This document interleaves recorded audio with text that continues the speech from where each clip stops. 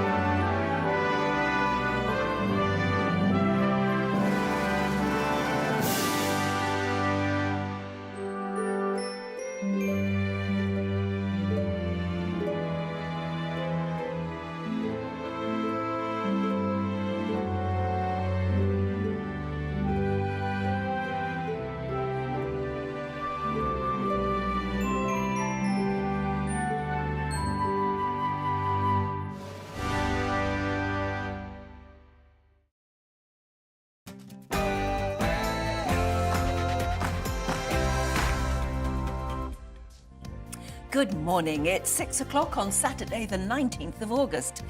Today, Lucy Letby found guilty. The 33-year-old nurse has been convicted of murdering 7 babies and attempting to murder 6 other infants whilst working at the Countess of Chester Hospital. And pubs across England are hoping for a minister's letter that will allow them to open early on Sunday morning as the World Cup final kicks off at 11 a.m. Can the Lionesses bring it home?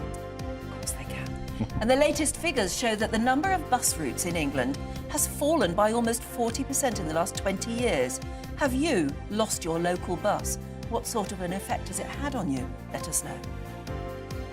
And it's been a mixture of sunshine and heavy downpour, so many it chucked it down last night where I was. Well, how will the weather be for you today? Well, here's Aidan McGivern from the Met's office. It was a lively night of weather last night as Storm Betty moved through. Will there be more wind and rain this weekend, or have we seen the last of the unsettled weather? I'll have the full details in the weather forecast. Well, if I were you, I'd stay where you are, all wrapped up warm in bed, and you could just keep us on. We're here all morning for you. A very good morning to you. I'm Anne Diamond. And I'm Martin Daubney, and this is Breakfast on GB News.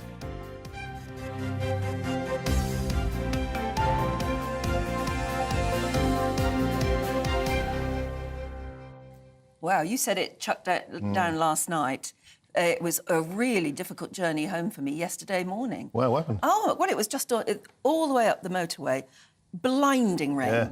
You know, Yeah. I mean, so much rain that all the traffic comes to a standstill and you think, has there been an accident? And actually there wasn't. It was just the sheer volume of water hitting windscreens that stopped everybody. Yeah, my kids and missus are heading from Cheltenham to Tenby today, and Storm Betty is still battering in, though, so hopefully it's going to blow over and we'll have a nice week in Pembrokeshire. Please, weather gods, it's my first week off all summer. Tenby. We used to go to Tenby when I was a kid. Looking forward to it. Brilliant beach, isn't it? Yeah, fantastic. It was a really family beach holiday, you know, where you get your bucket and spade out and you learn, or, you know, your dad is teaching you how to swim in the sea. And want to do all of that, but if the weather's good, it's God's own country. Yes. If it's not, there's some good pubs. Oh, yeah. Yes, absolutely. We used to go caravanning. Yeah, I did. Yeah. And my childhood memories are of sitting in the caravan with the rain pelting down. That noise on the roof. Yeah. It's deafening, and then it smells of the gas. Yes. And nothing ever gets dry. No, that's right. Happy days. Oh, they were. and Mum cooking instant meals like instant mashed potato and sausages. We used to love that. Yeah. Lovely. Memories of childhood holidays. Let's have some nice stories from you, please. I know you know how to get in touch, gbviews@gbnews.com, because the news is very, very serious, isn't it? It is. And so we go to the top story. It's what everybody's talking about. 33-year-old nurse Lucy Letby has been found guilty of murdering 7 babies. It's quite difficult to say that out loud. It is. And she also attempted to kill 6 more. Yeah, the trial lasted for more than 10 months, making it the longest murder trial in the UK so far.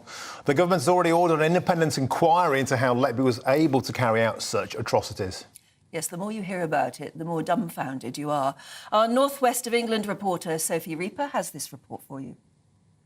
After a 10-month-long trial and 22 days of jury deliberation, we do now have those verdicts relating to Lucy Letby.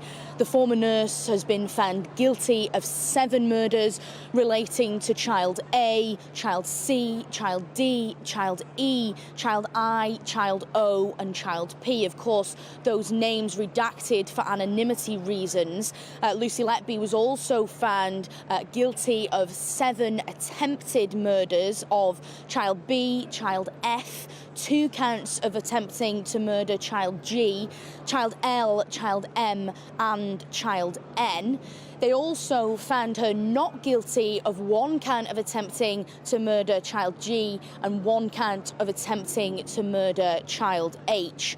On those other counts, of course, there were 22 counts on the original indictment. 6 of those they were unable to come to a decision on, leaving them as hung. And as a result, Justice Goss discharged the jury from their duties.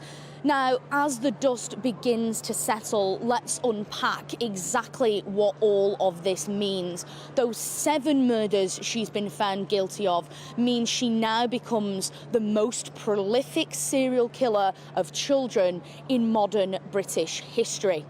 Now, in terms of her reaction to how she'll be remembered as that title, when we first heard the first set of verdicts last week, we heard those tears. We saw her dry sobbing from the dock. Then with the next set of verdicts, instead, she seemed to have no reaction whatsoever. It was almost as if she'd accepted her fate. And then after that, we don't really know what her reaction was, because after that, she wouldn't appear in the dock. Justice Goss, the judge presiding over this trial, questioned this, and in response, the defence, Benjamin Myers-Casey, said that was a decision made by Lucy Letby, that she would no longer appear in the dock. She would refuse to come up. And what that means is that it's likely we won't be seeing her at the sentencing either, which we now expect to be at around 10 a.m. on Monday of next week. So if she's not present, what that means is she won't be present to hear what Justice Goss sentences her to for her crimes. She won't be there to see the faces of the families of her victims. And she won't be there to face up to the crimes she has committed, which make her now the most prolific serial killer of children in modern British history.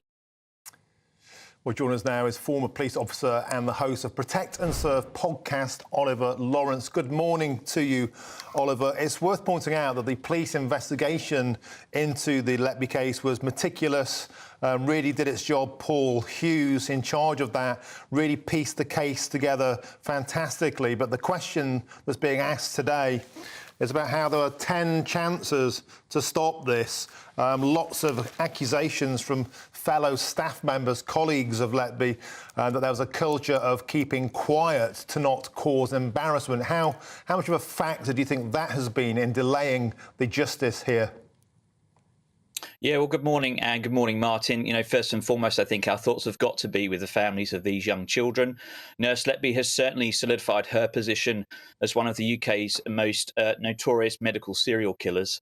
Quite horrific crimes, quite horrific details. Undoubtedly, this was an incredibly complex investigation carried out police, which was first instigated by the hospital itself. And once that investigation got going, the police were reviewing thousands of pages of medical records, interviewing thousands of people, and identifying over 250 witnesses. So this was an incredibly complex matter that they were reaching and they were investigating. And I think it is credit to Cheshire Police for the result that has been achieved. But, you know, reminding ourselves of the torment and the trauma the families have gone through the last 9 to 10 months that this trial has been going on. Yeah, there are so many aspects to this, just trying to digest it. I suddenly thought of the jury. How damaged are they going to feel by what they've had to sit through, let alone the professionals, the police officers, the other medics, and also the fact that it undermines trust, doesn't it? Every young parent at the moment, you don't have to be young, but every parent at the moment who has to entrust their child to a nurse in hospital is going to worry awfully at the moment. This has got so many aspects to this case, and yet we hear that Lucy Letby can opt not to face any of these people anymore, not to go in the dock. How do you feel about that? Do you think it's right?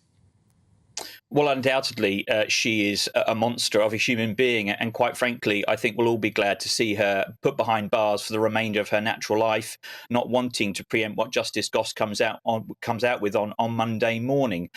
Juries are incredible human beings, and their public service should be noted, particularly the jury that took part in this particular matter. The details that they will be exposed to, the witness statements they will hear, and the professional experts that take part in these matters are incredible professionals that support the families and allow justice to be served in what is an incredibly traumatic case. The details and the nature of this offending, as you say, Anne, in a secure and safe environment of a hospital to which we go to seeking the best of care and support. And I don't think this should be a reflection on the entire NHS system, but particularly there was clearly some systemic failures at NHS Chester Hospital, with a number of colleagues and professionals raising alarms through a number of occasions with regards to the increased number of infant deaths at Chester Hospital during the period of Letby's offending. And do you think, Oliver, in a sense, we might see the case just beginning in many senses? Parents are already coming forward whose babies nearly died but didn't. Fresh witnesses coming forward. There are already a catalogue of outstanding cases which may be linked to Lucy Letby. Do you think we'll see more of that? This case will just evolve and evolve, even when justice is served on Monday morning? Undoubtedly, Martin. I think that's the right thing to do. I think there probably needs to be a countrywide review in terms of the infant deaths that we've had across this country. Obviously, the medical fraternity is incredibly complex field, and there are issues and complexities around giving birth to children. It's quite a high risk process for women and children to go through. But particularly, I would like to see, and I would welcome a broad review on any sort of systemic failings by hospitals and trusts across the country, where we look at these environments where we want our young children to come into a safe and secure environment with competent professionals around them that are there to provide them with the utmost care as they commence their early stages of life. It's critically important. Mm-hmm. Can I ask you again about the fact that Lucy Letby could opt not to appear in the dock? Has that always been the case? Has the defendant, or now she's been found guilty, have they always been able to opt for that, or has the law changed? No, it's their right. If they don't wish to if they don't wish to front up, they can have their lawyer represent them, and they will probably be there by some form of video link.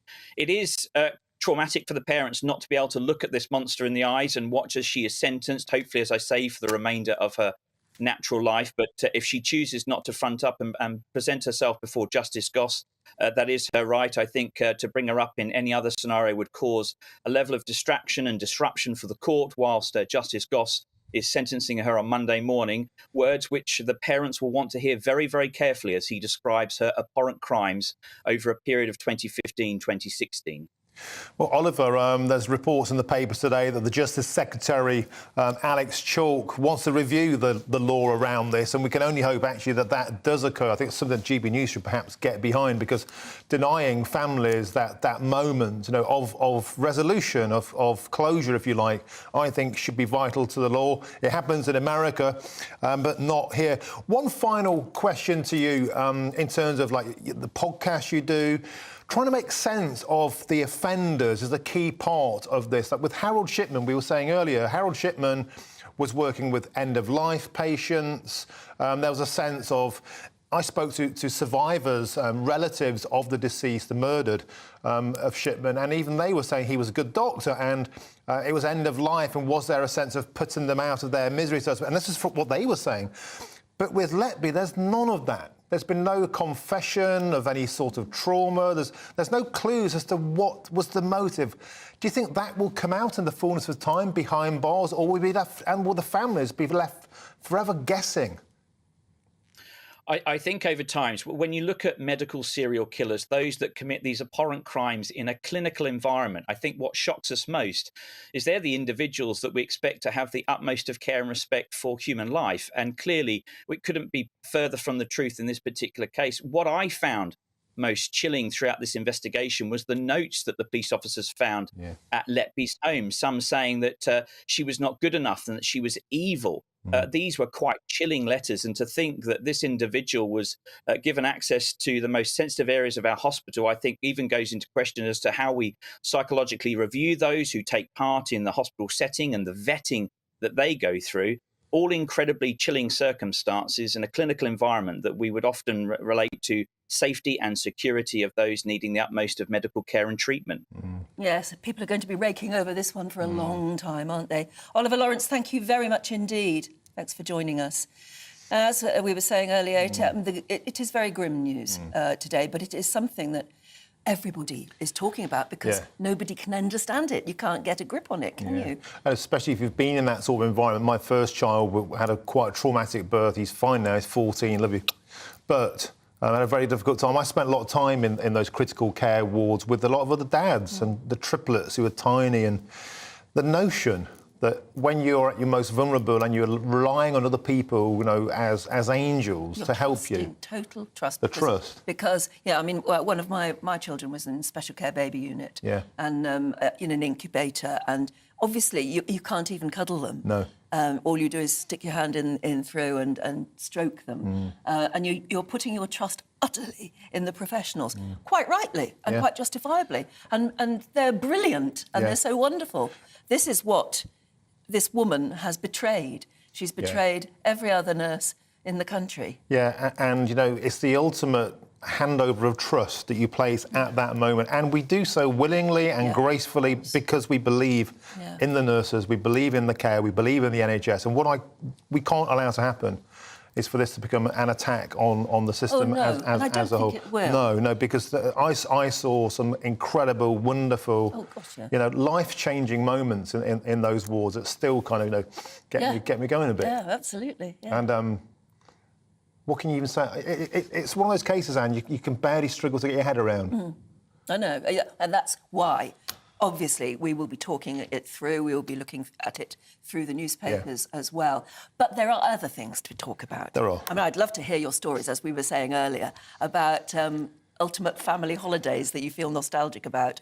You know, the rain thundering on the roof of your caravan in Tenby. I used to love all that. Like that. Yeah, skeggy. Yeah, so get in touch with us, won't you? gbviews@gbnews.com. And then, of course, there's tomorrow to talk about, isn't there? Indeed, there's the momentous kick-off, because tomorrow is set to be a momentous day for the Lionesses as they take on Spain in the World Cup final. Yeah, you've heard about it, haven't you? England's manager, Sarina Wiegman, says she will be looking to add another trophy to England's cabinet, as they've won 4 since she took over the role in 2021. Well done, her. Yeah, so they're going to show the boys how to do it again. Could the World Cup be coming home for the first time since '66? Well, our national reporter, Theo Chikomba, has been looking back at their journey so far. A moment in history as England fans across the world celebrated the Lionesses' victory. For the first time, they'll be heading to the World Cup final. I got no nails, my teeth were all broken, that was tense the whole way through. Australia played amazingly, but unfortunately England are bringing it home. It was fun but nerve-wracking, and we were seriously outnumbered in there by fans. And she changed allegiance halfway through. It was amazing, and the whole team played amazing, and the Aussies put up a good fight as well. Yeah. Come on the final. Come on, England. After progressing through the group stages against Haiti, Denmark and a thumping victory against China, England progressed to the last 16. There they put on a below-par performance where they survived 120 minutes of Nigeria dominance to reach the quarter-final after a penalty shootout, despite Lauren James's petulant red card after standing on Nigeria's Michelle Alozie. But the Lionesses learned from their mistakes as they went on to beat Colombia by scoring 2 goals after going behind in the first half to book their semi-final spot. There they faced the competition co-host Australia. England took an early lead as Ella Toone found the net after 36 minutes. Then Australia's Sam Kerr equalised mid-second half. With backs against the wall, England's tenacity showed as they scored 2 more goals to silence the sellout crowd at Stadium Australia, with their victory helping them to become the first England football team since 1966 to reach a senior final on the world stage. Meanwhile, the other finalists, Spain, beat Sweden 2-1 to secure a spot in the final. They've been preparing throughout this week ahead of Sunday's final, which is set to be a blockbuster match. Looking ahead to Sunday's game, England striker Russo said, "This is the biggest game, the one you dream about, the one that means the most." No doubt that will be shared across the dressing room as the Lionesses face their last hurdle. Can they do it? Theo Chikomba, GB News. One of the newspapers today is predicting, isn't it, the Star? Yeah. Predicting that the Lionesses will win on penalties. Yeah. And this is because they've sought the advice of an asparamancer. Asparamancer? Yeah, the lady who throws asparagus up in the air and then reads how the asparagus lands. We've had her before on breakfast. And she's saying they're going to win on penalties. What did she say? What score? I think she said it's going to be 5-4. What? 5-4? Yeah, penalty shootouts as a world-renowned expert who relies on asparagus. So I don't know if it's that world-renowned. Yeah, going to win on penalties 4-5, 5-4. Wow. So that will be the ultimate thriller. Yeah. You know, to win the European Championships and the World Cup and win on penalties. That's three things the lads haven't done, you know, in a long time. So that will be girl power. Yeah, and I'll bet there are lots of people watching at the moment who will be spending Saturday afternoon, particularly today, you know, either cheering on football or actually playing yourself. If you are, do get in touch and tell us where you're going to be and what you're going to be playing. Yeah, I'd love to hear from you. You know the usual, gbviews@gbnews.com, but you will also want to know what the weather's going to be like. That warm feeling inside. From Boxed Boilers, proud sponsors of weather on GB News. Hello, it's Aidan McGivern here from the Met Office with the GB News forecast. Following a noisy night of weather last night, it stays blustery this weekend, but the wind eventually eases. The rain also eases, turns more showery, and at the moment, the more persistent bands of rain are heading through Scotland as well as Northern Ireland and Northern England, whilst it's brightening up across the rest of England and Wales. Sunny spells and showers by the afternoon here. We keep a keen southwesterly breeze, but the strongest of the winds will ease through the day, and with the brighter spells emerging in the southeast, 26 Celsius, not feeling so pleasant, where we've got the persistent rain continuing across parts of central and western Scotland, as well as the north of Northern Ireland. However, that wet and breezy weather will eventually ease away overnight. We'll still see some longer spells of rain in the far northwest of Scotland, but elsewhere across the UK, a mixture of clear spells and scattered showers. Most of the showers will be in the west, clearest skies towards the east. Temperatures are staying relatively warm overnight, 15, 16 Celsius. Then we start off Sunday with more showers to come across western and most especially northwestern areas. However, there'll be plenty of sunny spells in between. Any showers do move through quite quickly because we've still got this southwesterly airflow. However, that is also bringing the increased humidity. Temperatures rising up to the mid-20s in the south, even warmer in the south next week, changeable in the north. That warm feeling inside. From Boxed Boilers, proud sponsors of weather on GB News. Martin's family are heading for Wales. Yeah. It looks as though they might end up with some decent weather. Yeah, well, Sunday when I get there, because I'm working tomorrow with you as well, I'm going straight there. It's going to be 23. Get in, 23 degrees in Wales, and the storm blown away. That's all I'm asking for, please. Just a nice week. Where are you going to watch the football then? I'll be in transit, but I'll have it on. I'll have it on my laptop. Yeah. OK.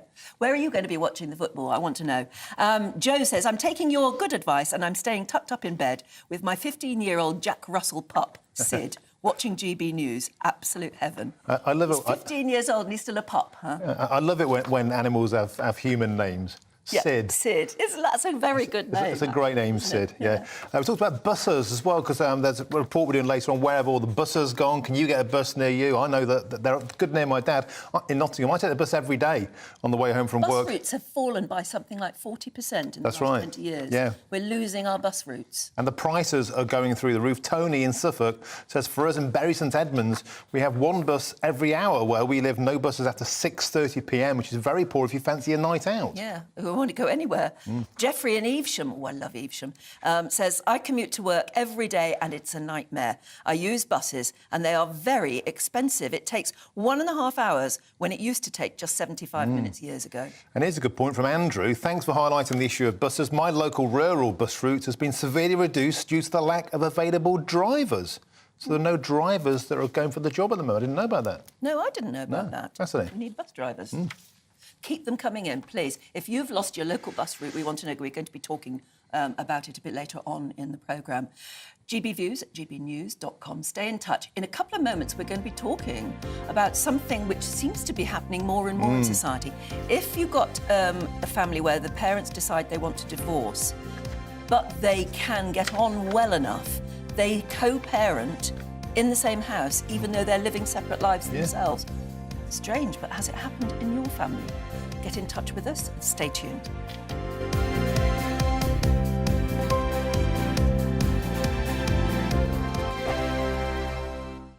What you get for breakfast is something that, if we do our jobs right, you will wake up to news that you didn't know the night before. It's a conversation. It's not just me and Eamon. We want to get to know you, and we want you to get to know us.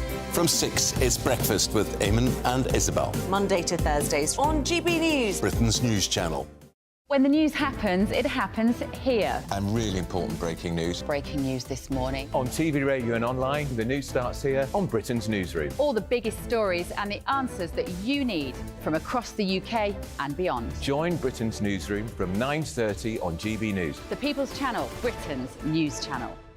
Join me, Patrick Christie's Monday to Friday, 3 till 6. We tackle the day's news agenda like you've never seen before. It's high tempo, high octane, the most controversial topics and the best guests. You will not be able to take your eyes and ears off it. I'm not afraid to ask the questions that you really want answered. 3 till 6 p.m, Monday to Friday on GB News, the People's Channel, Britain's news channel. Westminster is going around in ever-decreasing circles, followed by the media. Britain is broken. How on earth did we get into this mess? But more importantly, how do we get out of it? Join me at 7 p.m, Mondays to Thursdays on Farage, here on GB News. We will have open, rational debate. We've got to work out how Britain moves forward from this. Join us here on GB News, the People's Channel. Britain is watching. People in Britain, they love free speech, but they also love fair play. I don't care if I'm speaking somebody from a trade union, from the Labour Party, somebody from the SNP. And I think the viewers like to see that actually we can challenge one another, but in a positive way. We think we ask the questions that people want to ask, and often we ask the questions that we wanted to ask in Parliament but never got the chance to ask. So join us every Saturday, 10 a.m. till noon on GB News, Britain's news channel.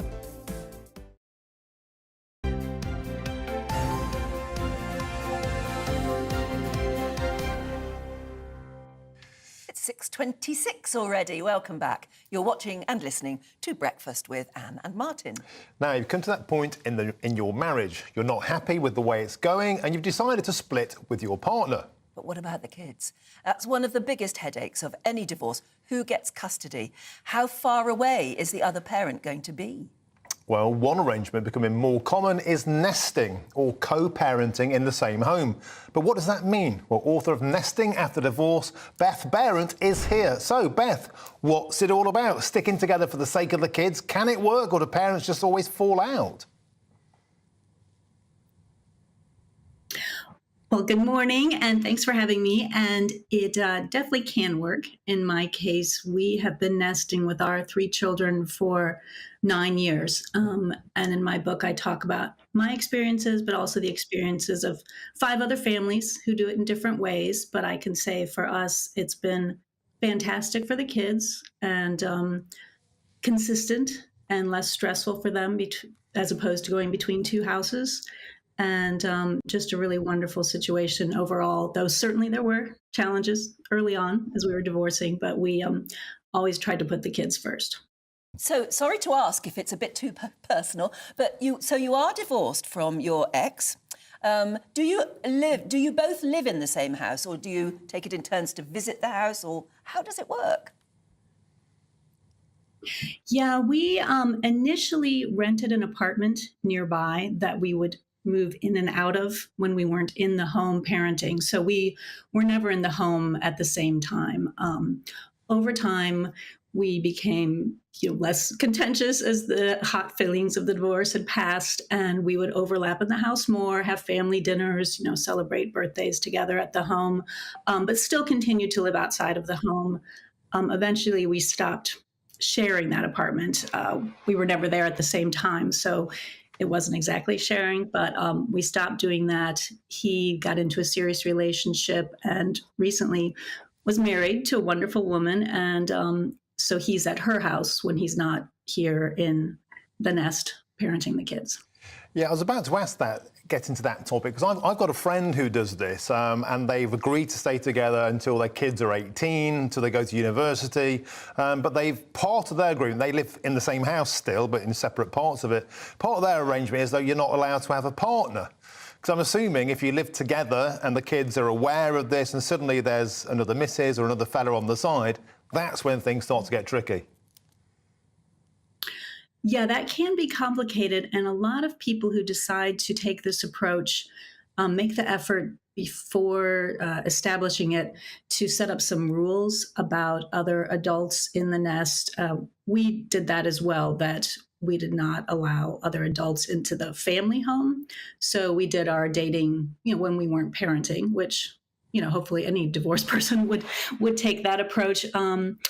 And then we also had agreed that if we wanted to introduce the children to a new partner, we would talk to the other parent first and clear it with them. And so that set up some stages, to gradually introduce other people to the kids. And it kind of forced us to be very conscious about who we were dating and were we really ready to introduce them to the children and comfortable introducing them to the other parent too, of course.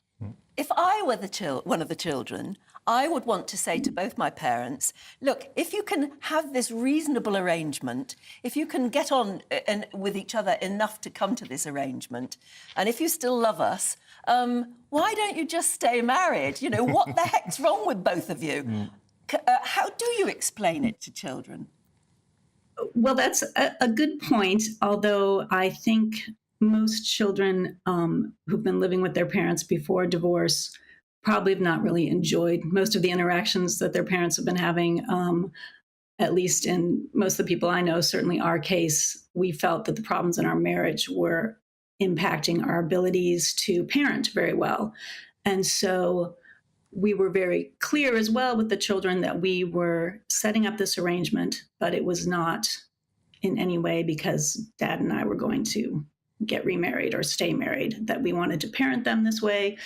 And it was not about us being together. And I think that in our case, the kids actually really enjoyed the one-on-one time and the lack of stress that had been in the house. And then eventually Bill and I, my ex, really got past all those hot feelings and were able to just be friendly around the kids and get along. Not that happened right away, but we worked hard to make that happen for their benefit. But I think it's important to be very clear with the children that you're not doing it because you intend to get back together. Another thing to try and be is to be as grown-up as possible about it, because we all know arguing in front of children is destructive. Staying together for the sake of the kids in that environment can be, not as beneficial. But we're talking about this, aren't we? Because Justin Trudeau, the Canadian Premier, has decided to take this route. He's recently announced that he's splitting from his wife. So do you think this could be a trend that catches on if it has such royal approval?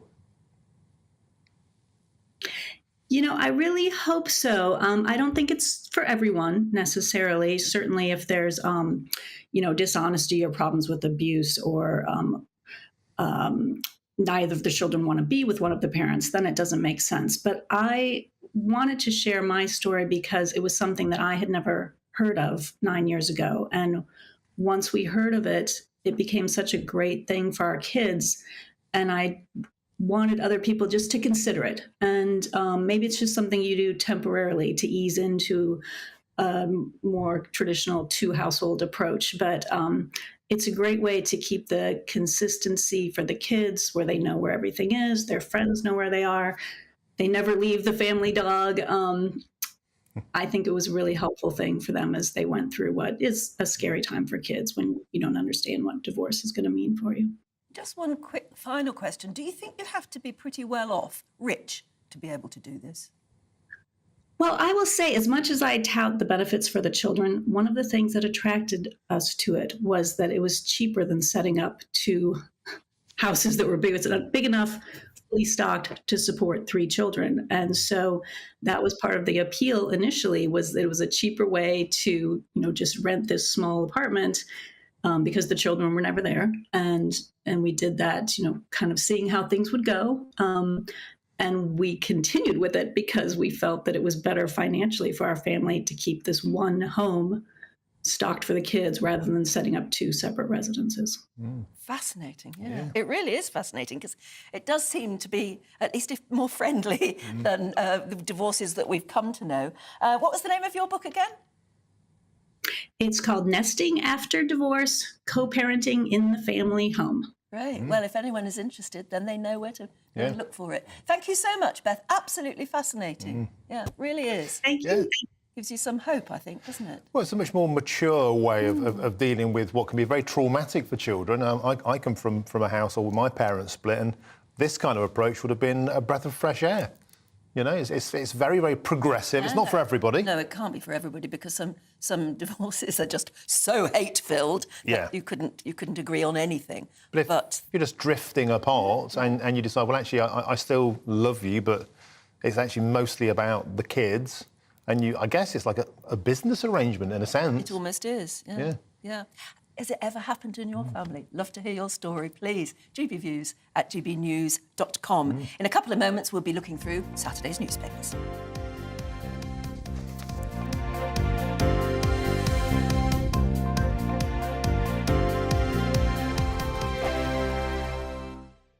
The Live Desk with me, Mark Longhurst. And me, Pip Thompson.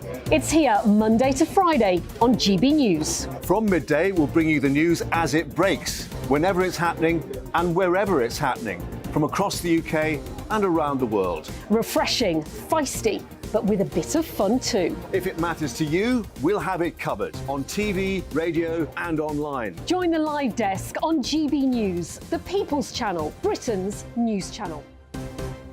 So Jubes and Kerr, we tackle the issues of the day with real robust debate, both sides of the fence, battling it out with me in the middle with my forthright opinions and views, and often really interesting things happen because you start with a position and then by the end of the debate you find actually, well, I might not have thought about that one. What we need in this country is 2 new political parties. You should maybe think about doing a 2024 calendar.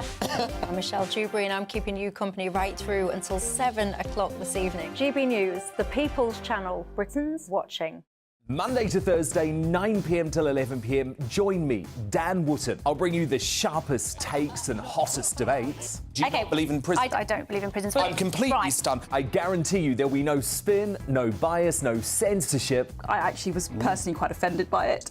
And no reason to go to bed. So I guess they've always been quite woke. That's Dan Wootton tonight on TV, radio and online. Monday to Thursday from 9 p.m. till 11 p.m. on GB News. The People's Channel, Britain's news channel.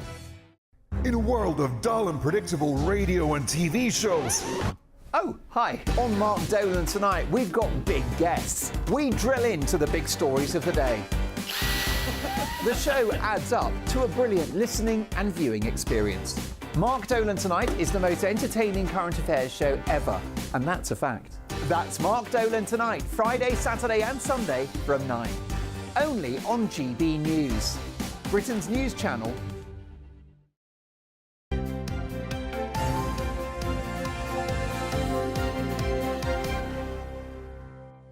Morning again. You're watching and listening to Breakfast, of course, with Anne and Martin. Carl, I just want a word with you, Carl, in Bury. We were talking about the Lionesses, and he says, I can't believe what I've just heard. Could the World Cup be coming home for the first time since 1966? It's not the same. Yeah, well, Carl, that was me attempting to be diplomatic, because yesterday I wasn't quite so diplomatic. I was saying I don't think it's the same as 66, and I basically was called sexist and chastised for the entire day. Mainly by you, Anne. Yes, absolutely. To be fair, you're the boss. And so I'm trying to be slightly more diplomatic today, but Carl, you've called me out early doors. Yeah, I won't have it. I won't have it. Not that sort of talk. talk. Anyway, let's have a look at the front pages of today's newspapers. No surprises, I'm afraid. Lucy Letby, of course, dominating most of them. The worst child serial killer in modern UK history, says the front page of The Eye. And the Times leads with a cold, calculating killer. And the Mail says they had 10 chances to stop her amid criticisms of hospital bosses who reportedly failed to act. It's the most extraordinary story. And the Mail is doing an 8-page pullout and about 20 pages on this very subject because obviously the press have known about it for some time. They've been following the trial, unable to report on it until now. That's right. Right, well, let's go through the papers. Joining us this morning is assistant editor of The Spectator, Cindy Yu, along with writer and journalist Emma Wolfe. And it's lovely to see you. Sorry the news is so dismal, and we will have to start with it, Emma, won't we? In the Telegraph, about the warnings that were ignored. Yeah, I mean, all the details of this case are harrowing and appalling and just so tragic, aren't they?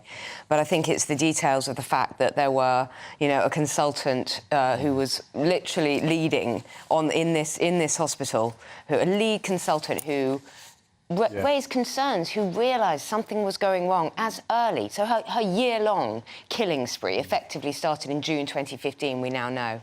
And as early as October 2015, concerns were being raised about this woman and about the association of her with these unexplained deaths. And yes, we understand these were poorly babies in intensive care, but, when there's unexplained death and when attempts to resuscitate them were not successful, it just beggars belief that these concerns weren't taken seriously. And worse, that he was sort of, hauled into meetings with her and then forced to apologise and go into mediation and things like that. But there's a doctor called Ravi Jayaram who noticed a spike in deaths and told management, but then he was pressurised not to make a fuss. But I think he will be looked back on as an heroic figure in this. For bringing Dr. Ravi, who's the TV doctor. That's correct. Very well known, isn't he? And obviously Stephen Breary, who's this lead consultant that I refer to, who's been talking in detail, really, overnight in the media and in The Guardian as well this morning. And it's just... Dr. Ravi says, I genuinely believe there are 4 or 5 babies now who could be going to school who aren't. God. I know, but it's... when something goes wrong like that and you replay it, and that's what parents will be doing, those bereaved parents will be thinking, well, why my babies? Because there seems to be, as you've said, about no particular reason, just this... I think probably a sense of power over these defenceless tiny babies. An astonishing detail was staff being forced to write letters of apology. Astonishing. And another astonishing thing about it, Cindy, I don't know what you think, is the fact that she has the option not to appear in court. Makes me so angry. Families. How do you feel about that? Yeah, this is just outrageous, and it's something that the government has said that they want to change the rules such that people who have been sentenced will have to hear their sentence in court. And I think that's the least that they, they need to go through. She's clearly going through a lot, and her parents are going through a lot, and they were all in tears at some of these hearings, but she did this and she needs to face up to that. So, if the rules can be... families when she hears... But she... Exactly. The fact that she gets the choice not to appear in the dock to hear the jury's verdict and then not to appear for her sentencing. There's no choice about whether you go to prison or not. If we can impose one thing, why does she get that choice? She's getting a sort of privilege, isn't it? That's right. And it's a final injustice for those who've lost their children. To have that moment to read out an impact statement, a victim statement, just to know that you heard my voice at the end, and yet they have the option to opt out. I think this radically needs to be overhauled. In America, they have the power to make people face the music, as it were. I think we need the same. I really do. Absolutely. Yeah. Let's move on then, Cindy, to a very interesting story about Labour and the way they're sort of moving forward to the election. It appears that... Keir Starmer is increasingly relying on who? Tony Blair. Yeah, this is a very different story now. Keir Starmer is obviously preparing to be in government because it's not looking great for the Conservative government at the moment, let's be honest. If there's an election in a year's time or just over a year's time, Starmer needs to know, the Labour Party needs to know how do they get into government, how do they work in government, because frankly they haven't been in there for so since long. 2010. And so the only person they can rely on, the Tories have multiple former prime ministers by this stage, but the only person the Labour Party can rely on is Tony Blair. Now, Tony Blair has this 1,000-strong think tank called the Tony Blair Institute for Global Change, which takes all sorts of money from all sorts of clients globally, sometimes not so savoury regimes.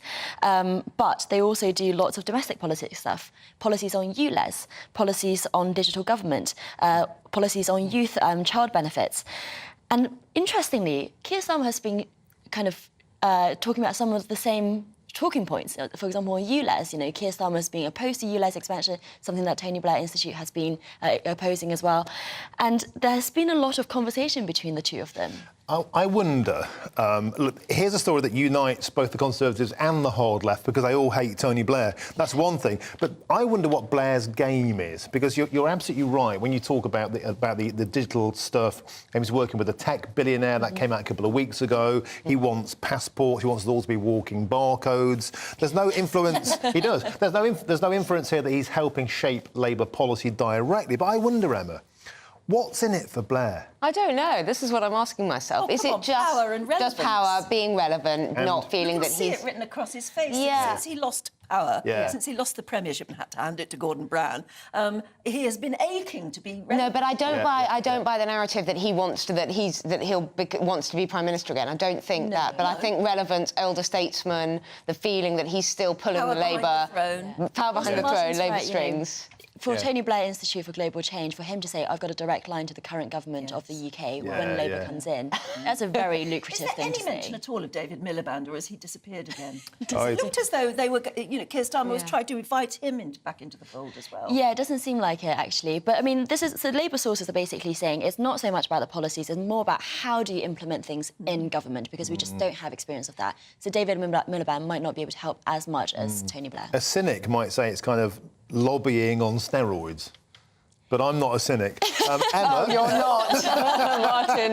Not a cynic, Daubney. Not remotely. Let's move on to something really interesting. This is back to the pounds and the pence in your pockets. Energy bills sure to be coming back in the autumn.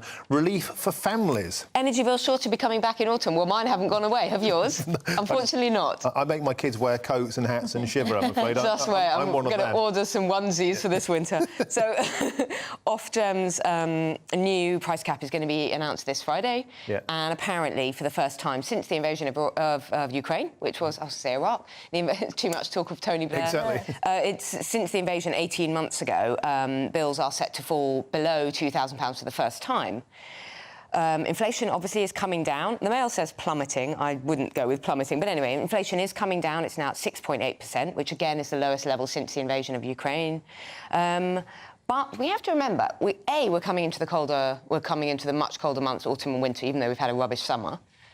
Also, prices are still double. Around £2,000 sounds better than £2,500, but they're still double what they were at the start of the invasion. So they were around £1,000 a year. So we're still really... And we had all that government help throughout the year. Wage growth is accelerating, but we've also had interest rates rising, so people's mortgage costs are rising every month. So it's a kind of good news story.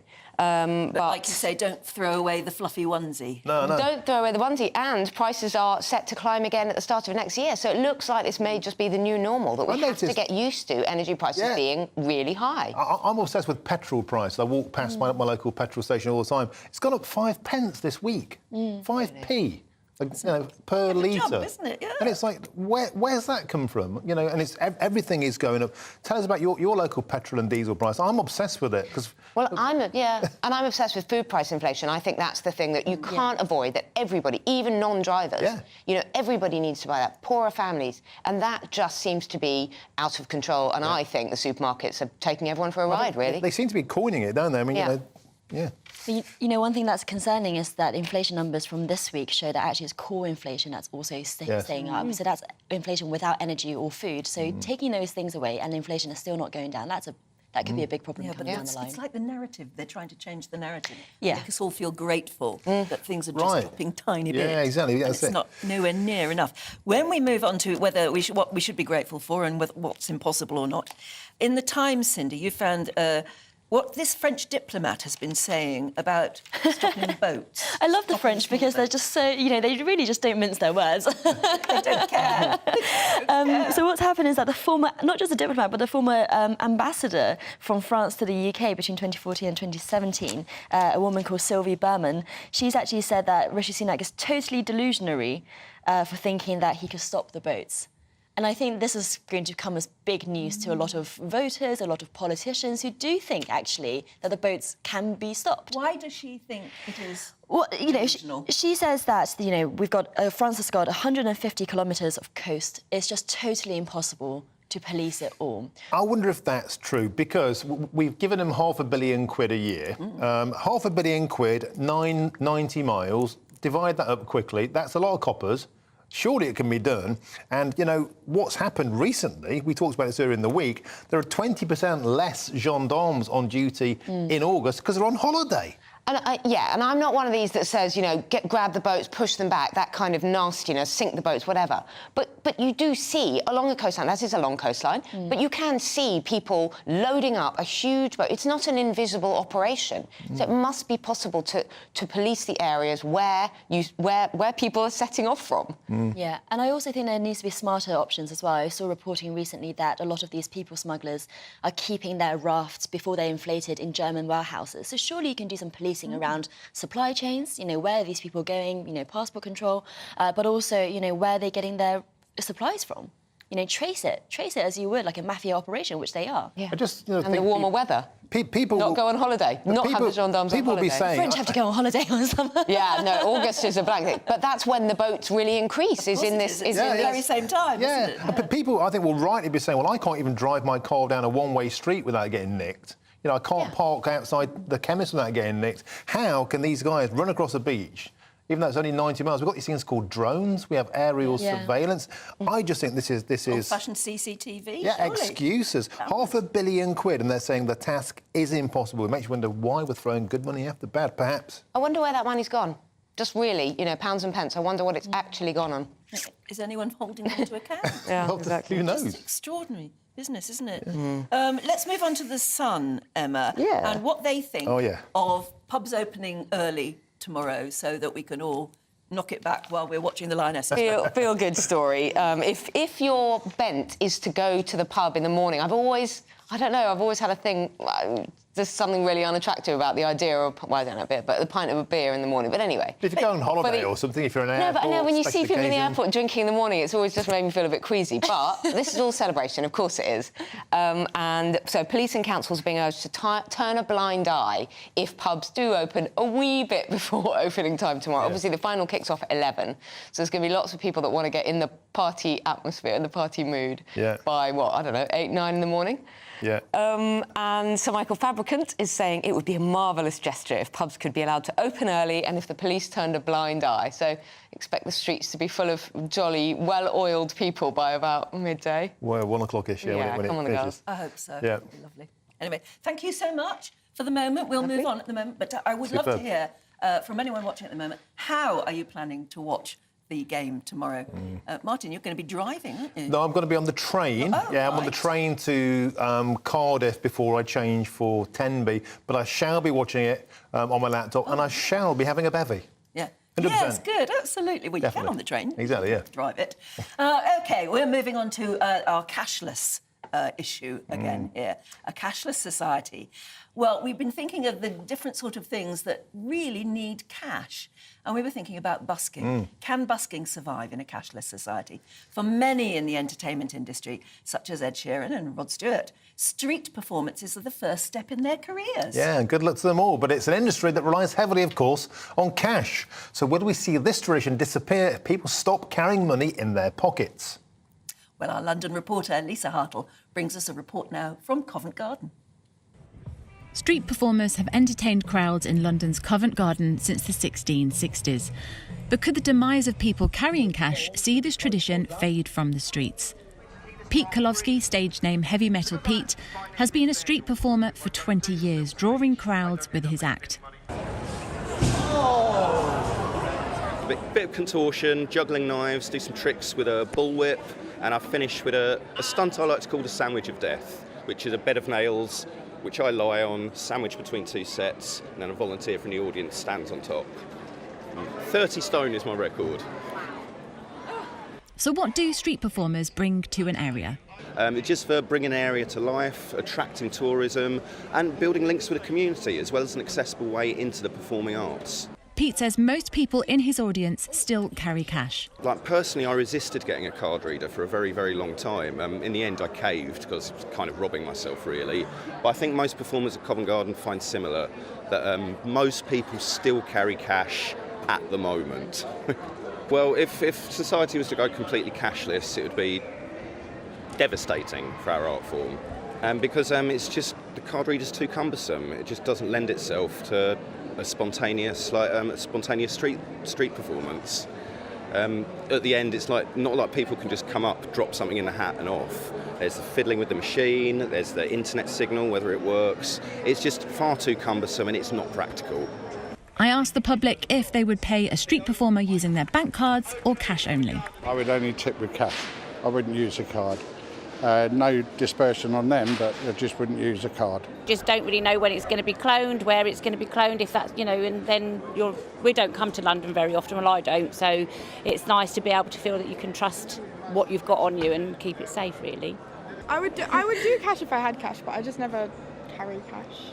I would tip with both. I would say it's so easy to tip with your phone now because you have Apple Pay and cards have contactless payments, so you could do both just as easily as getting money out of your pocket. Link is the company responsible for connecting the ATM network in the UK. They also run a financial inclusion programme ensuring every high street has access to cash. In terms of most people's use of cash, yes, it's dropping. But we've found that our research showed that 70% of people use cash in the last 2 weeks. So although it's dropping, it's not disappearing completely. It's also really important that if the systems fail, and sometimes you go somewhere where they haven't got connection or the system's down, then that's when cash comes in. And so cash is there as a fallback. It's there as a contingency if digital systems fail. So cash is used less, but still very, very important. So, for the time being, as long as people have access to cash or until people become more comfortable with card readers, the streets of Covent Garden will continue to be brought to life by performers. Lisa Hartle, GB News, London. Oh, it's lovely to see people out on the street doing that sort of thing, isn't it? Yeah. Brilliant, brilliant stuff. And don't forget, if you haven't signed that petition yet, you still can. I think there's a QR code now on your screen. So far, it's at 306,000. And, of course, that's presented to Downing Street this week by Nigel Farage and the GB News crew. So please keep pushing. We've got to hold power to account. Don't kill cash. Go Lionesses, says Gary, in Cambodia. I think you've been in touch before, haven't you? Yeah, that's right. Yeah, lovely. Well, absolutely. I wonder where you're going to be when you're watching it. And what time will it be for you, I wonder? Yeah, quite a long way out. That'll be about 5 or 6 in the evening. Michael says, I think Spain are going to be in for a very difficult time tomorrow. I think they will lose 4-1. Very confident, Michael. Oh, yeah. I wonder what gives you this feeling. Anyway, do tell us where you're going to be and what you're going to be doing while you're actually watching the Lionesses tomorrow. I know we'll be talking about it tomorrow as well, of course, won't we? But at the moment, do stay with us because we've got all of the latest news for you, of course, particularly on the Lucy Letby case. You're watching Breakfast on GB News. The temperature's rising. Boxed Solar, proud sponsors of weather on GB News. Hello, it's Aidan McGibbon here from the Met Office with the GB News forecast. Following a noisy night of weather last night, it stays blustery this weekend, but the wind eventually eases.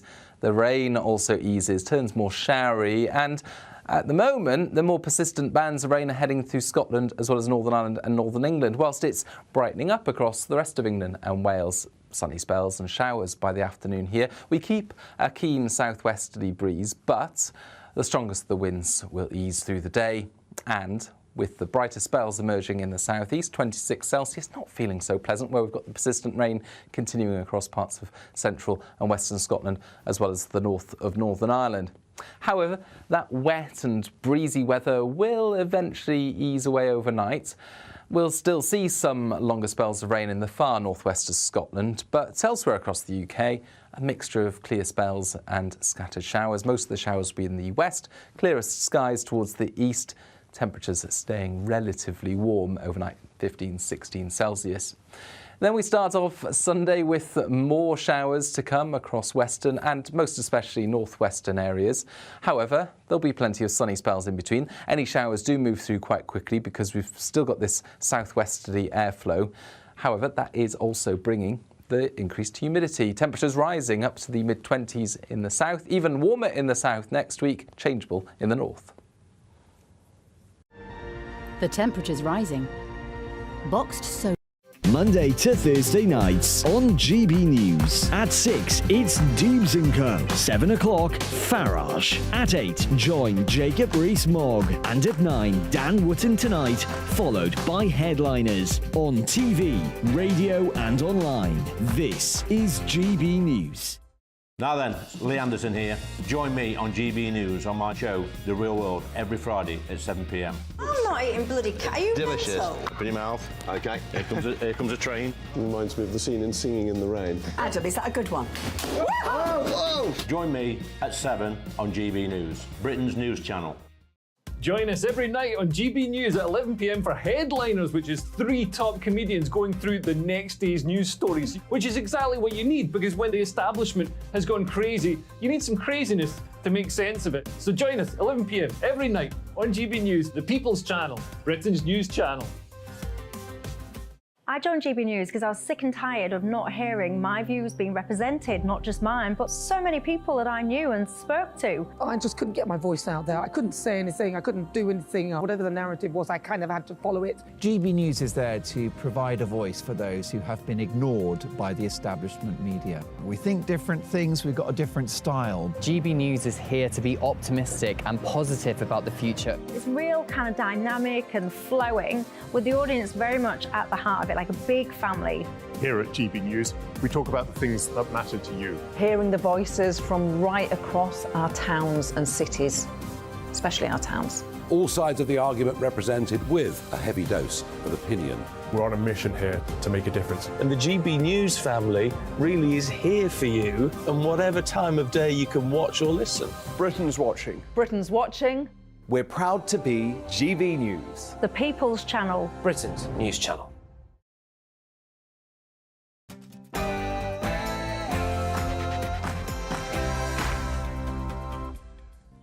Good morning, it's 7 o'clock on Saturday the 19th of August. Today, Lucy Letby found guilty. The 33-year-old nurse has been convicted of murdering 7 babies and attempting to murder 6 other babies whilst working at the Countess of Chester Hospital. And pubs across England are hoping for a minister's letter that would allow them to open early on Sunday morning as the World Cup final kicks off for the Lionesses at 11 a.m. The big question is, can the Lionesses bring it home for the first time since 1966? Oh, you said it. And the latest figures show that the number of bus routes in England has fallen by almost 40% in the last 20 years. So I want to know, have you lost your local bus? Do get in touch. And it's been a mixture of sunshine and heavy downpours for many. It chucked it down last night at my place. But how will the weather be today? Well, here's Aidan McGivern from the Met Office with more. It was a lively night of weather last night as Storm Betty moved through. Will there be more wind and rain this weekend, or have we seen the last of the unsettled weather? I'll have the full details in the weather forecast. Well, I hope you're cosy wherever you are watching us this morning. Very warm welcome. I'm Anne Diamond. And I'm Martin Daubney, and this is Breakfast on GB News.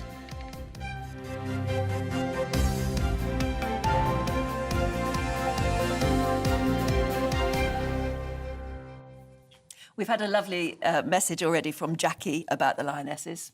Yeah, it's hilarious. So what's happening is that some people are having to choose between club and country, and Jackie is one of them. I will not be able to watch the Lionesses as I'm a Norwich City fan, and our match against Millwall kicks off at midday on Sunday, to which I'm taking my grandson Arthur. A petition was started to get the game delayed for an hour or two, but no such luck. Oh, so you've got to make the choice. I suppose you could watch one while you're watching one live, you can watch another one on your device, as they say. And then we were talking about holidays, and those nostalgic sort of old-fashioned type holidays that we all used to go on, because Martin's family is off to Tenby. That's right. And the minute you said the word Tenby, I was thinking, oh, I remember Tenby. It was a caravan holiday that we always used to go on, and the rain used to thunder down on the roof above us. Character building. Yeah, Lawrence says, like Anne, we had caravan holidays as a child, and I remember coming back to the caravan at night being so dark because many camps then had no outside lights. I can still smell those gas lights inside the caravan now. Do you know, I really can, actually. You know, that smell of the Cala gas lamp. And the smell and the net curtains always seem to be damp. It's exciting, actually. Yeah. Yes, everything was always damp. It was, yeah, but that thunderous noise on the tin roof when it rained. But actually, I absolutely love these. So Skeggy, Mablethorpe, Chapel St Leonard's. Skeggy, yeah. Think of those places. I mean, they're still there and they're still very, very popular. But in my memory, they were sort of old-fashioned holiday places. Yeah.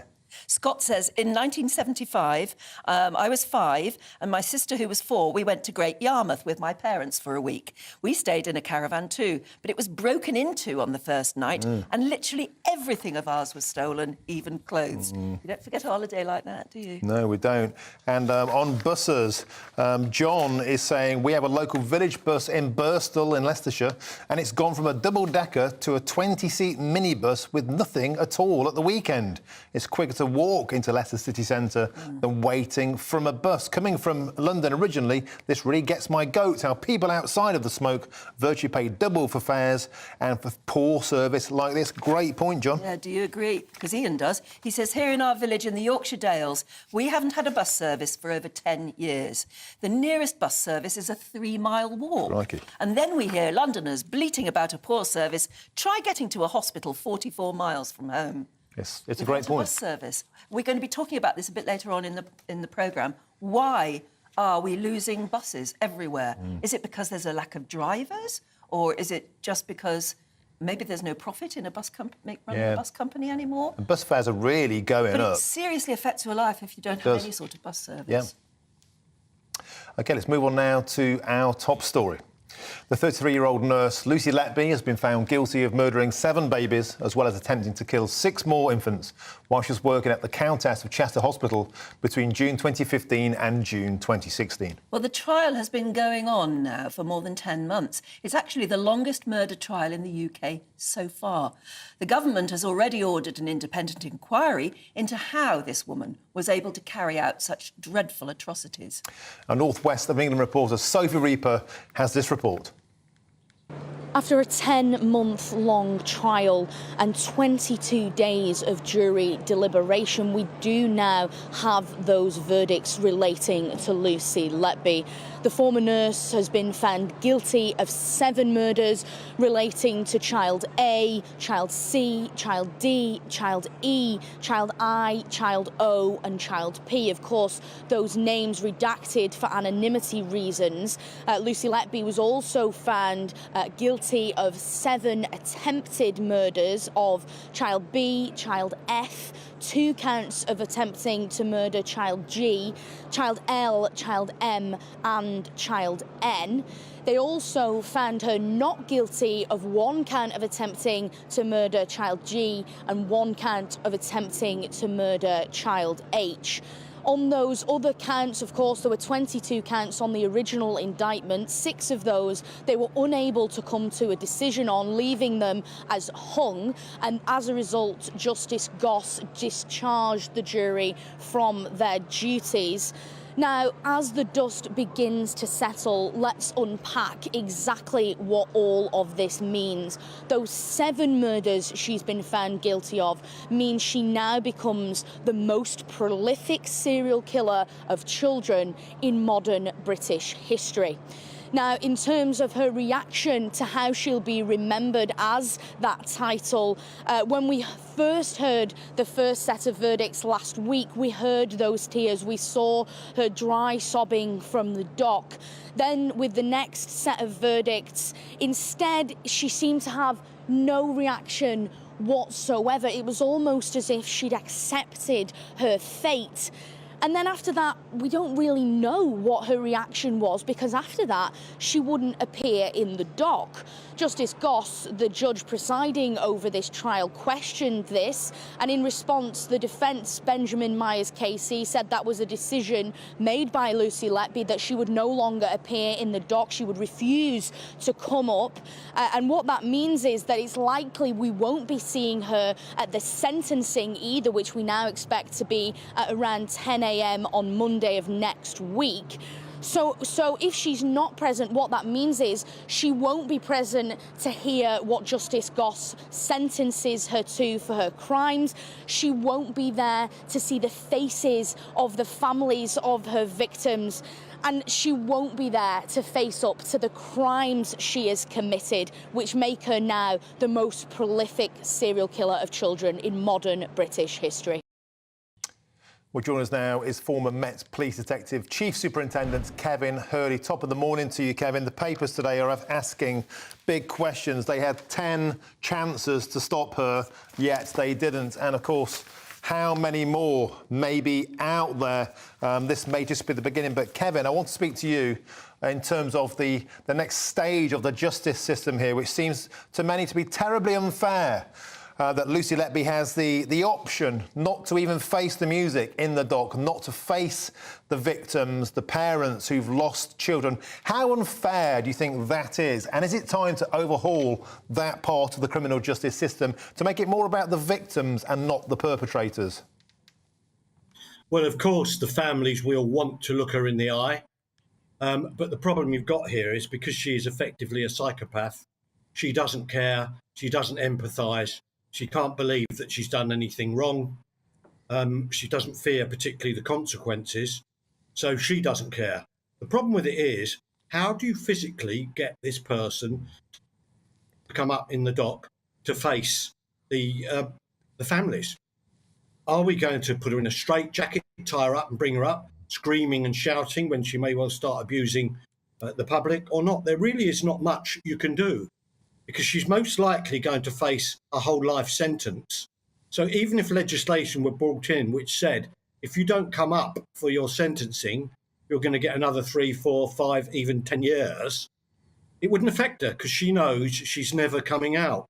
I mean, this is one of the unfortunate aspects of the criminal justice system. There's really no way of compelling someone who exhibits this psychopathic behaviour to let the family see them. A number of people have done this in the past. Recently, you've had large sentences who refuse to come up. You know, in the end, it comes down to, are we going to get her kicking, fighting, screaming, fighting with prison officers who could be injured, poorly paid staff, frankly, and then dragged up where she may start screaming and abusing the people in the court who've come to see her from the family? I'm afraid it's the way it is. Yes, I suppose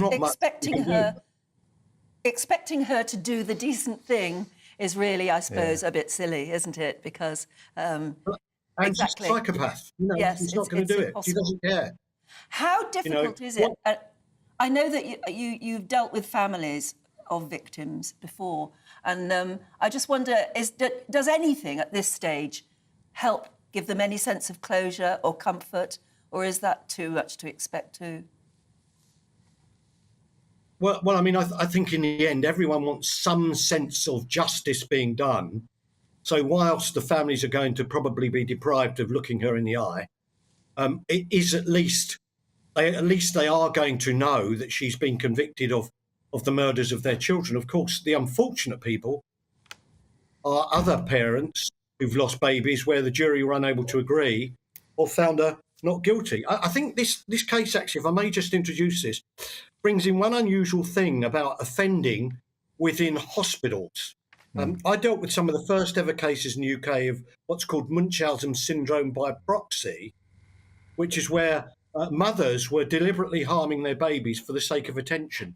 I wouldn't say this is the same sort of case, but what it highlighted to me is because medical people tend to be very caring and management, they are loath to point the finger at anyone. And we're about now to have a very expensive public inquiry when it seems to me perhaps a quick fix for this is every region of every health trust ought to have an internal investigations team, frankly made up by cynical, disbelieving, distrusting old detectives like me, where medical staff can go to them and blow the whistle on what they think is criminal behaviour. Because in that way, we might have found Chipman earlier, we might have found Beverly Allitt earlier, and Victoria Chano, the Filipino nurse who's murdering people. Because there's that sense of caring and wanting to protect reputation, people aren't prepared to, how can I put it, go in for the clinch like detectives do. Yeah, I mean, we know we're going to hear the rhetoric of, oh, you know, there will be an inquiry and lessons must be learned. But that's not really good enough here, is it? I mean, this was extraordinary. The story goes on and on. I mean, 4 of the registrars, the specialists, got together. They called them the Gang of 4, and they are the ones who kept complaining and complaining and complaining, saying there is something seriously wrong here, and it points towards this woman, Lucy Letby. And they were admonished to the point where they're actually forced to withdraw their complaints and apologise to her. Correct, and that's why I think a fix for this is regionally based teams of, again, I repeat it, cynical, old, experienced detectives who investigated serial crime, who don't believe anything, test everything, and say, if it smells like it, looks like it, maybe there's a problem. And because it's very difficult for people in caring professions to think ill of people. When you've been a detective for a long time, it's actually very easy because you see it all the time. So my fix on this, never mind public inquiries, let's institute a small team of experienced investigators in every NHS region who can be spoken to quietly by consultants who have concerns, and then they can take the matter forward to the chief executive, thus protecting other staff, i.e. somewhere where whistleblowers can go properly. Kevin, so far, Letby has shown no signs of remorse, no explanation whatsoever. In fact, one of the astonishing revelations from the court, CPS lawyer Pascal Jones said she only cried when talking about herself, but the tears suddenly vanished when she talked about the baby. She was crying about her cats that she was missing, but not the babies. When you have somebody so detached and cold, once they go inside prison, which is obviously is going to be the most likely outcome come Monday morning, and the prisoner becomes somebody who undergoes therapy or at least conversations inside, if anything comes out down the line, is that made public to to those who've lost babies, or even to the public? Can we find out more down the line, is what I'm asking. Well, I think the police will continue to investigate other places where she's worked and so on. And so anything that may come out within the prison may be relevant. However, of course, if it's what you might call medically between the patient, which would be her, and the medical practitioner, that's unlikely to be disclosed. But the issue here is she is a psychopath. Generally, psychopaths cannot be cured, they cannot be treated, they can just be controlled. She doesn't have empathy.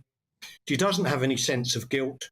She's very devious. She's very manipulative. She is a risk taker and a liar, pathological liar. Psychopaths are like that. What's most likely to happen to her in prison is she's going to have to be protected from all the other people within there, because most of the women in there, or many of them, will in fact be mothers themselves who are missing their children dearly, and the thought of someone like this, a monster, who's frankly a psychopathic monster, let's call her what she is, they will target her. Yes. I frankly don't have any concerns about that. She's done some dreadful stuff. She's beneath contempt in my mind. Absolutely. You feel that, it's almost insulting every other prisoner to put her in with them because they will all hate her. Gosh, it's a terrible, terrible business, but thank you very much indeed for throwing some light on the way it all works. Thank you. Thanks, Kevin Hurley. Yeah, astonishing. And what he said there was, I think, will chime with a lot of people listening and watching now. If she faces some sort of justice in prison, well, people won't care, will they? No, maybe that's a form of justice that she wasn't seen to have been served in court. Yeah, but we will be spending money guarding her against that sort of recrimination.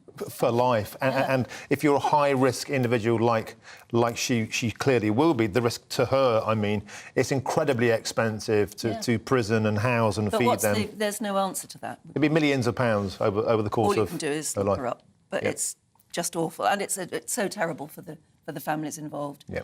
But at least they'll get some comfort out of the fact that justice was done. But it doesn't bring your babies back, does it? Nor the awful suffering of the families left behind. Oh, it's just so dreadful. Yeah. They have to change the subject for you. Rita. 17 minutes past 7, we are talking about buses because we're losing them all over the country. The latest figures show that the number of bus routes in England has fallen by almost 40% in the past 20 years, while this mode of travel still accounts for 69% of journeys. Yeah, however, the constant change of routes, the increase in fares and the poor service performance have been making it harder and harder for people, especially in rural areas, to get around. As we've been hearing from you, and do join in on this one. Joining us now is the travel journalist Christian Wolmar. A very good morning to you. Why? Good morning. Good morning. Can you sum up, I mean, why are we losing buses all over the place? Why are people losing their precious bus routes? Well, it's very simple, really. Buses need to be subsidised. They're a public service. They can't really make a profit. But they were privatised in 1986 by the Thatcher government, and they were deregulated. In other words, the different companies were allowed to provide bus services. But what happened was that a lot of the unprofitable routes have been scrapped over the last 40 years because they have to be subsidised by councils, by local authorities. And we all know that local authority budgets have been enormously squeezed, that their income has gone down because the rate system was ultimately replaced by the current system, which gives them less money. And one of the discretionary things they provide is subsidies for buses. It's not statutory. In other words, they're not obliged to do it. So when it comes to cuts, they look to buses as one of the areas where they can make cuts. It affects people's lives, doesn't it? And livelihoods. No, absolutely. And it disconnects people from the ability to go for jobs. I mean, remember, 20-30% of people do not own or have access to cars. And without a bus service from, say, your local village to the nearest town or whatever, you're absolutely stuck. You can't do anything. Taxis are far too expensive. You can't rely on getting lifts off other people or whatever. You're actually stuck. So this is, a fundamental issue, and we've neglected it. I write about transport and have done for the last 30 years or so. And, I often get asked by national newspapers to write about train services and railways and, what's happening there. I virtually never get asked to talk about buses, which I'm very pleased that your programme's doing this. But it's a fact that buses are just not given the priority they deserve. I mean, your statistic was, 69% of public transport journeys are carried out by bus, the rest by train. So more people use buses. Now, of course, I live in London, where we have a fantastic bus service, and that's because in 1986, they did not deregulate and privatise the bus services in London. They're still run by Transport for London. They're provided by private companies, but they're run by Transport for London. They provide a fantastic service. They are subsidised, although they almost pay for themselves because people use them so heavily. We have not suffered in London from the cutbacks that elsewhere in the country they have. So there's a lesson there. They need to run the buses in the way that we run them in London. Indeed, in Manchester, they're moving towards a similar system. Christian, there seems to be a huge dichotomy, or in fact hypocrisy, in the transport policy here. Because on the one hand, there's a war on the motorists. Increasingly, they're being made to pay for clean air schemes, pay per mile, no doubt is coming down the line. Huge amount of revenue being taken off motorists. And of course, let's not get started on the rising price at the pumps. And on the other hand, there's a huge underinvestment in public transport, which they tell us we should be taking to save the planet. And so we're kind of losing both ways. We're having to pay more to drive because there aren't any decent buses, and then they're not putting the money into buses that are taken off as motorists anyway.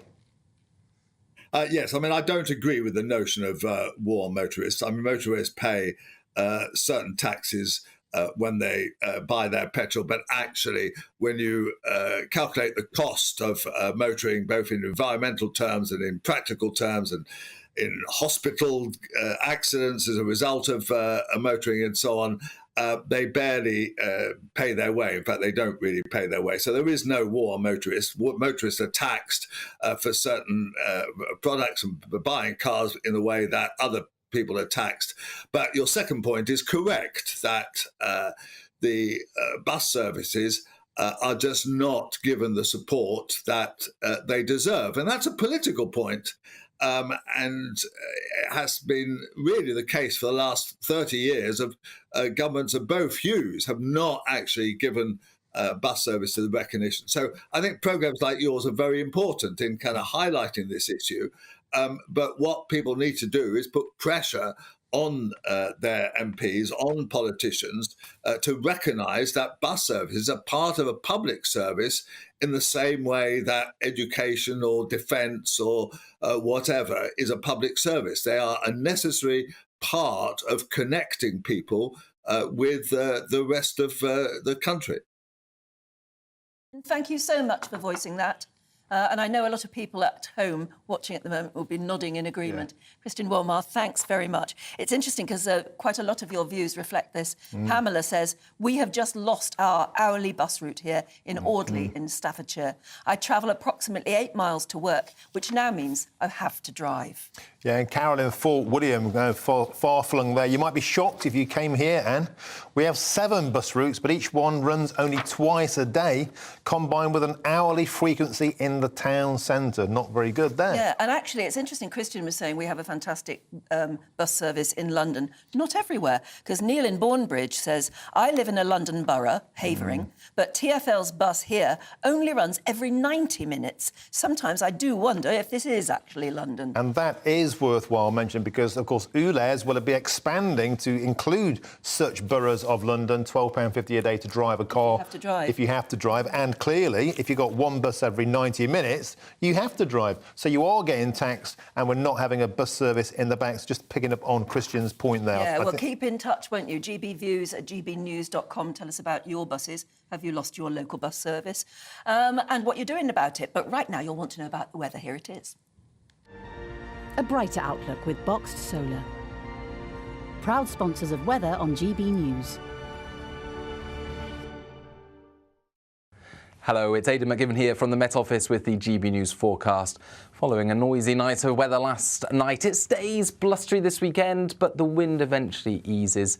The rain also eases, turns more showery, and at the moment, the more persistent bands of rain are heading through Scotland as well as Northern Ireland and Northern England, whilst it's brightening up across the rest of England and Wales. Sunny spells and showers by the afternoon here. We keep a keen southwesterly breeze, but the strongest of the winds will ease through the day, and with the brighter spells emerging in the southeast, 26 Celsius, not feeling so pleasant, where we've got the persistent rain continuing across parts of central and western Scotland, as well as the north of Northern Ireland.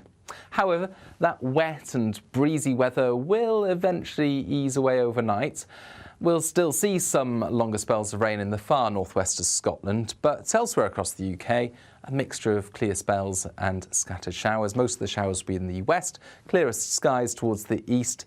Temperatures are staying relatively warm overnight, 15, 16 Celsius.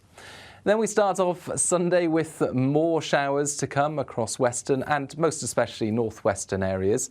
However, there'll be plenty of sunny spells in between. Any showers do move through quite quickly because we've still got this southwesterly airflow.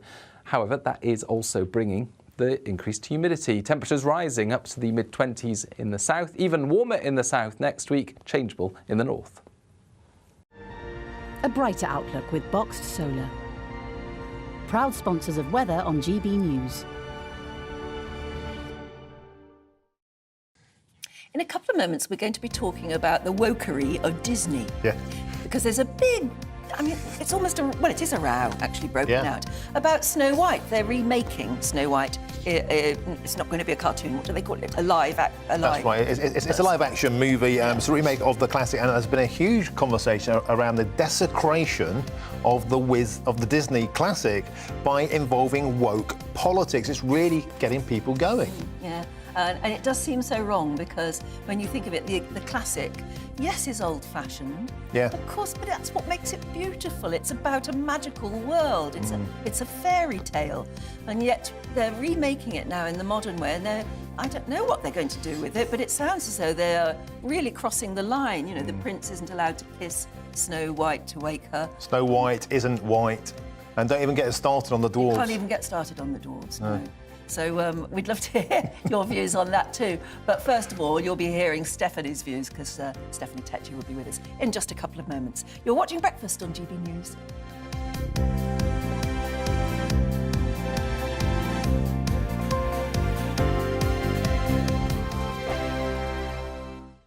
What you get for breakfast is something that, if we do our jobs right, you will wake up to news that you didn't know the night before. It's a conversation. It's not just me and Eamon. We want to get to know you, and we want you to get to know us. From 6, it's Breakfast with Eamon and Isabel. Monday to Thursdays on GB News, Britain's news channel. Westminster is going around in ever-decreasing circles, followed by the media. Britain is broken. How on earth did we get into this mess? But more importantly, how do we get out of it? Join me at 7 p.m, Mondays to Thursdays on Farage, here on GB News. We will have open, rational debate. We've got to work out how Britain moves forward from this. Join us here on GB News, the People's Channel. Britain is watching. When the news happens, it happens here. And really important breaking news. Breaking news this morning. On TV, radio and online, the news starts here on Britain's Newsroom. All the biggest stories and the answers that you need from across the UK and beyond. Join Britain's Newsroom from 9:30 on GB News. The People's Channel, Britain's news channel. Join me, Patrick Christie's Monday to Friday, 3 till 6. We tackle the day's news agenda like you've never seen before. It's high tempo, high octane, the most controversial topics and the best guests. You will not be able to take your eyes and ears off it. I'm not afraid to ask the questions that you really want answered. 3 till 6 p.m, Monday to Friday on GB News, the People's Channel, Britain's news channel. People in Britain, they love free speech, but they also love fair play. I don't care if I'm speaking somebody from a trade union, from the Labour Party, somebody from the SNP. And I think the viewers like to see that actually we can challenge one another, but in a positive way. We think we ask the questions that people want to ask, and often we ask the questions that we wanted to ask in Parliament but never got the chance to ask. So join us every Saturday, 10 a.m. till noon on GB News, Britain's news channel. Hi, I'm Dan Wootton. You can watch me live on GB News Monday to Thursday from 9 p.m. And did you know that you can also watch and listen live on our website, gbnews.com. You'll always be up to date on the latest breaking news, as well as enjoying the best stories, opinions and shows. You can even join the debate under our live player as you're watching. So head straight to gbnews.com on TV, radio and online. GB News, Britain's news channel. It's all about family, being in people's living rooms, all the interaction and getting to know who our viewers and listeners are. When I was young, my dad used to say, "Nana, stop arguing." I wanted an outlet that would enable me to give my opinion. People are going through a really hard time right now, and I know that you don't feel like you're being listened to by the establishment. I came to GB News because it's the People's Channel, and I want the audience to have their say on the events of the day. We're dynamic. We do something different. Democracy shows that the wisdom of the nation is in its people. I get to travel to find out what the story is from a personal perspective. The British people aren't fools. We know when we're not being told the full story. We've got to work out how Britain moves forward from this. Is the best country in the world. The establishment had their chance. Now we're here to represent your views. Britain's watching. Britain's watching. Britain's watching. We're proud to be GB News, the People's Channel, Britain's news channel.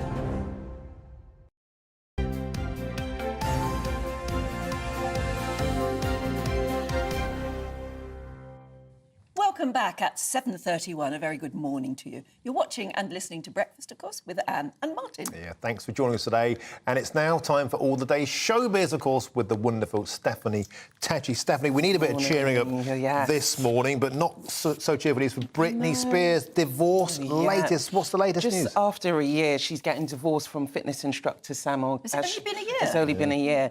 And his name's Sam Ashgari. To be honest, since Britney was freed from her conservatorship, this seemed something solid, this marriage in her life. Her fans have been on the fence about him, saying that he was an opportunist. The marriage has only lasted a year now. There has been claims that he said that Britney had an affair on him. Britney's now come out this morning and said obviously she's shocked because they've been together for 6 years, so they're not together anymore, which is she's dealing with the loss with that. But as most people might see on Instagram, Britney's been on a bit of a slippery slope since she's been freed. And she says she doesn't know how to process the emotions following the split because her dad always made her have to be strong, and if she wasn't strong, she would have to be sent to doctors to get fixed. So she's put that in the statement. Life has been a mess. And she's only 42. And so people are also talking about the prenup now, because that's always a big thing when it comes to celebrities, because you think, what's in place? People are like, is he going to walk out with half of her money? No. He was going to get paid £1 million for every 2 years they were together. So because he's been less than 2 years, he won't get that. It's an ironclad prenup. That's one thing that's been in Britney's favour in this split. She may have to pay him a one-off lump sum. And the reason why is because she would want to buy his silence. Because obviously he's seen various things about Britney, and she would not want that to be in the public. Well, I'm just saying, if you get £500,000 for marrying Britney Spears for a year, I am available. Well, I think it might be worth putting up with Busking. I know, that's the thing, because he's had to deal with Britney and all through her emotions. I know people it's almost you're watching a sinking ship, and I do worry about Britney. And you start to understand why there was a conservatorship there in the first place. It might have got out of hand, yes. But all the people who campaigned to free Britney, you wonder, was that really the right thing to do either? Because now that you've seen that she's been freed, you realise actually she needs to be watched guardedly, but clearly her father took it too extreme, so she couldn't even marry Sam at the time, but now she's free. I think we need to watch out for Britney. Well, ask a lot of questions about if you're taken care of and have your life controlled so much for so long, suddenly having total control in itself is a bit of a curse. You end up losing the rails because she was under that conservatorship almost 13 years. I mean, so who that does was she trust now? Who's she got? Well. And that's the problem. She's now probably going to be left to her own devices. I think a lot of people who follow Britney on Instagram, all you see her is in her bikini and Nick is just dancing in her front room. That's quite scary. You think to yourself, this is a cry for help. And it's like, are we just going to leave her till something bad happens? And is her mother around? They fell out, but they've just recently started speaking again. So I really do think the family need to step in here. I still think £500,000 for a year and she dances around in a bikini all day. Calm down. If he stayed with her for 10 years, he would have got 15 million. So that's where they would have capped it. But clearly he couldn't take it for more than 1 year. No. I mean, it's awful to laugh about it because she's a human being, and a lot of people absolutely adore her. But she's clearly very vulnerable. And this is the scary thing, because you just become a bit desensitised. You're like, oh, it's another video of Britney in her bikini, but no, it's quite worrying. There's mental health here at risk. There really is. And what of her children? Who's got her children? The father of the children, so he's got full custody of them. So, Steph, next story, we trailed it before the break. This ongoing wokery about kind of reinventing classics, desecrating the memory. This time, Snow White and the son of the original director has spoken out against the Disney remake. It was only a matter of time that someone was going to speak out about this, because the Snow White and the Magical Creatures, which is now called, has totally ripped apart the original. It's not Snow White and the Seven Dwarfs. No. It's Snow White and the Magical Creatures, because they don't want to refer to them as dwarfs because they find that offensive. Oh, God. The lead actress, Rachel Zelliger, she has said she hates the original 1937 film.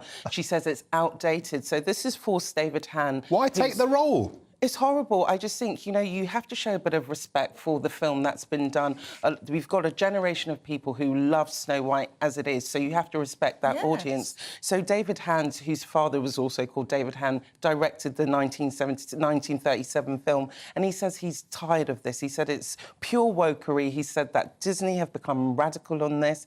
He says it's like there's a new generation now who haven't even watched the previous film, and they're not even being given a chance to make up their own minds about it. He says the way Disney's going, they're just ripping apart characters and classic, which should be... It's like they're going through their own back catalogue and destroying it. It's horrible. Why would you do that? Walt Disney wouldn't want them to do that, would he? Well, it's blasted as pathetic. Yes. That's the word he used. And don't forget that the lead actress, she's Hispanic. Yes, she is. So Snow White isn't white. So that got people rankled. There are no dwarves. It's called Snow White and the Seven Prince Dwarves. Charming. And the kiss scene. There's no Prince Charming. She's a feminist. So she's going to save herself one way or another. Because relying on a man to revive and survive you is clearly not allowed in the modern age. Nothing about the original. It's survive. survive. Make a live-action movie. Why not call it something different and say it's not Snow White, it's, you know, something else? In their defence, I think that's what they're trying to do. They're trying to put a separation between the 1937 film and the film that's going to come out next year in March. So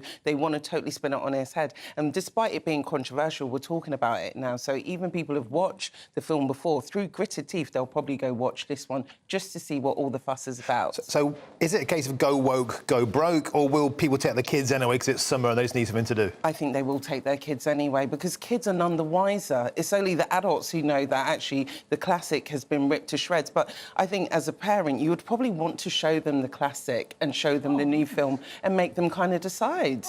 Well, I wouldn't go anywhere near it. The original is a fairy tale. It's beautiful. It is. Absolutely beautiful. And the animation, didn't it win an Oscar? It was the first ever. It was the first ever cartoon to win an Oscar. And you know, David Hand said that Walt Disney and his father would be turning in their graves with what's been going on now. Oh dear, oh dear.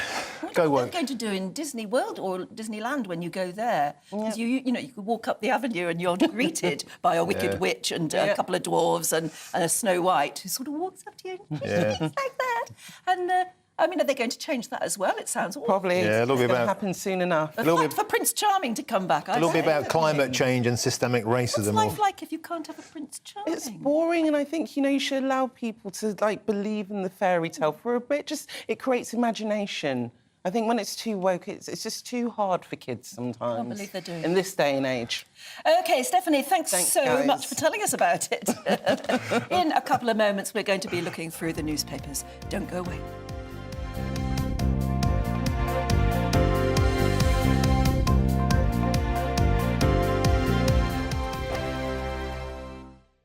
The Live Desk with me, Mark Longhurst. And me, Pip Thompson. It's here Monday to Friday on GB News. From midday, we'll bring you the news as it breaks, whenever it's happening and wherever it's happening, from across the UK and around the world. Refreshing, feisty, but with a bit of fun too. If it matters to you, we'll have it covered on TV, radio and online. Join the Live Desk on GB News, the People's Channel, Britain's news channel. Weeknights on GB News from 6 p.m. You'll always get drama. Please stop, Michelle. I know, Please stop. Should I just shut up? Romance. You like me, I like you. There you go. There you are. Well, don't tell anybody. Adventure. Etc. That's the whole point. But and action. Sergeant, the big green, my superstar panel that are already at it. They're fighting. It's going to be quite a show. Only on GB News, the People's Channel, Britain's news channel. So Jubes & Co, we tackle the issues of the day with real robust debate, both sides of the fence, battling it out with me in the middle with my forthright opinions and views, and often really interesting things happen because you start with a position and then by the end of the debate you find actually, well, I might not have thought about that one. What we need in this country is 2 new political parties. You should maybe think about doing a 2024 calendar. I'm Michelle Dewberry and I'm keeping you company right through until 7 o'clock this evening. GB News, the People's Channel, Britain's watching. Monday to Thursday, 9 p.m. till 11 p.m. Join me, Dan Wootton. I'll bring you the sharpest takes and hottest debates. Do you not believe in prison? I don't believe in prisons. I'm completely stunned. I guarantee you there'll be no spin, no bias, no censorship. I actually was personally quite offended by it. And no reason to go to bed. So I guess they've always been quite woke. That's Dan Wootton tonight on TV, radio and online. Monday to Thursday from 9 p.m. till 11 p.m. on GB News. The People's Channel, Britain's news channel. In a world of dull and predictable radio and TV shows. Oh, hi. On Mark Dolan tonight, we've got big guests. We drill into the big stories of the day. The show adds up to a brilliant listening and viewing experience. Mark Dolan Tonight is the most entertaining current affairs show ever, and that's a fact. That's Mark Dolan Tonight, Friday, Saturday and Sunday from 9. Only on GB News, Britain's news channel. Like all families, we have arguments every now and then, but actually we agree on what the mission of GB News is, and that's the most fundamentally important thing. GB News provides the kind of platform that lets all voices be heard. We don't hold back. We're free to say what we really think. Just because some people who live in a tiny little Westminster bubble think that their particular story is important, that's not the most important story for me. And often they will be difficult stories, stories that you won't find on the establishment media. Because what people think in the north of England may be very different to what they're thinking in their home counties. We're going to carry on telling the world what life is really like for households up and down the UK. We love to be in your car, in your kitchen as you're having your breakfast. Whatever you're doing, you are part of the show. If it matters to you, it matters to us. Britain's watching. Britain's watching. Britain's watching. We're proud to be GB News, The People's Channel, Britain's news channel.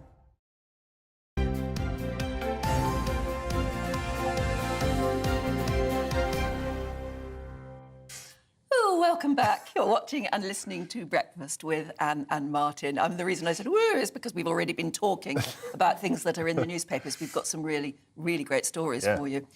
With us now, assistant editor of The Spectator, Cindy Yu, and writer, columnist and journalist, Emma Wolfe. Morning, morning again. We have to talk about Lucy Letby, don't we, Emma? We do. It's just across all the papers, and I thought the Sun's coverage was quite interesting, and actually I find it quite offensive. The Sun have really gone for the kind of personal, private life aspect of this woman, and I'm just going to call her this woman, this prolific killer of babies. They've got photos of her at hen parties, going out with friends in York. They've got pages and pages of coverage. They've got photographs of her all glammed up, drinking champagne. Presumably these are off her Facebook or something. Yeah, well, I mean, this picture of her at a hen party is hours before. The following day, she killed her first baby, her first victim. There is even a photo of her holding a newborn baby. Yes. Yeah. Obviously, the face is blurred out of the baby, but if I was the parent, I would be hugely hurt by that. And I just think she didn't treat anybody else. She didn't treat these babies, these parents, as human beings. So let's just stick with, I think we stick with the mugshot on the front of the Times, which shows her plain, ugly mugshot. You know, she's been caught, banged to rights, all of that. I don't think we want to see photos of her living her life when we know what she has destroyed it sort of people. glamorises her. Yeah. And we shouldn't be talking It personalises her. Or actually, does it do something more chilling? It normalises her. You know, she looks like a regular person. Her Exactly. colleagues talk of her as beige. Yeah. As an ordinary, She seemed so forgettable- normal, nice Lucy, and all this nonsense about, but she didn't seem, the police are saying she didn't seem like a serial killer. Serial killers don't. No, exactly. You know, they It's not don't fair to have say. killer written on their forehead. That's the problem. And so I do find these photos of her larking about, I mean, looking very glamorous with her champagne and all of this, graduating, photos of her graduating, photos of her as a child. Well, I guess the sort of comfort we can take from that, she won't go any more jollies or be drinking any more She won't be. champagne ever again, No. will she? If there's any justice in this world. Shall we move on? Yes, let's move away from Cindy, her. this story caught my attention. 288 attacks on ULEZ cameras by local vigilantes. Yep, so they style themselves the Blade Runners, and there's this great CCTV picture of one of these men wearing a fluorescent vest and basically wire cutting the camera off. And as you say, there have been 288 attacks.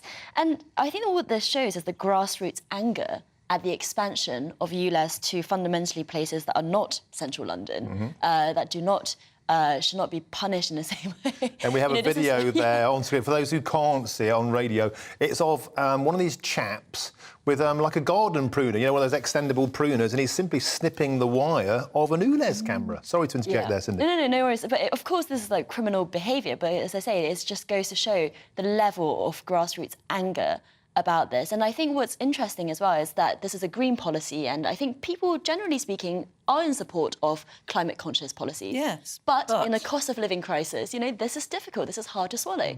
And the fact that this is going to come in at the end of August, even though people in Uxbridge have made their views on this very clear through the by-election, is, you know, it's... Emma, some people might call these modern-day Robin Hoods, and some people might call Sadiq Khan a modern-day highway robber. I wouldn't, but some might say that. This is a case of people taking the law into their own hands, and it's because they feel desperate and they weren't consulted. But also, exactly, Martin, it's that. It's that I think a lot of people feel there's no answer to this. There's been no accountability. That Sadiq Khan, if you live in London, it feels as though he's doing whatever he wants.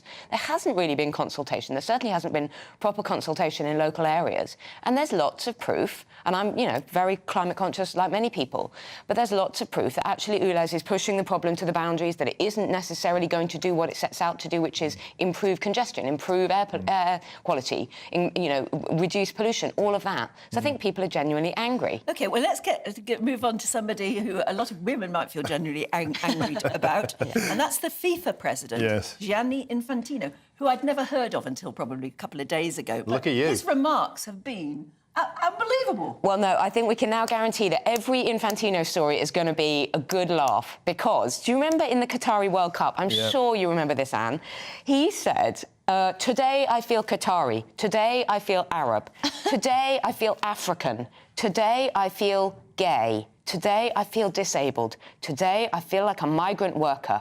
I feel like them because I know what it's like to be bullied. This is a millionaire, right, who's never been a migrant worker. He's not gay. He's not African. He's not, you know, oppressed and downtrodden. That he said. He just everything he comes out with is ludicrous. But so today, he's been saying, come on, women, just do it. You do it, just do it. He's encouraging the women. They don't need his encouragement. So his comments are basically sparking outrage from the women going, you know what, Infantino? He said, pick the right battle. Pick the right battle. We don't need his advice. We men love you. It was that sort of... It was.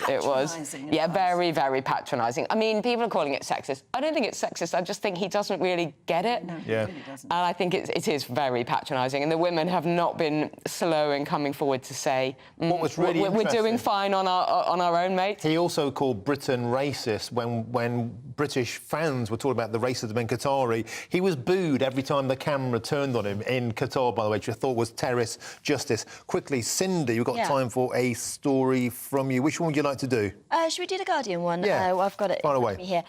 Which is Labour watering down its pledges on workers' rights. Again, this is one of these things that Labour is doing, preparing to go into government, sounding a bit more just pragmatic, a bit more appealing to people like business leaders. Whereas before, they had been quite hardline on certain workers' rights, including for the under-18s if you're working in the gig economy. But it looks like from the latest leak that actually they're watering this down, and the unions are not happy. A little bit of a flip-flop being heard. We've got to leave it there. We've got to move on, but we'll see you again a bit later on in the programme. And now to, something that we're all going to be talking about like mad tomorrow as well. Could the World Cup finally be coming home? Well, it's been a long time, hasn't it? Our national reporter, Theo Chikomba, has been looking back at the Lionesses' journey so far. A moment in history as England fans across the world celebrated the Lionesses' victory. For the first time, they'll be heading to the World Cup final. I got no nails, my teeth were all broken, that was tense the whole way through. Australia played amazingly, but unfortunately England are bringing it home. It was fun but nerve-wracking, and we were seriously outnumbered in there by fans. And she changed allegiance halfway through. It was amazing, the whole team played amazing, and the Aussies put up a good fight as well. Yeah. Come on the final. Come on, England. After progressing through the group stages against Haiti, Denmark and a thumping victory against China, England progressed to the last 16. There they put on a below-par performance where they survived 120 minutes of Nigeria dominance to reach the quarter-final after a penalty shootout, despite Lauren James's petulant red card after standing on Nigeria's Michelle Alozie. But the Lionesses learned from their mistakes as they went on to beat Colombia by scoring 2 goals after going behind in the first half to book their semi-final spot. There they faced the competition co-host Australia. England took an early lead as Ella Toone found the net after 36 minutes. Then Australia's Sam Kerr equalised mid-second half. With backs against the wall, England's tenacity showed as they scored 2 more goals to silence the sellout crowd at Stadium Australia, with their victory helping them to become the first England football team since 1966 to reach a senior final on the world stage. Meanwhile, the other finalists, Spain, beat Sweden 2-1 to secure a spot in the final. They've been preparing throughout this week ahead of Sunday's final, which is set to be a blockbuster match. Looking ahead to Sunday's game, England striker Russo said, "This is the biggest game, the one you dream about, the one that means the most." No doubt that will be shared across the dressing room as the Lionesses face their last hurdle. Can they do it? Theo Chikomba, GB News. Of course they can do it. Where are you going to be watching it and how are you going to be watching it this time tomorrow and a bit more? Love to hear from you. GBviews at gbnews.com. Yeah, now to our next story. In a major discovery by historians, 8 Knights Templar graves have been found in Staffordshire, and there could be many, many more hidden around England. I know, it's absolutely fascinating. Yeah. The Knights Templar, they were a very powerful and wealthy military order, originally dedicated to the protection of pilgrims travelling to Jerusalem and the Holy Land. The name has sort of become synonymous with the Crusades and best-selling novels. Yeah, and let's speak to historian, author and Templar expert, Tony McMahon now. Thanks for joining us. First of all, what's this splendid array of trinkets you have before you? I thought I'd bring along some little friends. So, I mean, this is a typical Templar knight. Yes. You know, the look, the white mantle, the red cross of martyrdom there. Beautiful. This is a smaller version. This is the Holy Grail. Of course, the cup which held the blood of Christ, which it's believed the Knights Templar may have discovered themselves in Jerusalem and taken away. This is something they might have drunk out of. No proof of that. And the Ark of the Covenant, of course, which hasn't been seen in public for 2,500 years. Well, it's good of you to bring it in and show it to us. Well, you know, just don't look inside, you know what happens. No, you can't. You sort of turn to a skeleton or turn to dust like an Indiana Jones. The Knights Templar were, I mean, they really go way back in history. Yes. They were very powerful for a long time, weren't they? How come there could be graves in Britain? Well, the thing about it is, we always think about the Knights Templar in the Holy Land. Yeah. You know, if you've seen the movie Kingdom of Heaven or lots of Assassin's Creed or whatever. But they were all over Europe. And what they were kind of like agri-businesses. You know, they had farms, basically, all over Europe, what we'll call preceptories. And these were like raising money for what they were doing in the Holy Land. So Enville, where you're seeing these graves, was the site of what they call these preceptories. They were like communities where the Knights Templar would beaver away. I mean, things like farming, workshops and so on, making money. And the knights then were able to go out to the Holy Land because war costs money. So these graves that have been discovered, they may not necessarily have a knight underneath them, but they would have somebody who would have been associated with the movement. Yes, most of the people in the Knights Templar weren't actually knights. They were what we call sergeants. They were the grunts. Yeah. Right? They were the people who milked cows, you know, who made butter and honey and all these things that were then sold to make money to fund the Crusades.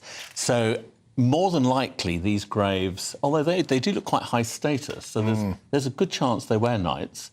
And, you know, many of the knights would have retired or they maybe spent time in England, you know, before they went on a crusade. Some of them might have died of things like plague, never made it to the Holy Land. It's absolutely fascinating, and I could talk to you about that because I love history for a long time. Sadly, though, we are out of time. Oh, right. Yes, but thank you very much for coming in and bringing your bits and pieces with us. Be very careful how you transport them. Yes, I will. Right, that's it. Yes, for this hour. We will be back with you in just a few minutes. Don't go away. Looks like things are heating up. Boxed boilers, proud sponsors of weather on GB News. Hello, it's Aidan McGibbon here from the Met Office with the GB News forecast.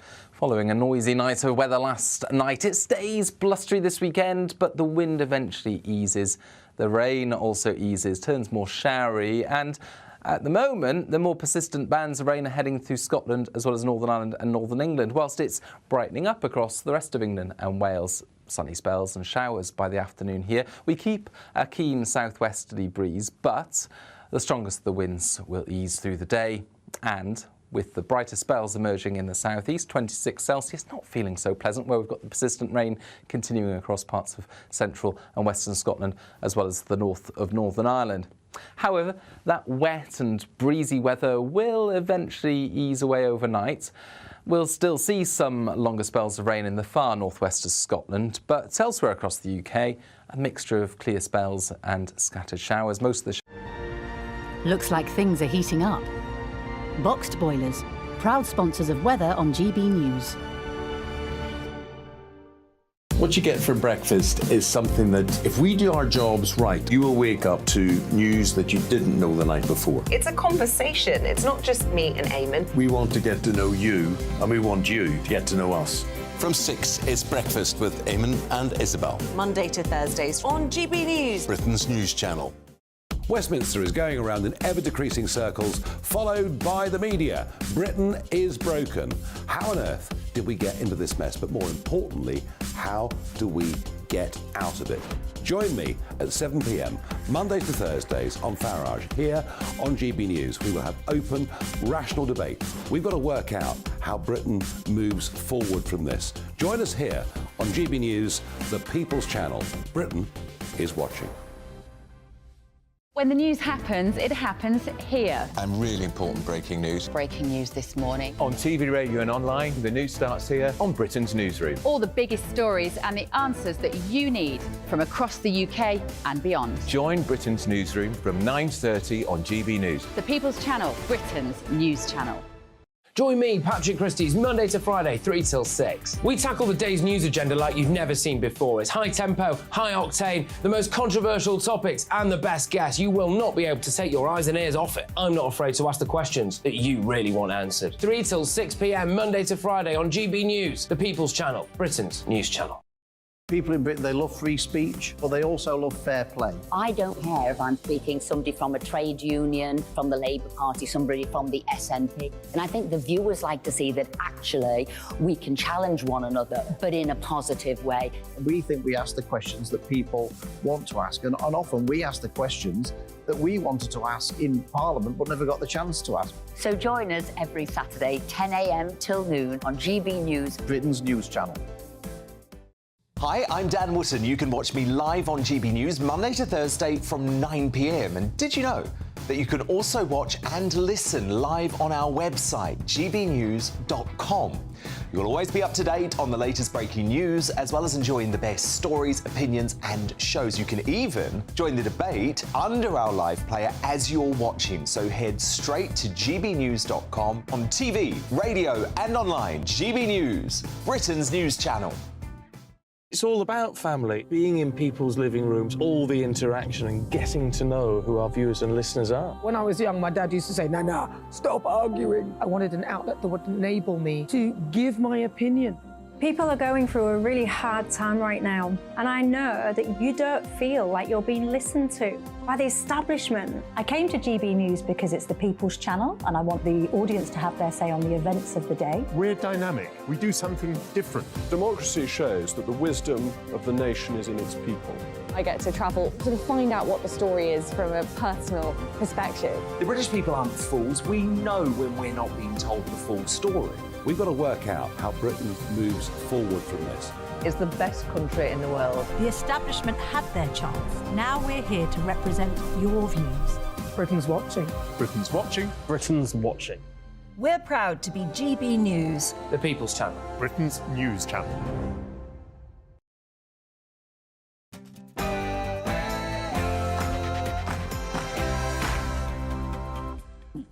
Good morning. It's 8 o'clock on Saturday, the 19th of August. Today, Lucy Letby found guilty. The 33-year-old nurse has been convicted of murdering 7 babies and attempting to murder 6 other infants whilst working at the Countess of Chester Hospital.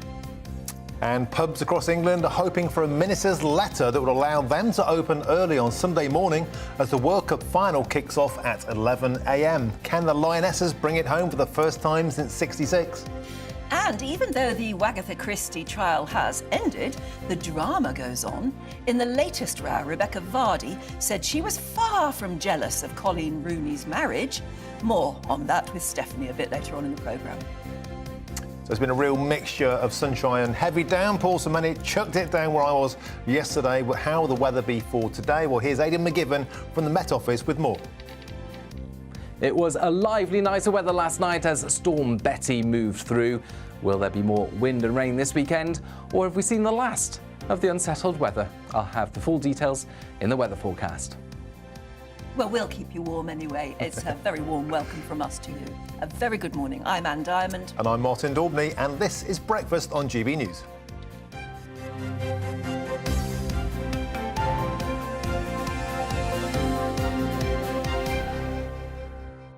What has happened to our buses everywhere? Geraldine, morning Geraldine, says, I moved to Weston-super-Mare a year ago, and my first bus journey was to the beautiful cathedral city of Wells. A couple of months later, the bus service was axed. It's a tourist destination. It included stops in the Cheddar Gorge, for instance. And now the only way of getting to these major Somerset tourist destinations is by car. Yeah, it's really got you going, this one today. We've got pages and pages of views. Thank you so much for sending them in. RJ says this, I live in a small hamlet in Devon. We get 1 bus a week. Time for Holsworthy Market Day on a Wednesday. It leaves at 10:30 a.m. and returns at 2:30 p.m. No trains or taxi service either. It's impossible to live here without a car. There you go. Gianna, morning, says, I live in Upton Magna in rural Shropshire, where we have 1 bus a day during weekdays. It passes through our village at 7:30 a.m. and there is no return. This forces everybody to use a car if they have one, or rely on family and friends for journeys to Shrewsbury, the hospital, shopping, etc., which is some 6 miles away. And that just shows that if they do give you 1 bus a day, but it's at a time when most people, and there's no return, then people aren't going to use it. And then the bus company will argue that nobody uses it, so why keep it? And they'll axe that one too. And thanks for sending these messages in, because it really kind of highlights the disconnect, I think, between metropolitan politicians who seem to make transport decisions in London and what's going on in the real world con. There's a great point here. Here in Sheffield, we get all the old buses that Scotland doesn't want. Oh, really? As long as they run. Helen says, we have a brilliant bus service here in South Devon. The buses run from Torquay to Brixham every 12 minutes from 6 a.m. to midnight, 7 days a week. So how can some places get it right and others be so wrong? Yeah, I guess like some authorities might have more money. Steve, I know this bus service well. I used to take it myself. We have a very good bus service and tram service into Nottingham from Clifton every 7 to 10 minutes. So I feel lucky to see how bad it is in other areas. That's not very charitable, but it is a great service in Nottingham. Clifton Bridge, I used to go fishing there on Clifton Weir, beautiful part of Britain. Oh, well, keep your thoughts coming in, because we've been talking about why apparently 40% reduction in the number of bus services around the country. We've suffered a 40% reduction in the last 20 years, I think it is. And it leaves some people completely stranded. It does. Or it leaves others having to go out and buy a car and run a car, which isn't good for the environment either, is it? Anyway, keep your thoughts coming in. gbviews@gbnews.com. Now to our top story, and that's about the 33-year-old nurse, Lucy Letby. She was found guilty yesterday of murdering 7 babies, as well as attempting to kill 6 more. Yeah, the trial lasted for more than 10 months, making it the longest murder trial in the UK so far. The government has already ordered an independent inquiry into how Letby was able to carry out such atrocity for so long. Well, our North West of England reporter, Sophie Reaper, she sums it up for you here. After a 10-month-long trial and 22 days of jury deliberation, we do now have those verdicts relating to Lucy Letby. The former nurse has been found guilty of 7 murders relating to child A, child C, child D, child E, child I, child O and child P. Of course, those names redacted for anonymity reasons. Lucy Letby was also found guilty of 7 attempted murders of child B, child F, 2 counts of attempting to murder child G, child L, child M and child N. They also found her not guilty of 1 count of attempting to murder child G and 1 count of attempting to murder child H.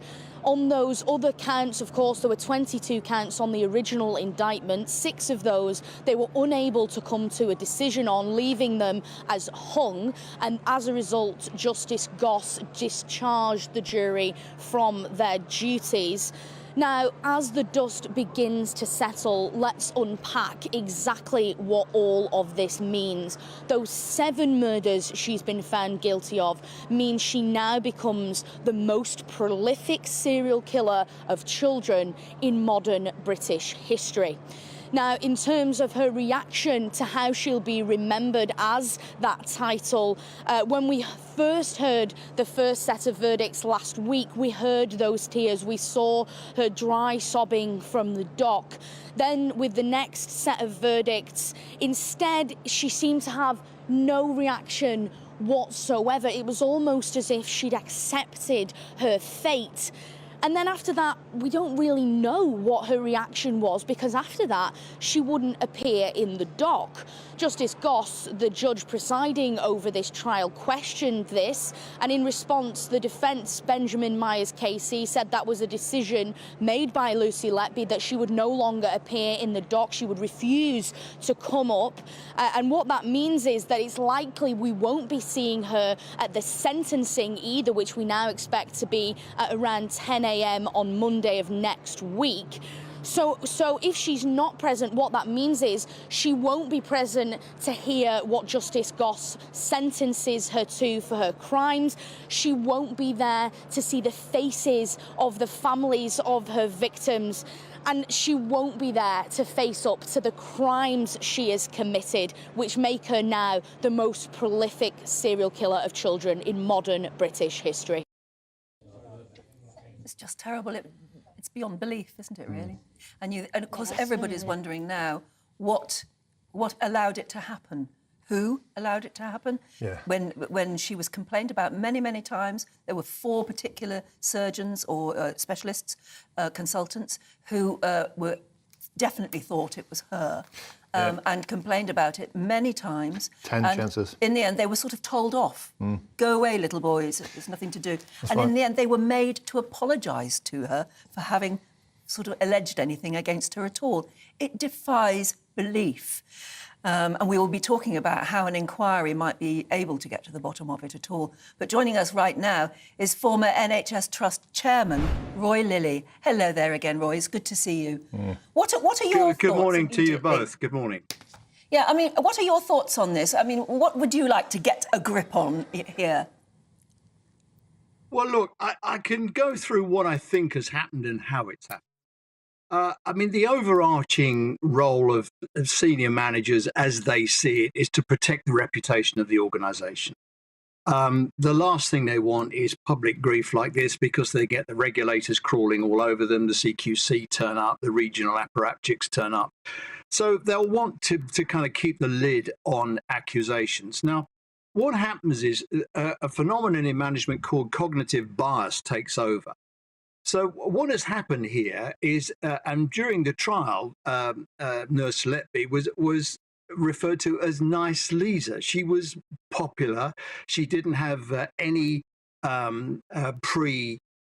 complaints about her behaviour. She was known to management, went on to work with management. Everybody liked her. So when the initial complaint was made about her, the cognitive bias took over, and the management said, no, it can't be right. It's Nice Lisa. And bear in mind that events like this are very, very rare. There have only been 16 in modern history globally. So this is not something managers deal with every day. So cognitive bias takes over. Then as more evidence accumulates, something called groupthink takes over. So that's where managers would discuss this issue, and the people who've made the original decision with the cognitive bias, it's rather like airline pilots who crash airplanes because they can't not do what they are doing. It's called cognitive bias in the cockpit. And so it happens in management. And so groupthink then takes over. So the people who've led the early decisions say, look, this is the situation, blah, blah, whatever it is. And the rest of the group say, well, you know, if that's what you think, we'll go along with it. So you get cognitive bias and groupthink. Those are very well-known phenomena in management. That's what's happened here. I'm not saying it's right. I'm just saying that that is my view of what has happened and what I would look out for if I was still operational and still running an organization. From that, of course, everything else goes wrong. And that's when the people who complained about the nurse were made to apologize to her. The whole cognitive bias thing gets cemented in the decision-making process because this is so rare and because the nurse concerned was popular and well regarded. That's how this has happened. What happens next? Well, look, out of the inquiry, and I'm pleased it's not a public inquiry because they take ages to organise and speed is of the essence here.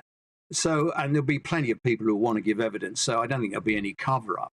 But I think what I want to come out of it is I think there needs to be changes. I mean, the NHS is full of regulations, red flags, whistleblowing, obligations to tell the truth. There's all kinds of laws and regulations in the management structure, but they clearly don't work. What we need, I think, are two things. First, if two consultants come to management with a complaint of this nature, I think there should be an obligation on the organisation to conduct an inquiry, and that could be done by a neighbouring hospital. It doesn't have to be a whole palaver to do it, but if two consultants say, look, we're concerned about this or that, if it's a safety issue, then that could be dealt with very quickly. And lastly, I think there's the issue of post-mortem. And not all deaths are subject to post-mortem. The coroner can oblige a post-mortem. It's lawful. You can't resist it. Hospitals can request, but if the family don't want it, it's really very difficult. And of course, it's very difficult in the case of young babies. But I do think there is a case for saying that all deaths of premature babies should be subject to post-mortem. There's been a huge allegation in the press today of this conspiracy of a cover-up. The NHS being so concerned about reputational damage that staff were told not to make a fuss, even forced to apologise to Lucy Letby, which just seems to beg a belief.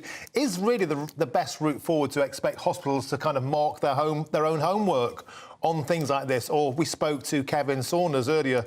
He was saying, a former Metropolitan Police officer, it's actually time to bring people in from the outside who are dispassionate, who can cut through the internal politics and actually just get to the truth quicker.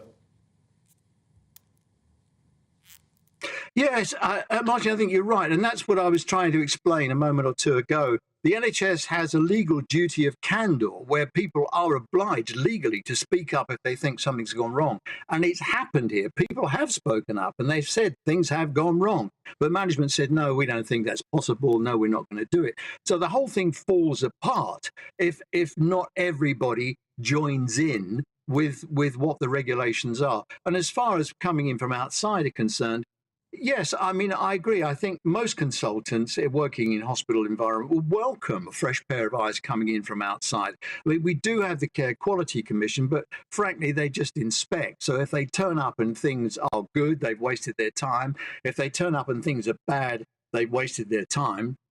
So the CQC really has become less relevant in maintaining quality and standards. But I do think where two consultants, and I know there were 7 consultants in this case and they were ignored, but if we reached a sort of a high watermark that said if 2 consultants were concerned that something's happening in a specialty, it doesn't have to be premature babies, but I mean, that's the one we're talking about this morning, but it could be anything. If two consultants went to management and say, look, we're not happy with the way this is happening or that's happened or this member of staff or what have you, it would be simple enough to bring in independent eyes from adjoining hospital. So, I mean, there are things that can be done. Otherwise, you know, I could write the report that's going to come out of this inquiry now. We'll just say bad things happened. There was a culture of bullying and cover up in the hospital, and we should learn lessons. Because they all say the same thing. Yes, they do. We either treat this as a fulcrum point to leverage in better care, or we're just going to end up with another report gathering dust on another shelf. Yeah, well done for saying so, because that's what we were talking about earlier. If they just conclude that lessons must be learned again, that phrase, it's just too neat to trot out, and then just things move on as before. Thank you so much for joining us this morning. Thank you very much indeed. We'll move on to that very point. What happens now with an inquiry? Joining us now is GB News' political correspondent, Catherine Forster. Hi. Hello. Yeah, we don't want another inquiry, do we? That's just going to say lessons must be learned, because we have come to understand that lessons never are learned, really, are they? It does seem that way, doesn't it? Well, the government certainly wasted no time at all in announcing this non-statutory independent inquiry within a couple of hours of the verdict coming out. And Helen Whately was on broadcast yesterday afternoon. She's a health minister.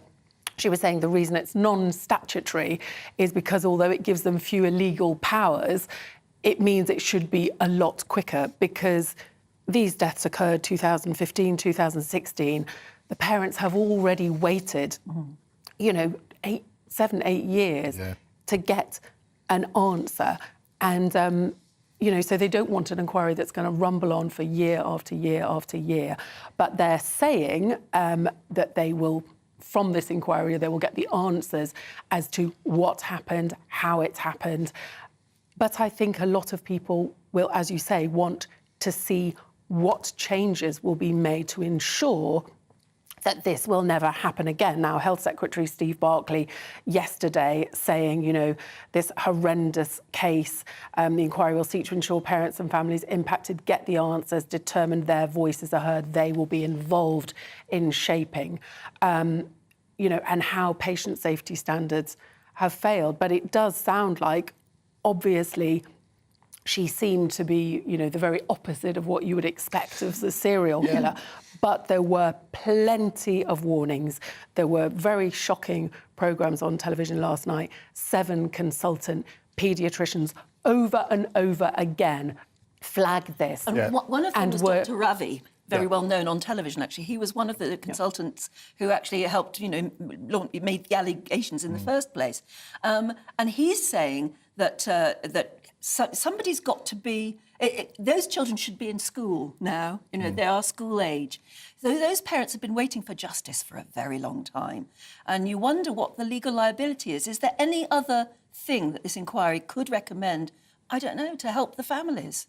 Well, the families are saying that they are by no means at the end of this. They're very much still at the beginning. And a lawyer from Slater and Gordon Criminal Negligence Department. Yes, because absolutely, these happened in hospital. Yes. And by the government. And after the warnings were first given by the consultants, a couple more babies died and a couple more babies were attempted murder of.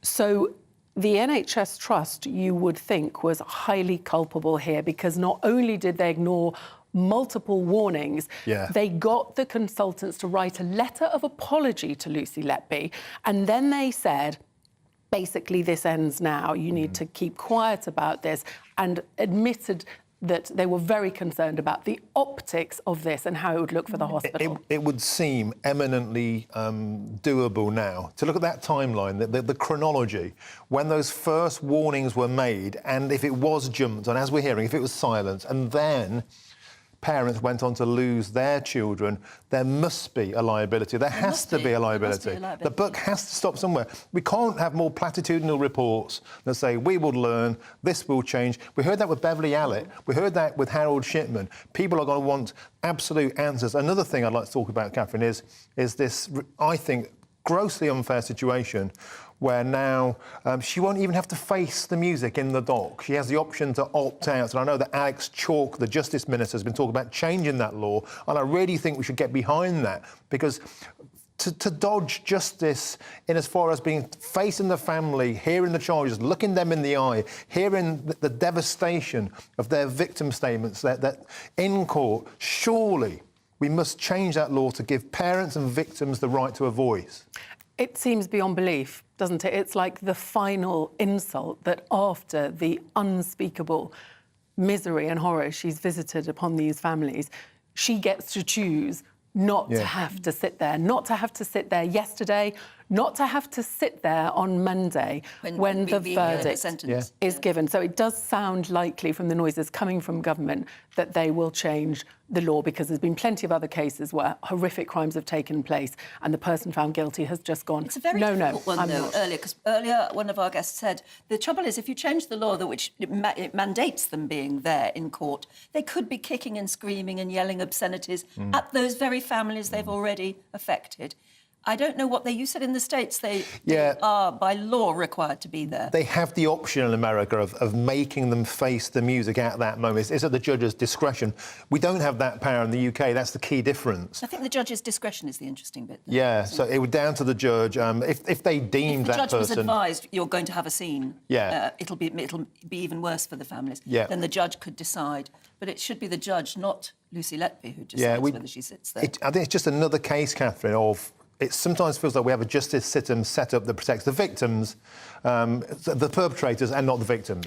It does. And also, I think, more and more details emerging now, but the questions for the hospital are going to be enormous. And, you know, the revelations that the consultants were saying, should we not refer ourselves to the police? And we're told, no, no, no, no, no.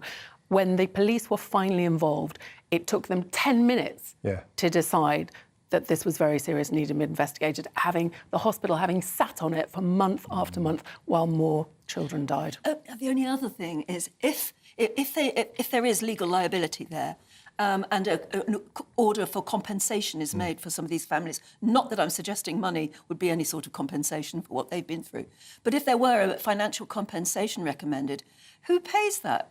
Does it come out of the NHS? Because that comes out of taxpayers' money. Well, they would have a public liability insurance policy, which is paid for by the taxpayers, but it would come off their insurance.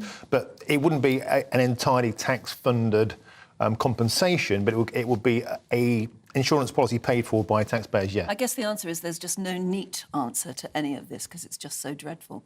So utterly dreadful. Thank you so much. Thank you. Gosh, yes. Well, there's a lot to think about there. Yeah. We'll be sticking with you, but right now I think you'll probably want to catch up on what's happening with the weather today. That warm feeling inside. From Boxed Boilers. Proud sponsors of weather on GB News.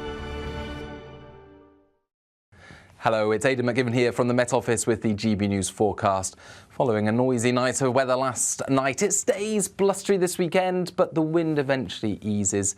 The rain also eases, turns more showery, and at the moment, the more persistent bands of rain are heading through Scotland as well as Northern Ireland and Northern England, whilst it's brightening up across the rest of England and Wales. Sunny spells and showers by the afternoon here. We keep a keen southwesterly breeze, but the strongest of the winds will ease through the day, and with the brighter spells emerging in the southeast, 26 Celsius, not feeling so pleasant, where we've got the persistent rain continuing across parts of central and western Scotland, as well as the north of Northern Ireland. However, that wet and breezy weather will eventually ease away overnight. We'll still see some longer spells of rain in the far northwest of Scotland, but elsewhere across the UK, a mixture of clear spells and scattered showers. Most of the showers will be in the west, clearest skies towards the east. Temperatures are staying relatively warm overnight, 15, 16 Celsius. Then we start off Sunday with more showers to come across western and most especially northwestern areas. However, there'll be plenty of sunny spells in between. Any showers do move through quite quickly because we've still got this southwesterly airflow. However, that is also bringing the increased humidity. Temperatures rising up to the mid-20s in the south, even warmer in the south next week, changeable in the north. That warm feeling inside. From Boxed Boilers. Proud sponsors of weather on GB News. Where are you going to be tomorrow when you're watching the Lionesses win the World Cup, eh? Appy says, I'm not going to bother. I'll be driving from South Wales to London Stadium to watch some proper football. Yeah, that probably means some men's football. Again, divisive. I'm sticking out this one. I said my bit yesterday and I was chastised by Anne for most of the day, quite correctly. Mark says, I'm in a dilemma as I'm from Manchester, but I live in and I am a Spanish resident. But listen to this. Come on, England. Ooh, watch where you say it. Yeah. Mandy says, I'm a huge football fan. I hold a season ticket for my local team and I watch every game I can. I've watched every Lioness game, even rearranging my work to do so. But on Sunday, I'm heading off on a cruise from Southampton with a boarding time of 11:30. I'm hoping they might show the game on screens in the terminal. I'm sure they will. You better get it on your phone. Yeah, just keep it. Lucky you. Yeah, good stuff. Yeah, to be fair, that sounds tempting, a cruise. Yeah, it does. So, football and other sport coming up next with Aidan McGee. You're watching Breakfast on GB News.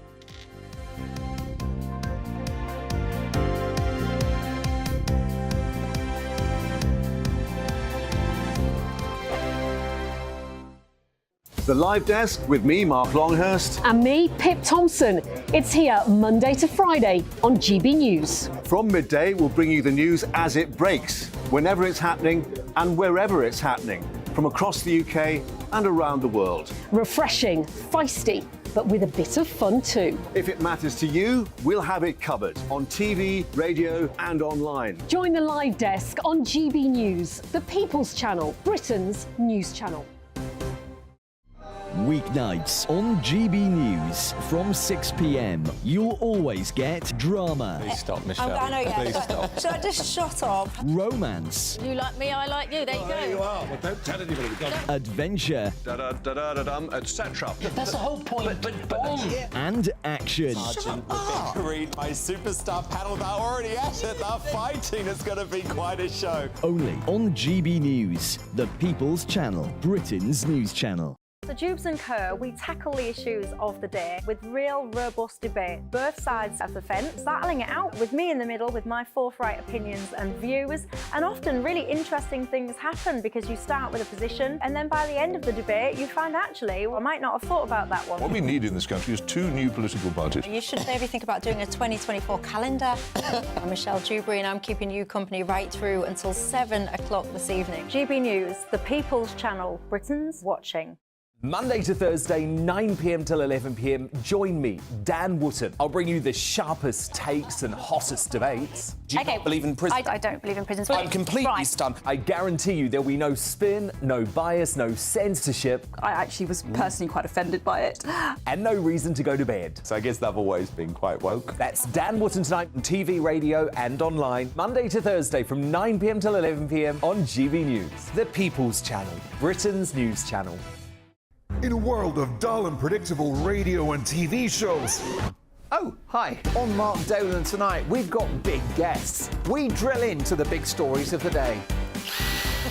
The show adds up to a brilliant listening and viewing experience. Mark Dolan Tonight is the most entertaining current affairs show ever, and that's a fact. That's Mark Dolan Tonight, Friday, Saturday and Sunday from 9. Only on GB News, Britain's news channel. Like all families, we have arguments every now and then, but actually we agree on what the mission of GB News is, and that's the most fundamentally important thing. GB News provides the kind of platform that lets all voices be heard. We don't hold back. We're free to say what we really think. Just because some people who live in a tiny little Westminster bubble think that their particular story is important, that's not the most important story for me. And often they will be difficult stories, stories that you won't find on the establishment media. Because what people think in the north of England may be very different to what they're thinking in their home counties. We're going to carry on telling the world what life is really like for households up and down the UK. We love to be in your car, in your kitchen as you're having your breakfast, whatever you're doing, you are part of the show. If it matters to you, it matters to us. Britain's watching. Britain's watching. Britain's watching. We're proud to be GB News, the People's Channel, Britain's news channel.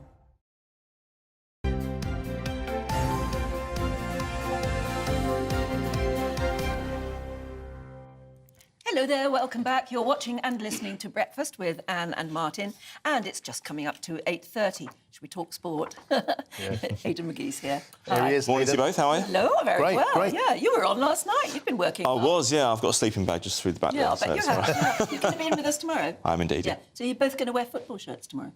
Yeah, I'm up for that. Yeah, I'm up for it. I haven't got Lionesses shirts. Which strip? Don't know. Lionesses one's slightly different configuration to the men's one, isn't it? It's quite good. The blue one looks like the old Italia 90 away kit. Yes, it does. Yeah, that's right. I remember that. They wore it for the World in Motion video as well, didn't they? With New Order. I shouldn't have asked you that. Yeah, but it's a really. I'm a kit geek. Yeah, It's a really nice kit, but of course there's only one story in town. Yes. Here we go. 11 o'clock, the big kick-off, bringing it home the first time since '66. Any team news? Anything coming through? What we got? Well, Ella Toone is at risk because Lauren James is back from suspension. I can't see Serena Wigman dropping her because she scored the first goal and the other night against Australia, and it was an excellent goal as well. I don't think that for all Lauren James's talent, given what she did 2 games ago, it's a petulant stamp, wasn't it? It was totally avoidable. It was a David Beckham 1998 thing, wasn't it, all over again? I don't think that warrants her coming straight back in the team. I think, given the kind of dynamic, skillful, pacey, powerful player she is, and she's set up 3 goals so far, she's scored another 3, she's been hugely influential in the time she's been on the pitch. I think she's perfect to come off the bench, especially when, you know, maybe the chips are down in the last 20 minutes of the game, to come on and torment the Spanish defence. I think that would be the way Serena Wigman would approach it. Other than that, I mean, Serena Wigman's had to juggle options this time. Last time, and in the Euros, she named us the same side pretty much all the way through. She hasn't had that luxury this time. She's had significant knee injuries to contend with. There were a couple of retirements as well. And so she's had to juggle the pack. And she's done it really well because England have got stronger in this tournament as it's moved on. And that's what tournament football is about, Martin. Remember Italia 90, remember how England got stronger as the tournament went on. And, yeah, there were some listless performances in the group stage. They got past China 5-1, of course, but whenever they've had a question asked of them, and they've delivered. 1-0 down against Colombia last Saturday, they found the answer twice. 1-1 against. They got back to 1-1 against Australia, given Australia were the home nation. They had the tails up. Sam Kerr scoring a goal from distance, and again they showed huge mental strength to turn that round and prevail 3-1 to get to the final. So, Aidan, talking about big questions and getting them right. Mystic McGee, you called it right. 2-1 Colombia. What's your prediction for this match? I'm going to go 2-1 England after extra time. After extra time, not penalties. Not penalties. No, I think that my worry for Spain, my worry for England is that Spain they love scoring a goal. 14 goals in 6 games, I think it is. But in the group stage, they were beaten 4-0 by Japan, and that wasn't a dead rubber. That was actually quite an important group game. So they can concede as well. They've conceded 7 goals. England have only conceded 3. Well, look, we're going to talk the what's it out of this tomorrow, aren't we, as well? So, what else have you got for us on this? Well, I couldn't ignore Martin's face. The Nottingham Forest winning last night against Sheffield United. They were ahead early on, weren't they? Then they pegged back, and they won it late on with Chris Wood coming off the bench. Good signing that from Newcastle, I think. Yeah, I mean, Forest are Forest. We went up early. We defended a 1-0 lead, and it was really kind of seat of the bum stuff. It was painful to watch at times. We almost threw it away, but we made some good subs and came back. Yes, exactly. So fair play to the tricky trees. But look at last week. We said they gave a good account of themselves at Arsenal, and their season's not going to be defined on trips to the Emirates, especially when on the opening day of the season when Arsenal have spent over £100 million on players and the rest. So yesterday at home against a team who I would say they're going to be around them in the table, but maybe not. I think the Forest ambitions can look a little bit higher in that second season now that they've been in the Premier League after a 22-year absence. I think that... but they have done what's expected of them. They've beaten the team around them, and that stands them in good stead going into the weekend. Spurs against Man United at 5:30 today. Man City against Newcastle as well. Really interesting story about Lucas Paquetá at West Ham. Now, this will interest a lot of people because it's such stupidity of footballers sometimes, if the case is proven. He denies any wrongdoing. Lucas Paquetá is a West Ham midfielder, Brazilian international. He is on the verge of an £85 million move to Manchester City. Suddenly, on Thursday, it goes quiet. The move isn't happening. There's a snag. We don't know why. City just go in and get who they want, usually. In any negotiations, they've got so much money. So, apparently, it emerges last night there are allegations of betting breaches against the player. Do you remember Ivan Toney last season? He gets banned for 8 months at the height of his career, cost him the World Cup. Now, these players earn in excess of 6 figures a week. Yeah. So why what are they doing?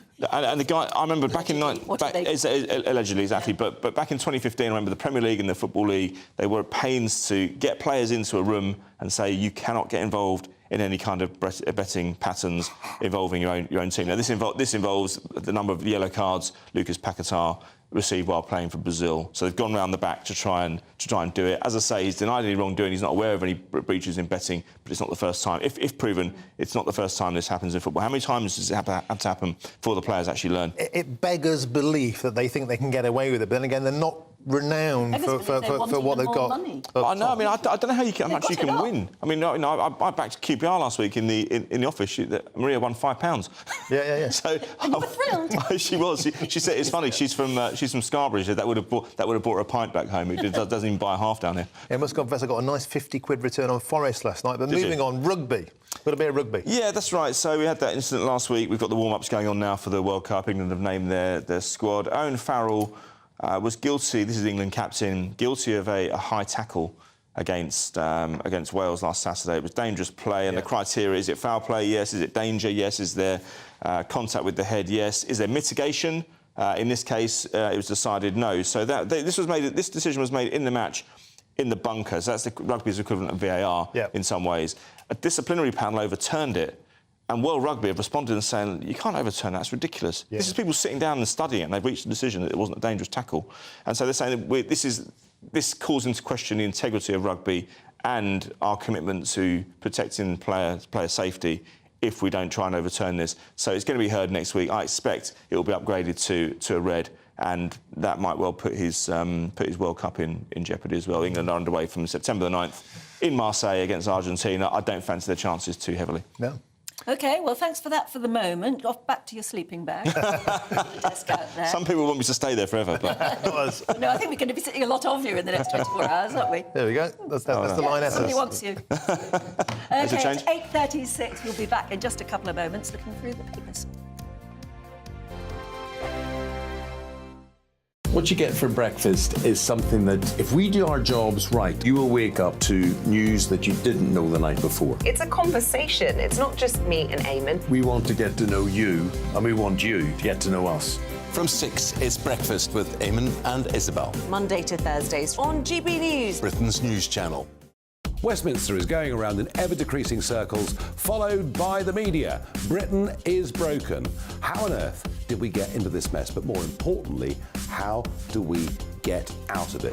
Join me at 7 p.m, Mondays to Thursdays on Farage, here on GB News. We will have open, rational debate. We've got to work out how Britain moves forward from this. Join us here on GB News, the People's Channel. Britain is watching. When the news happens, it happens here. And really important breaking news. Breaking news this morning. On TV, radio and online, the news starts here on Britain's Newsroom. All the biggest stories and the answers that you need from across the UK and beyond. Join Britain's Newsroom from 9:30 on GB News. The People's Channel, Britain's news channel. Join me, Patrick Christie's Monday to Friday, 3 till 6. We tackle the day's news agenda like you've never seen before. It's high tempo, high octane, the most controversial topics and the best guests. You will not be able to take your eyes and ears off it. I'm not afraid to ask the questions that you really want answered. 3 till 6 p.m, Monday to Friday on GB News, the People's Channel, Britain's news channel. People in Britain, they love free speech, but they also love fair play. I don't care if I'm speaking somebody from a trade union, from the Labour Party, somebody from the SNP. And I think the viewers like to see that actually we can challenge one another, but in a positive way. We think we ask the questions that people want to ask, and often we ask the questions that we wanted to ask in Parliament but never got the chance to ask. So join us every Saturday, 10 a.m. till noon on GB News, Britain's news channel. Hi, I'm Dan Wootton. You can watch me live on GB News Monday to Thursday from 9 p.m. And did you know that you can also watch and listen live on our website, gbnews.com?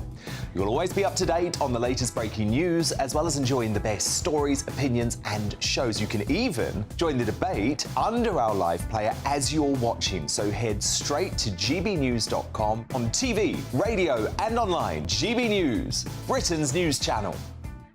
It's all about family, being in people's living rooms, all the interaction and getting to know who our viewers and listeners are. When I was young, my dad used to say, Nana, stop arguing. I wanted an outlet that would enable me to give my opinion People are going through a really hard time right now, and I know that you don't feel like you're being listened to by the establishment. I came to GB News because it's the people's channel, and I want the audience to have their say on the events of the day. We're dynamic. We do something different. Democracy shows that the wisdom of the nation is in its people.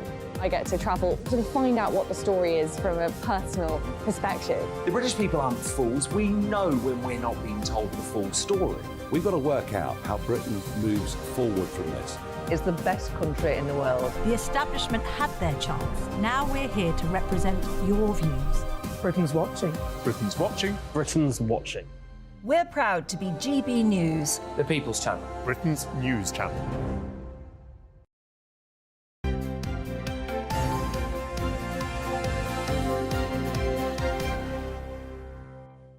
and it's 8:40, very nearly. In fact, if I just twitter along like this for a bit, it is exactly 8:40. Now.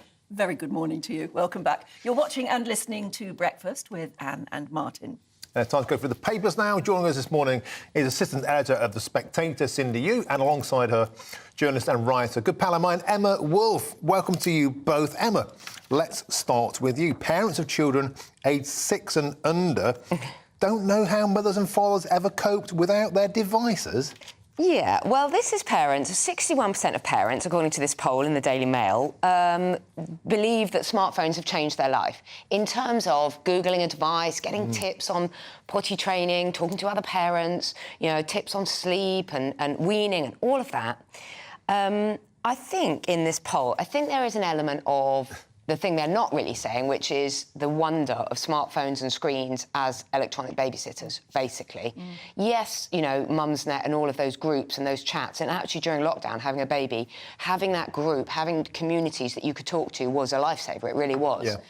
But I think lots of parents are using smartphones to keep the little one quiet for a little bit while they wash their hair or make the dinner or whatever. The electric dummy. I speak as someone who is resisting with all my might. I am desperately holding out against screen time with my 3-year-old. But I think every day I'm getting closer to just putting him in front of YouTube for 2 minutes. They are wonderful on aeroplanes. On aeroplanes, I can't, on a train I was journey. travelling by plane just the other day and all the kids had tablets of varying sorts, but I thought, you know, on a plane you can excuse it. But other passengers, it's lovely and quiet. Wonderful. Yeah. And you hear I know, but I of think kids who touched a book as if it's a touch screen because they're so used to everything being touch screen. But I do find these kind of surveys very amusing. It's like parents today wonder how their parents coped without phones. Yeah. Oh, well, they learned by doing things, or they learned from their parents without phones. And children played in their playroom, in their bedroom, in the garden, in the street. In my era of children, we didn't have the smartphones,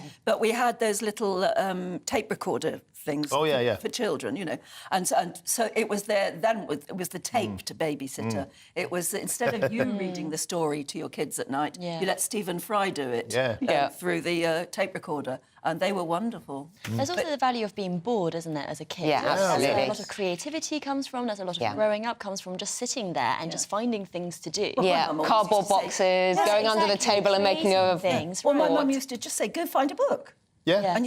And actually, the guilt of not doing it yourself, you thought, oh, I want to go and find a book, and you'd find something and binge on that. Yeah. Oh, how times have changed. Cindy, actually, how times have changed. Right. Because younger investors are looking to TikTok for tips. Yeah, so this is a story about how more and more young people, especially during the pandemic, when they were, you know, not doing as much school, their social lives were disrupted, have gone into social media, especially TikTok, to get investment advice. So they've got, you know, a bit of spare money, they want to put it in some stocks or whatever it is, not necessarily dodgy stuff, but they're getting their investment advice from places like TikTok. So there's a poll here that says a fifth of under 34-year-old investors get their financial information from Instagram.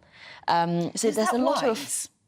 Well, this is the thing. So there are a lot of what's called finfluencers, as in financial influencers, giving investment tips, but some of these have, professionals have said, it's a bit questionable. For example, one person here says, in 10 years, we're all going to be using cryptocurrency and nothing else. I'm not sure that is what the experts actually say about currency.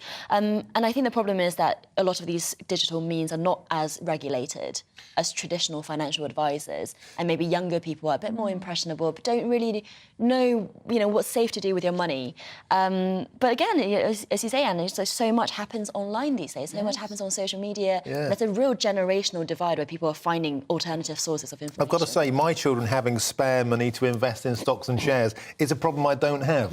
I can't really comment on this one. Emma, your kids... Well, it reminds me of those conferences you can go to in sort of Brighton hotels. Make £1 million, with your property portfolio. You don't need to own a single property, 4 minutes a week, make your millions.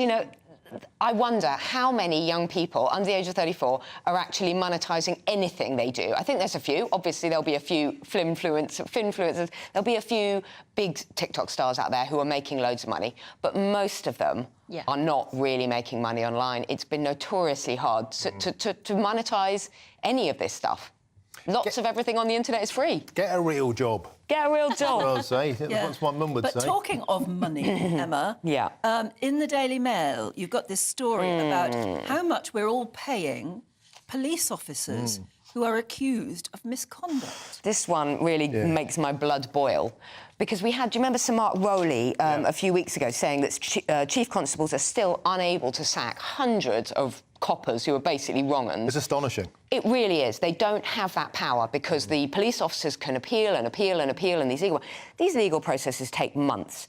So we're spending around £1.6 million a month for suspended police officers on full pay while they're being investigated. And of course it's important for due process to take place. Of course they should be investigated, and that should be a fair process. And since the Sarah Everard murder of Wayne Couzens, there's been a huge rise in the number of police misconduct cases that are being investigated, and that's a good thing.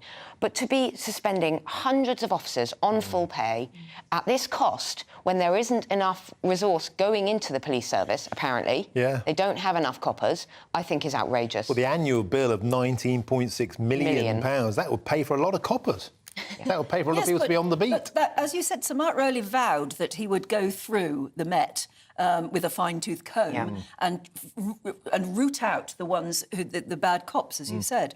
And if you allow him to do that, they can't be suspended on anything but full pay. Why is it taking so long? Why is it nearly 20 million a year? That must be... We need to give chief constables that power, don't we? I think it's the backlog that's the main problem, not necessarily the full pay part, because until you're found guilty, you shouldn't really be punished. No.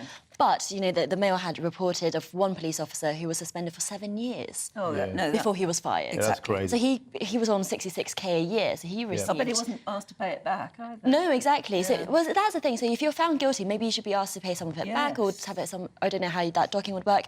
But so the thing is, why is the backlog so long? Yeah, many of the misconduct hearings have not even been scheduled now, so, it's taken far too long. Cindy's got this lovely story. I love this.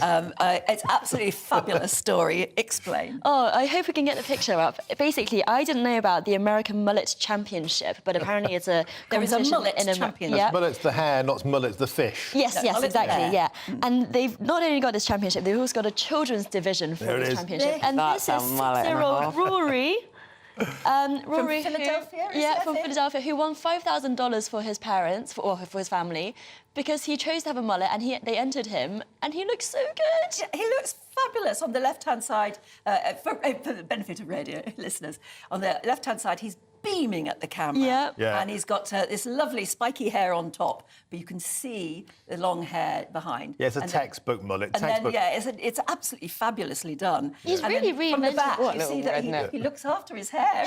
He's got fabulous hair at the back. It's funny because they call this a redneck haircut, but you'd never get a red neck with that magnificent mane falling down your back. But the mullet, of course, is taken tight on the sides, spiky on the top, long on the back, favoured by wrestlers, redneck ex WWF stars. I love feel that like you know Jean-Claude the technical Van Damme. way to do it. Tight on the neck, long in the back. You know too much Martin's about knows a lot about Mullet. Absolutely. We're just checking the back of his hair. Is it getting a little bit long at the back? Yeah, and it's great to see that the baton has been passed from those in the 1980s to a kid of today. Yeah, I think he's brought it back. 1980s DJs. Yeah, exactly. Yeah, Pat Sharp.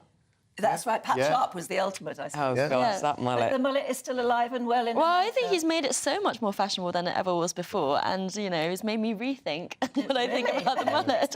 Yeah. It's one of those things that's been out of fashion. It's been out of fashion for so long. It's come back in again. Well, it got a very bad name because it was just done so badly by some. Yeah. But that little boy does He's it well. so sweet. Very, very well It's indeed. majestic. A little girl was telling me the other day that she loved tie-dye, and I just shook my head and looked at her like, you don't know, we lived in tie-dye in the 80s. Yeah, we did. It's horrible. I said, yeah, I know. I was showing They think it's new. I was showing my son a picture of me from the 70s, actually, wearing a cheesecloth shirt. Yeah. And he said, cheesecloth? What's cheesecloth? I said, oh, we all wore cheesecloth shirts. It was the ultimate. But it's guaranteed to come back in again. Now you have to wear linen, though, don't you? Yeah, of course, yeah. We'll move on to Emma, the Home Secretary, and how well she is favoured. Yeah, so apparently Suella needs number 10 and number 10 needs Suella. They've had quite a polarising... She is quite a polarising figure, Suella Braverman, this is the Home Secretary, who has been, I must mention, she's been off glamping in the south of England, and it's been quite wet recently, so I'm laughing at the thought of her having quite a wet camping holiday. They have to do this, don't they? You can't, when you're the Home Secretary or the Prime Minister, you're not really... You have to holiday at home, you have to be in a tent, you have to be... Glamping isn't really camping, but anyway. But so number 10 have this dilemma. They're heading towards an autumn reset, which is what we have to call a reshuffle these days, a reset. And there's a kind of dilemma to keep her in or to cast her out. She's quite dangerous outside the tent. Same tent, in a different tent. But she's also quite polarising within. People are saying amazing things about her in the Times. Suella is just a nightmare, one cabinet minister said. She's not got a grip of the department and is spending all her time playing to the right-wing Tory party gallery. Someone else calls her totally useless. Home Secretary. Yeah, they do. Yeah, they always have. Yeah. It's a horrible job. Yeah. Yeah, and not easy at the moment with small boats and everything. So. And her position is absolutely instrumental and pivotal to the future of the Conservative Party in the next election, like it or lump it. Yeah. Her remit, her brief. Can you imagine, with all of the problems of the small boats at the moment, and the pledges to stop them and all the rest of it, if they were to say we need a new Home Secretary, all the ministers would be sitting at home waiting for the phone call thinking, I don't want that one, don't give me that one. Well, Robert Jenrick is hoping to be moved from immigration in the reset because he doesn't want immigration anymore. He feels he's put his shift in. So, I think it's become this poison chalice position, hasn't it? It's instrumental, Cindy, instrumental to the future of the party and its attempts to get re-elected, especially in the Red Wall. Yet, is this kind of King Canutian position of stop the boats just impossible? Yeah, and I also think their remit is in some ways not broad enough because the push factors that are leading people to want to cross the channel are not in the Home Office's remit. They can't actually help the global politics that mean that people are being pushed to the UK. So in some ways, the Foreign Office needs to step up a bit more and think about, what do we do when things like Sudan happen? Or what do we do when economic crises in other places happen? The Home Office in some ways has too much going on, but also not enough power to do all of this. And, I think Suella Braverman, I think if I were her, I'd feel pretty humiliated with the way that Robert Jenrick has been rolled out at every single opportunity, including on Boats Week, when Suella Braverman is pretty much shoved to her side. Obviously, wonder how she's not very useful, but still. How sort of cowardly that's been, because, Suella Braverman, you can say she's a polarising figure, but that's her job.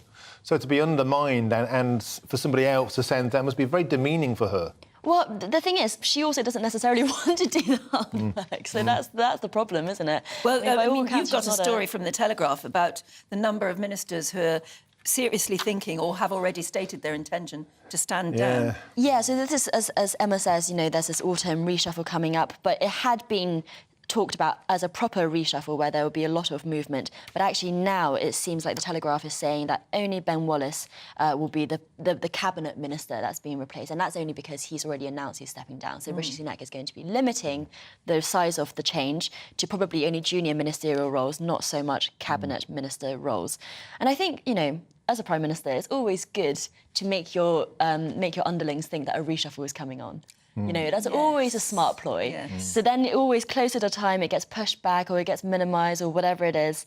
But all of these characters must be thinking seriously about whether they can face the general election. Well, exactly. And they're probably guaranteed defeat. Well, and Ben Mullet, as he says, he's been in government, in politics for 24 years.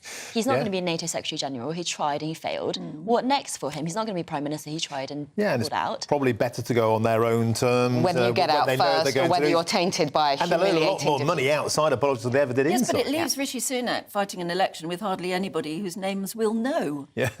That's true, but there are quite a few promising talents from the junior ministerial rank, people who Rishi Sunak have worked with before, like Claire Coutinho, who might be moving up, other special advisors, former special advisors. So I think there are a lot of good names coming up, talented people in the junior ranks. I'm glad you're saying that. but they may well have to face the next few years making their names, making their reputations in opposition. Yeah, absolutely. But you know, that worked for David Cameron. You know, he was able to have that time to cut his teeth on opposition instead of being shoved straight into government. So I think... Although, frankly, what we were saying about Keir Starmer and the Labour Party earlier, I mean, anything could happen. And I really wonder whether Sunak will stick around in opposition. Does he want to be an opposition leader, or is he just... Well, I think the Conservative Party... Well, I guess we'll have decision for him. We have to wait and see. We have to leave it there. Emma and Cindy, fantastic news review this morning. Thanks for joining us. Yeah, and do stay with us, because we've got more to come after the weather.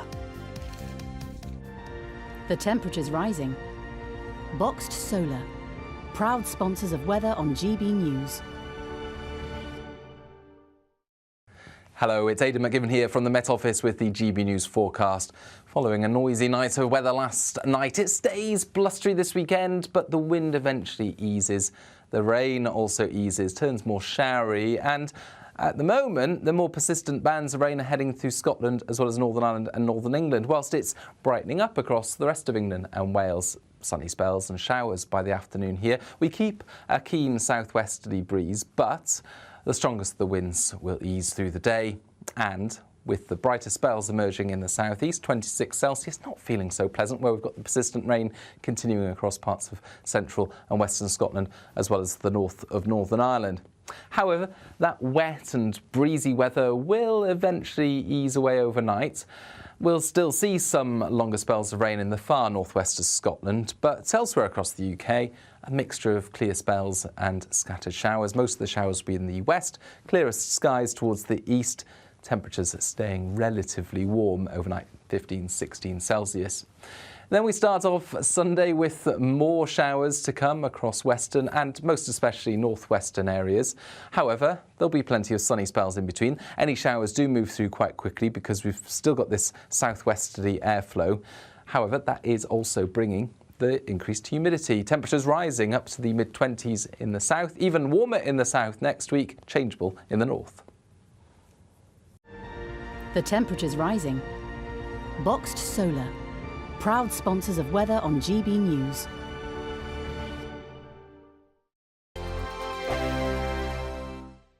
The Live Desk with me, Mark Longhurst. And me, Pip Thompson.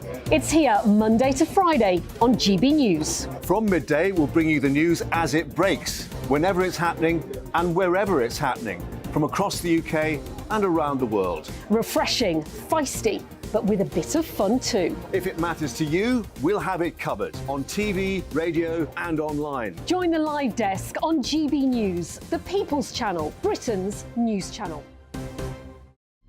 Weeknights on GB News from 6 p.m. You'll always get drama. Please stop, Michelle. I know, yeah. Please stop. Should I just shut up? Romance. You like me, I like you. There you go. There you are. Well, don't tell anybody.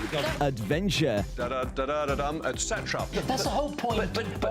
And action. Sergeant Reed, my superstar panel that already at it. They're fighting. It's going to be quite a show. Only on GB News, the People's Channel, Britain's news channel. So Jubes and Co, we tackle the issues of the day with real robust debate, both sides of the fence, battling it out with me in the middle with my forthright opinions and views. And often really interesting things happen because you start with a position and then by the end of the debate you find actually, well, I might not have thought about that one. What we need in this country is two new political parties. You should maybe think about doing a 2024 calendar. I'm Michelle Dewberry and I'm keeping you company right through until 7 o'clock this evening. GB News, the People's Channel, Britain's watching.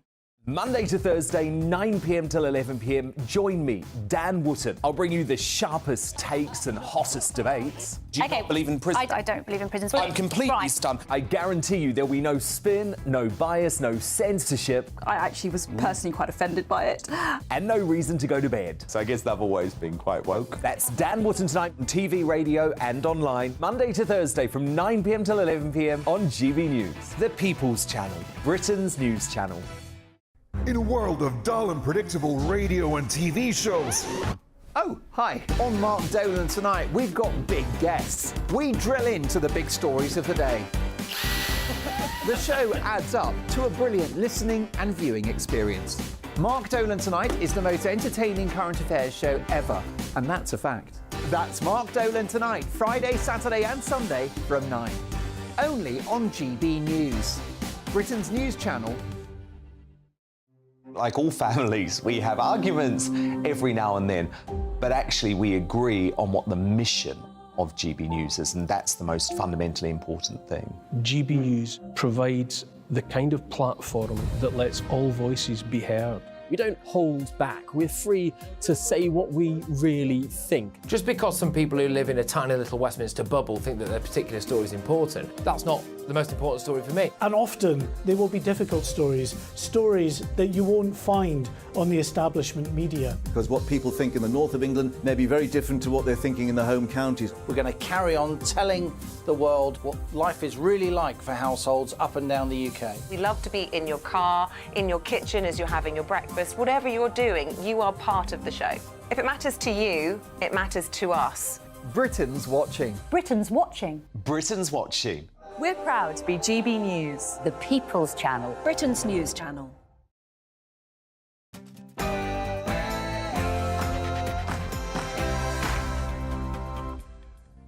Good morning. It's 9 o'clock on Saturday, the 19th of August. Today, Lucy Letby has been found guilty. The 33-year-old nurse has been convicted of murdering 7 babies and attempting to murder 6 others whilst working at the Countess of Chester Hospital. And pubs across England are hoping for a minister's letter that will allow them to open early on Sunday morning as the World Cup final kicks off at 11 a.m. Can the Lionesses bring it home for the first time since '66? And even though the Wagatha Christie trial has ended, the drama apparently goes on. In the latest row, Rebecca Vardy says she wasn't jealous of Colleen Rooney's marriage. More with Stephanie Tecchi a bit later on. And it's been a mixture of sunshine and heavy downpours for many. It chucked it down last night where I was, but how will the weather be today? Well, here's Aidan McGibbon from the Met Office with your forecast. It was a lively night of weather last night as Storm Betty moved through. Will there be more wind and rain this weekend, or have we seen the last of the unsettled weather? I'll have the full details in the weather forecast. Stay indoors, I advise. Huddle under the duvet and watch us. It's very good to be with you. I'm Ann Diamond. And I'm Martin Daubney, and this is Breakfast on GB News.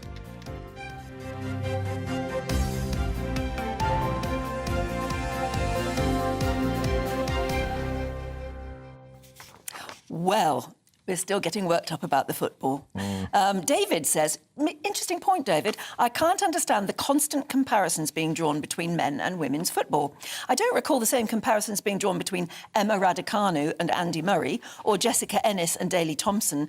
The fact is, the women's football team are successful in their own field and we should be celebrating their achievements. Yeah, and let's not compare them to the men, because we did that yesterday and I got in lots of trouble. Steve in Cleethorpes making a great point. Just spoken to my grandson, who was Australian. He says he is supporting Spain, but I reminded him that had the Matildas beaten England, then we would be supporting them.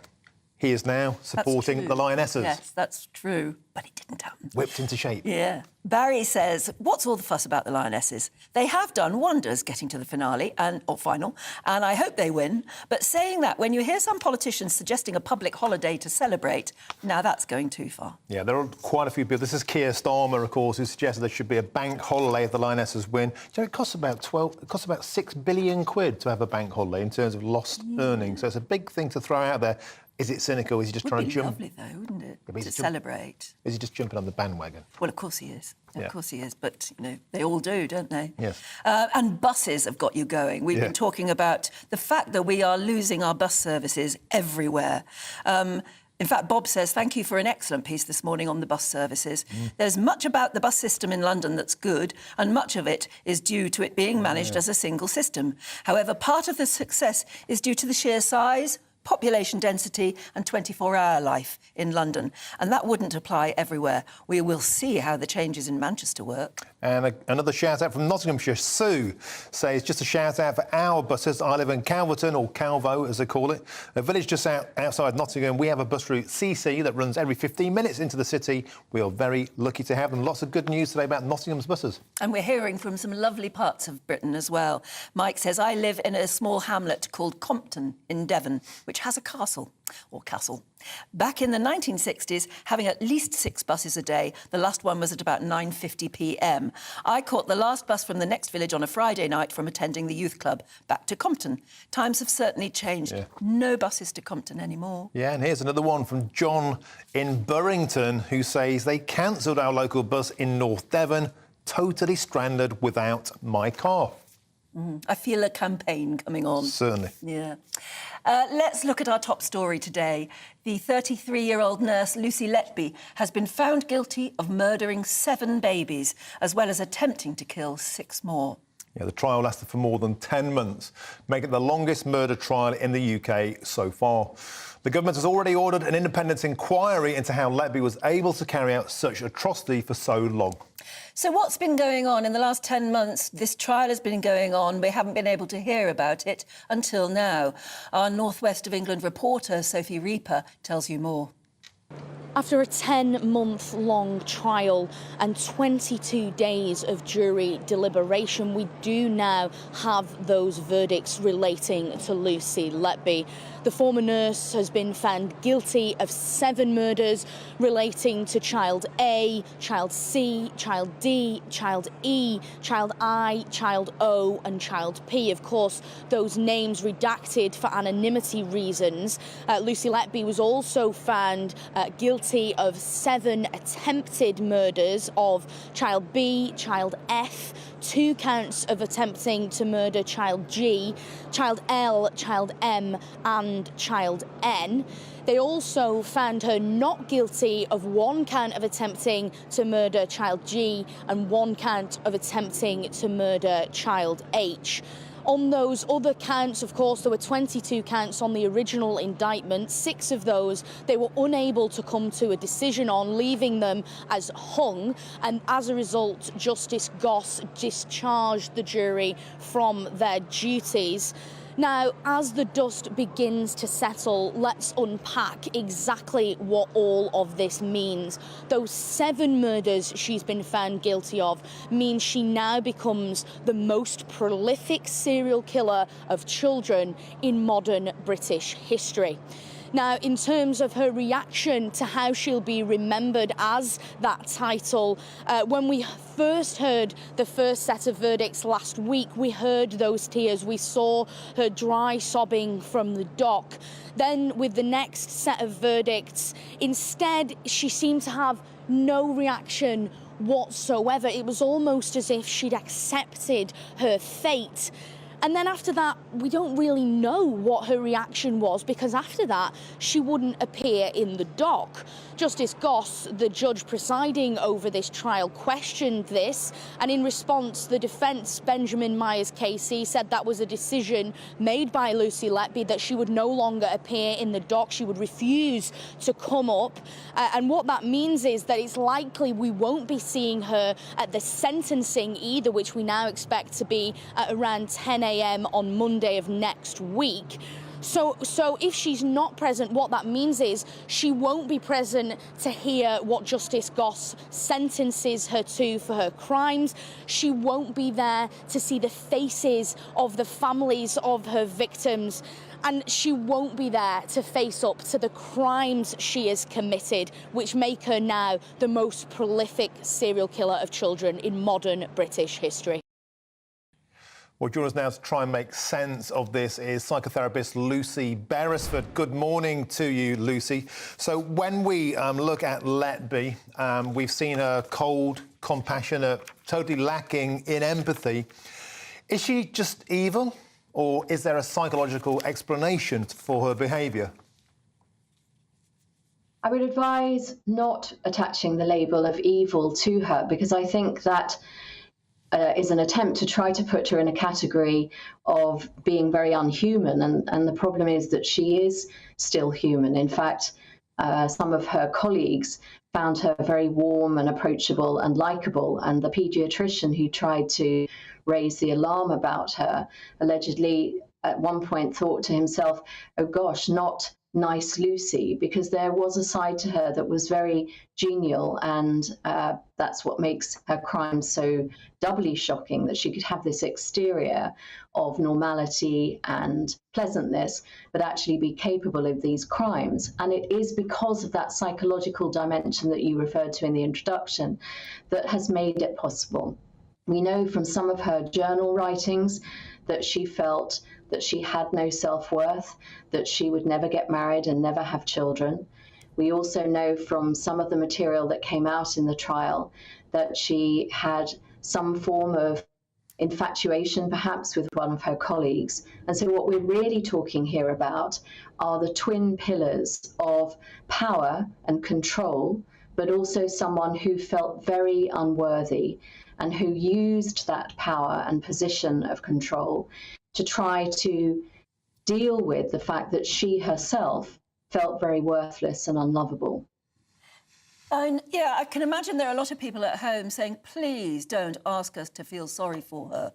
But are serial killers like this, and unusual ones, and women particularly, has something happened in their life to make them this way, or were they born bad?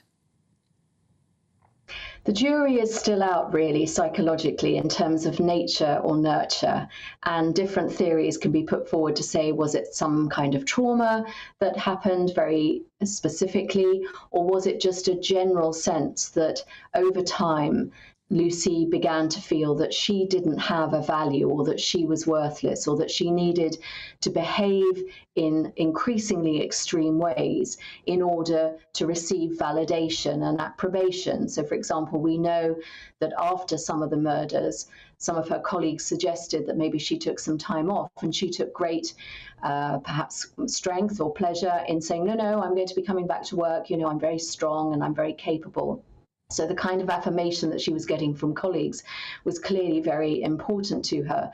And I'm in a very conflicted position when you suggest that maybe we shouldn't feel sorry for this person because of the hideous and atrocious crimes that she has committed. But somewhere deep inside, there is a part of me that recognizes that she is also a very flawed and extremely damaged woman. And who of any of us could say that we're not flawed, or that we don't have issues that we're dealing with? It's just that we don't then perpetrate the crimes that take place. And therefore, one other aspect of this that I just want to draw attention to is the fact that in terms of the serial nature of the murders, it's almost as if, like an addiction, the psyche gets used to what they're dealing with. And once you've committed one murder, it's almost as if it makes it easier to commit the following murders, because you have already overcome the fear or the pain or the trauma that has perhaps kicked in to stop you doing that. You've overcome that. And what a lot of addicts talk about, if we could talk about a slightly different area now, is the way in which their addictive behavior is often the behavior that they don't like. They don't want to gamble. They don't want to have increased sexual activity or drink another bottle of vodka before breakfast. But the nature of their addiction means that they can't function without it. Okay. And I do wonder whether we're looking at an addictive dimension to this as well. OK, Lucy, before we humanise Letby too much, she hasn't shown a scintilla of emotion at any point during this. She's expressed no regret. In fact, when she was questioned, CPS lawyer Pascal Jones said it was very notable that it was very striking that when she started to talk about the babies, the tears vanished, yet she cried about her cats. She cried about missing her flats. What I want to ask you next, I've been into Category A jails. I've worked with clinical psychologists who work with serial killers. She would now go from a prisoner to a patient. She'll be treated inside. If details do emerge of trauma moments in her history that help to explain what's happened in some small way, will that information be made public to those who've lost their children, or indeed to the public? Can we find out more if it comes out once she's inside? My experience of that is that it's very unlikely, because that would all then come down to patient confidentiality, that actually she will, as you say, very likely end up in a treatment facility or a treatment setting within the prison system, and therefore that information may not be available. But it does speak to the way in which all of us want to feel that on some level, if there was anything that we did that could be understood more widely because of the things that have happened to us. And I can really hear people who don't want to give this killer, this murderer, the benefit of that doubt. But in some sense, it's what we would want for all of us, to know that even in our extreme moments of pain and damage, that there would be people who would understand that with us. We wouldn't condone it, we wouldn't seek to wish it away, but we would understand it. And on some level, the writings that Lucy has written that we have now been shown after this trial would suggest that there was an awful lot of pain about feeling completely unlovable and completely misunderstood. We talk it all about her. I wonder what you think about the families who lost their babies in a traumatic way at the time and have since had to learn that those babies, their beautiful babies, were murdered. And I just wonder if they can get any closure from what has now happened. We found the murderer, she will be jailed. I mean, will that help them in any way? It will provide some form of closure, because it will feel like justice has been done. But I can imagine that every single one of those parents would trade all of that to get their babies back, because that is every parent's worst nightmare. And I think we ought to also, our hearts go out not just to the families who've lost babies, but whose babies have been severely affected physically by this experience. And to some extent, mothers-to-be who may be attached to that particular hospital, or who are now reading about this story and are going through their own anxieties. This story is going to have a big ripple effect, because you're talking about parents and parents-to-be at their most vulnerable time. And the parents who've been through this, who are right at the front end of this story, they deserve all our love and compassion to get through this as best they can, because they will remember this, obviously, past this. Once the story has moved on, for most of us, those parents are going to live with that for the rest of their lives. I'm so glad you said that. OK, Lucy Barrister, thank you for joining us on GB News Breakfast this morning. Thank you. It's extraordinary as well, because there will be parents who had positive experiences of this particular nurse. And they will be thinking, I mean, oh, can you imagine the feeling? They'll be thinking, there but for the grace of God. Yeah, but there will also be a lot of people listening to this thinking, you know, she's going to be taken into prison, she'll be paid for by the taxpayer, she'll have a therapy suite, she'll have a life. And those children don't have a life. And I think a lot of people will be asking big questions of the criminal justice system. Are we going soft? What's the best route forward? And the fact that she won't even have to face the families or the judge in the dock, I think is a terrible thing. But she didn't plead insanity, did she? No. Even she didn't. So you wonder, I mean, how can somebody who did those things be anything like a normal human being? Well, she clearly isn't, but she's been treated like a normal person. She's been, you know, she's been tried as a normal person. Yeah, but she won't have to face the families at that moment, and I think that is what the families deserve. They deserve to look this person in the eye, and she deserves to hear what they've got to say about their loss and their trauma, and she has the option of dodging that. That strikes me as the final insult. Let us know what you think. You know how to do it. GB Views at gbnews.com. gbbnews.com. We look forward to hearing what you have to say about that.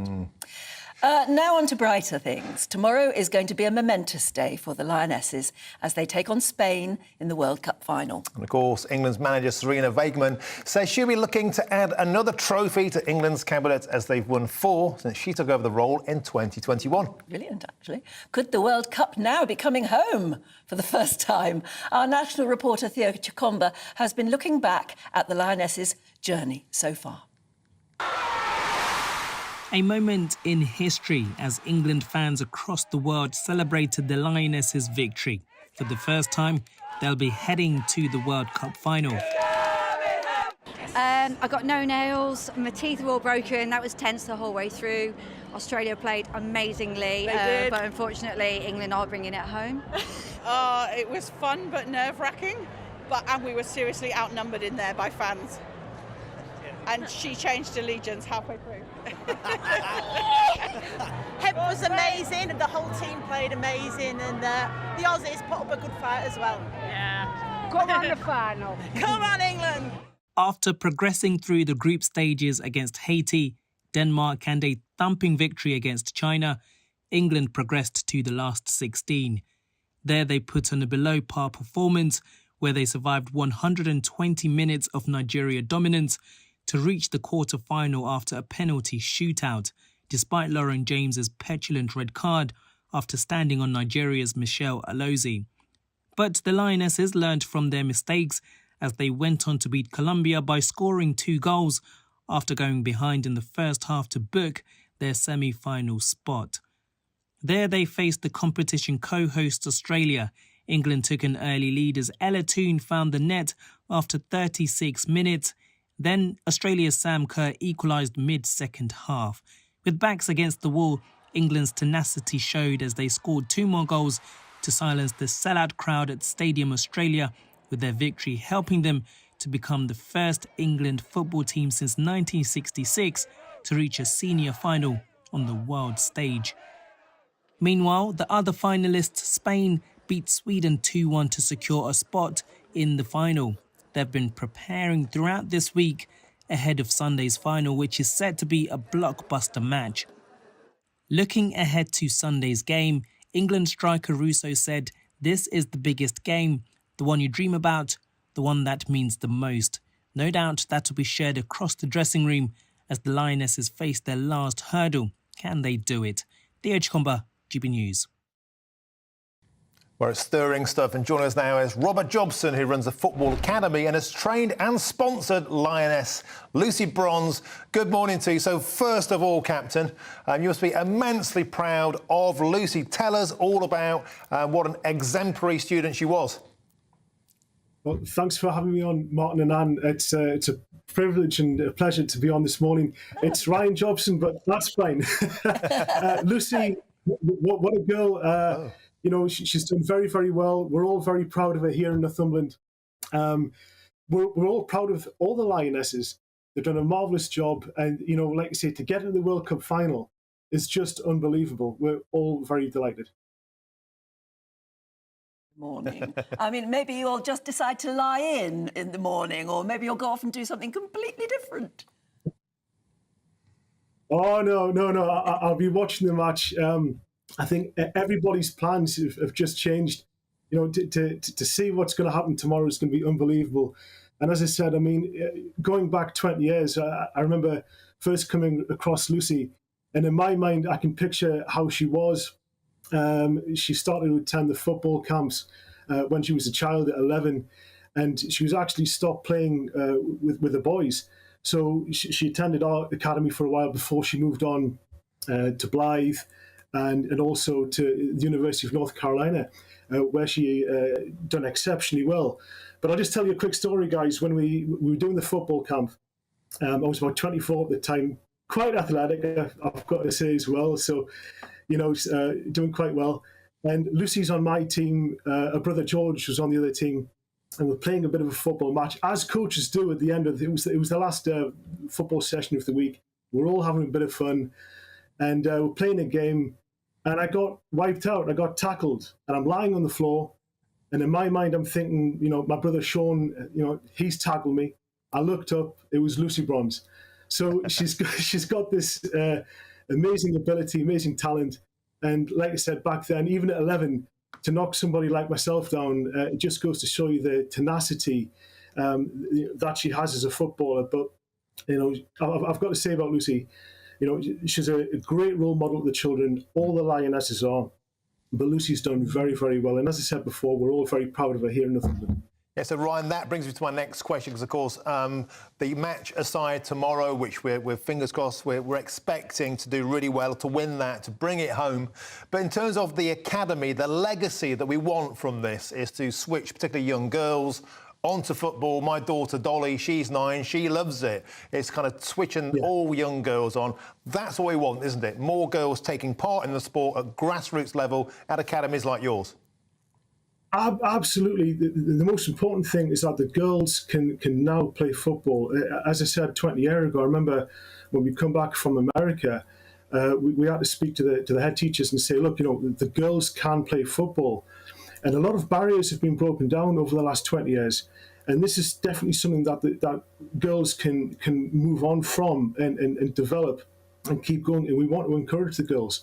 And as I said 20 years ago, well, it really changed, Martin, if I'm honest with you. When I came back from America, from 1995, we were working predominantly with boys. And then we worked, both myself and my brother worked in Boston in America in 2001. And we went from working with all boys in this country to literally working with about 50% of the girls we worked were girls. So it was a completely different environment. And when we came back in 2001, it was great to implement that. But it's not just with us; it's throughout the whole country. These girls are very much I would describe them as the tip of the iceberg, because they're really leading the light. They're really showing how that girls can play football, that girls can develop. But what's coming through really excites me, because it's the grassroots. What's really coming through? It's very organic. The girls are starting to progress. And it's a whole new world for them. And there's, athletically, they're all very gifted. There's some great role models out there, and they've just got to keep bashing on, keep going forward. I'm really pleased to hear that your daughter's playing football as well. That's great. Yeah, superb. Look, bronze will be going for gold tomorrow. Ryan Jobson, thank you for sharing that, particularly the anecdote of how you were hacked down by an 11-year-old Lucy. That's no doubt a bruise you'll cherish forever there, mate. Yeah, well, it's still here, Martin. I think it's going to be 2-1 tomorrow. We just keep on grinding out results. So, girls, I wish you all the best, and thanks very much for having me on here today. Oh, yeah, it's absolutely lovely. Lovely to see your excitement and enthusiasm. I tell you what, has your Dolly? Yeah, Dolly. Has she got a ponytail? It's correct. That's where they get the power from, isn't it? Yeah, I that's think right. It's something to do with the hair, long hair in a ponytail. And actually, Millwall Football Club, which is the nearest to our school, they come into the school. They've got a great women's girls football outfit there. They come in, they train, and the girls are getting really, really switched onto it at grassroots level. It's wonderful. Yeah, it is. It's brilliant. It's going to be even more brilliant tomorrow. Would you like to know more about the weather? A brighter outlook with Boxed Solar. Proud sponsors of weather on GB News. Hello, it's Aidan McGivern here from the Met Office with the GB News forecast. Following a noisy night of weather last night, it stays blustery this weekend, but the wind eventually eases. The rain also eases, turns more showery, and at the moment, the more persistent bands of rain are heading through Scotland as well as Northern Ireland and Northern England, whilst it's brightening up across the rest of England and Wales. Sunny spells and showers by the afternoon here. We keep a keen southwesterly breeze, but the strongest of the winds will ease through the day. And with the brighter spells emerging in the southeast, 26 Celsius, not feeling so pleasant, where we've got the persistent rain continuing across parts of central and western Scotland, as well as the north of Northern Ireland. However, that wet and breezy weather will eventually ease away overnight. We'll still see some longer spells of rain in the far northwest of Scotland, but elsewhere across the UK, a mixture of clear spells and scattered showers. Most of the showers will be in the west, clearest skies towards the east. Temperatures staying relatively warm overnight, 15, 16 Celsius. Then we start off Sunday with more showers to come across western and most especially northwestern areas. However, there'll be plenty of sunny spells in between. Any showers do move through quite quickly because we've still got this southwesterly airflow. However, that is also bringing the increased humidity. Temperatures rising up to the mid-20s in the south, even warmer in the south next week, changeable in the north. A brighter outlook with Boxed Solar. Proud sponsors of weather on GB News.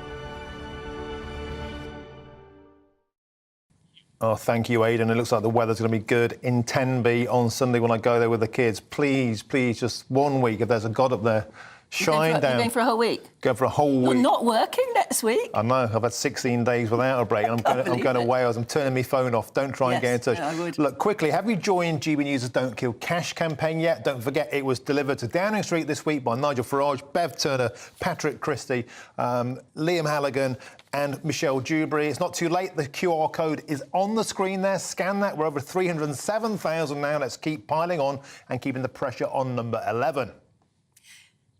Yeah, and we're thinking of another campaign right now is to get our buses back, do something. We've been talking about buses all morning and the fact that we're losing them gradually, bit by bit. Susan says, I live in a borough of Southend, which is now a city, and the local bus route used to run every 20 minutes from a very heavily populated area of Southchurch. In February, the bus was completely scrapped, so we have no bus service at all. Shame on you, Southend Council, for doing nothing. Yeah, and this is the really interesting point. Sally, who is a bus driver in Cheshire, says, I was a lady bus driver around Crewe and Nantwich, 25 years ago. Great job, but unfortunately, buses are largely used by bus pass holders due to the high fares. So when looking into putting a tender in for a route, the council would look at how much profit will be made, and it does not always have a very positive outcome because so many travellers travel for free.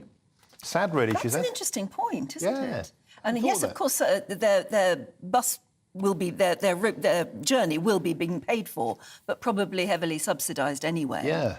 So, yes, if you want to make money as a bus company, maybe it's no longer very easy anymore. Not viable. Yeah, it's because we all drive cars. But then they're forcing us into our cars by scrapping the bus routes. That's it. Anyway, we've got lots more coming up for you. It's 9:30. Do stay with us.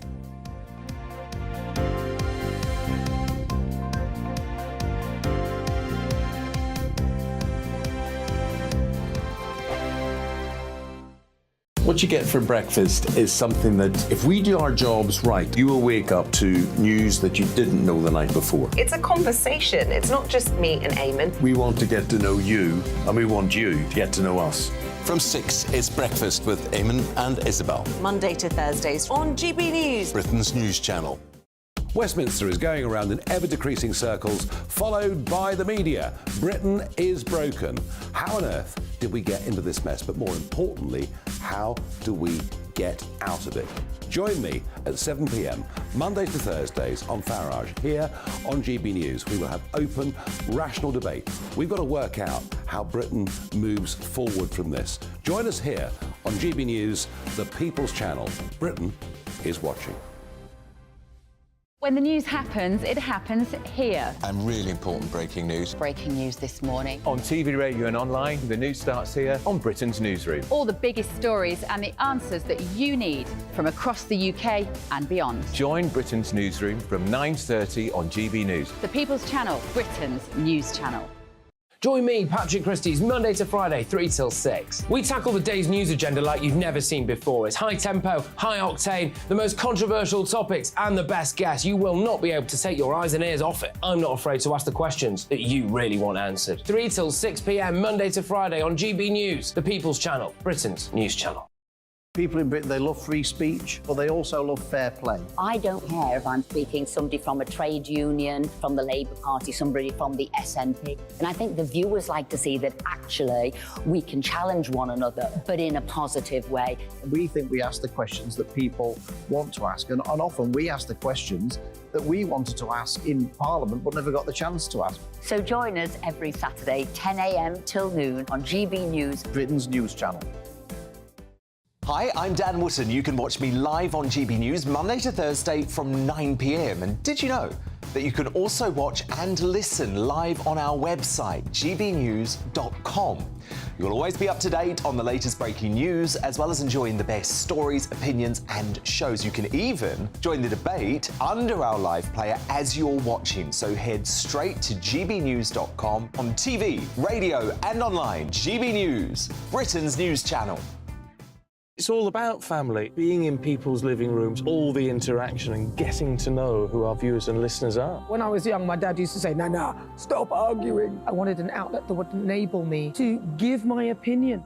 People are going through a really hard time right now, and I know that you don't feel like you're being listened to by the establishment. I came to GB News because it's the people's channel, and I want the audience to have their say on the events of the day. We're dynamic. We do something different. Democracy shows that the wisdom of the nation is in its people.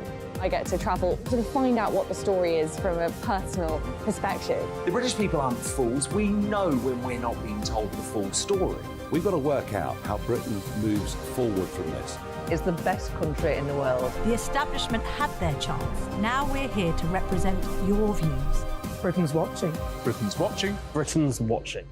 We're proud to be GB News, The People's Channel. Britain's news channel.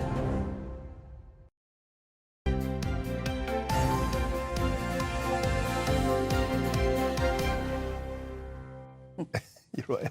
You won't believe what we've just been talking about. As Martin's done 16 days straight work here at GB News. And then tomorrow, after the programme tomorrow, you'll be heading off to Wales. That's right. But because the family's already gone, you don't have to drive, you can go on the train. And the Lionesses are on. I leave at 11:15. The game starts at 11, so that first... It's going to be heaven. I always think that when you go on holiday... You know you're on holiday when you are sitting on the plane and they come round with the drinks and you say, "Can I have a..."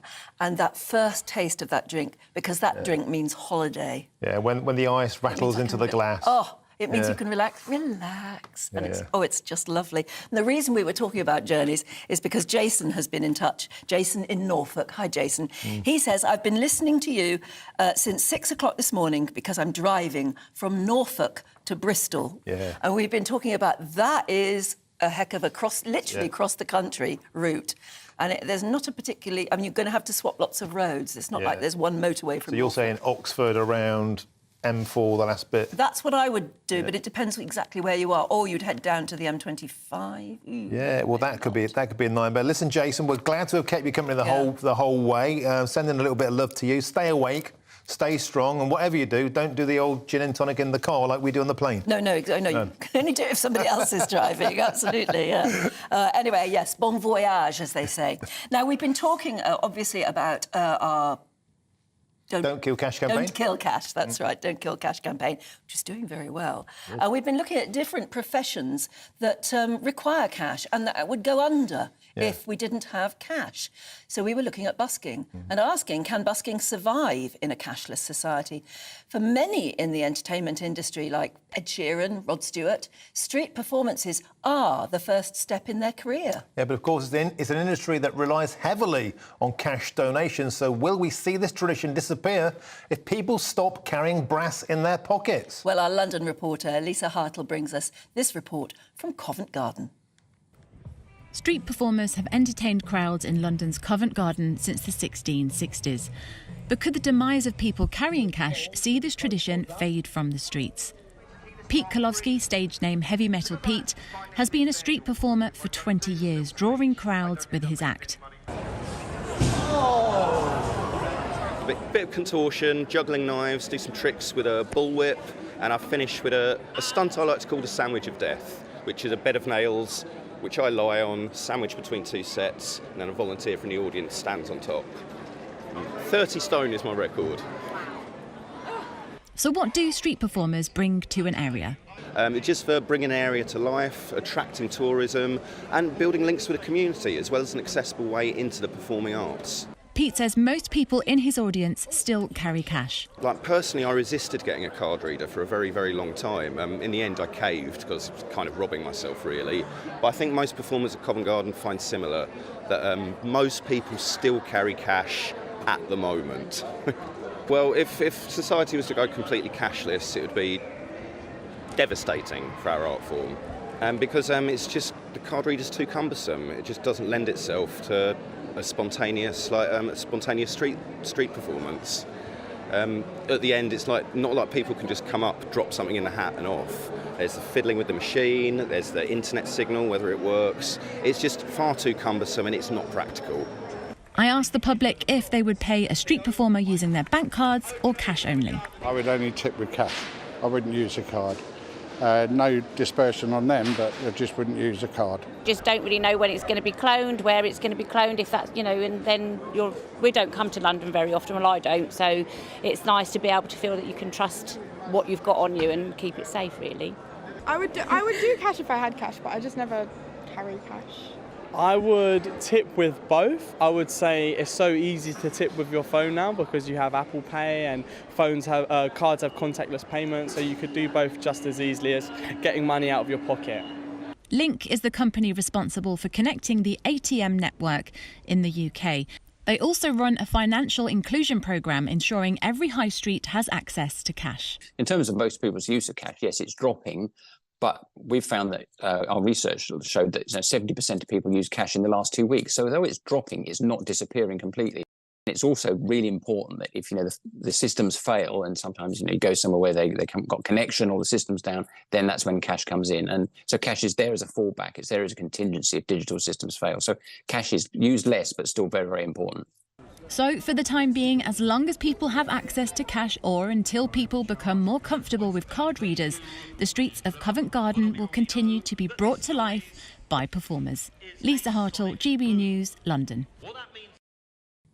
I can see why you don't tip so easily if it's a card reader, because we haven't got used to doing it, I suppose, with a card so much. And it doesn't feel, it's just not something we're used to doing. It feels less friendly. It does. Doesn't it? It does. And I've got a message here. This is from my barber, actually, Sean, who's presently in Tenerife. And it's knocking on the door of 11 o'clock there, so he's probably on the Cervezas. He sent this to me yesterday.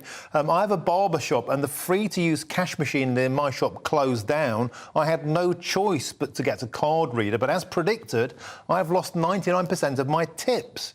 Even people that used to give tips just tap and go. I included my tip in my turnover to help run the shop. I've now had to put my prices up. That's why barbers want cash. It does nothing to do with fiddling. It's so we get tips. Regards, Puds, and that's the Barry Road Barbers in South London. Give them a shout out. Yes. Absolutely. Good.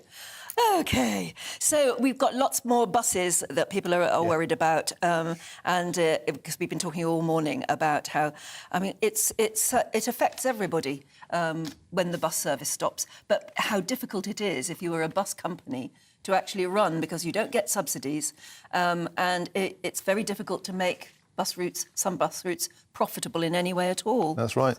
And Peter here is saying, I live in a village in Essex called White Notley. Great name. When I moved here 13 years ago, we had a bus 6 days a week, and now we only have 2 shopping buses, the SB21 on a Monday and the Route 345 on Wednesday. There are no footpaths connecting the village. They only have buses on a Wednesday there, Yeah, apparently. this is it. Yeah, no, they can't get to neighbouring villages. A car is essential. Yeah, actually, Chris says, morning, Chris, you don't move to a village unless you can drive. Yeah. Subsidising buses to drive around empty when we need to spend it on cancer treatment is nuts. The only trouble is, I don't think the money moves around that way, does it? And just by cutting a bus service doesn't mean that money is going to be spent on cancer treatment. That's right. And Nick, another one from Nottingham. I live in Nottingham city centre, but now I live in East Leek in South Notts, I know well.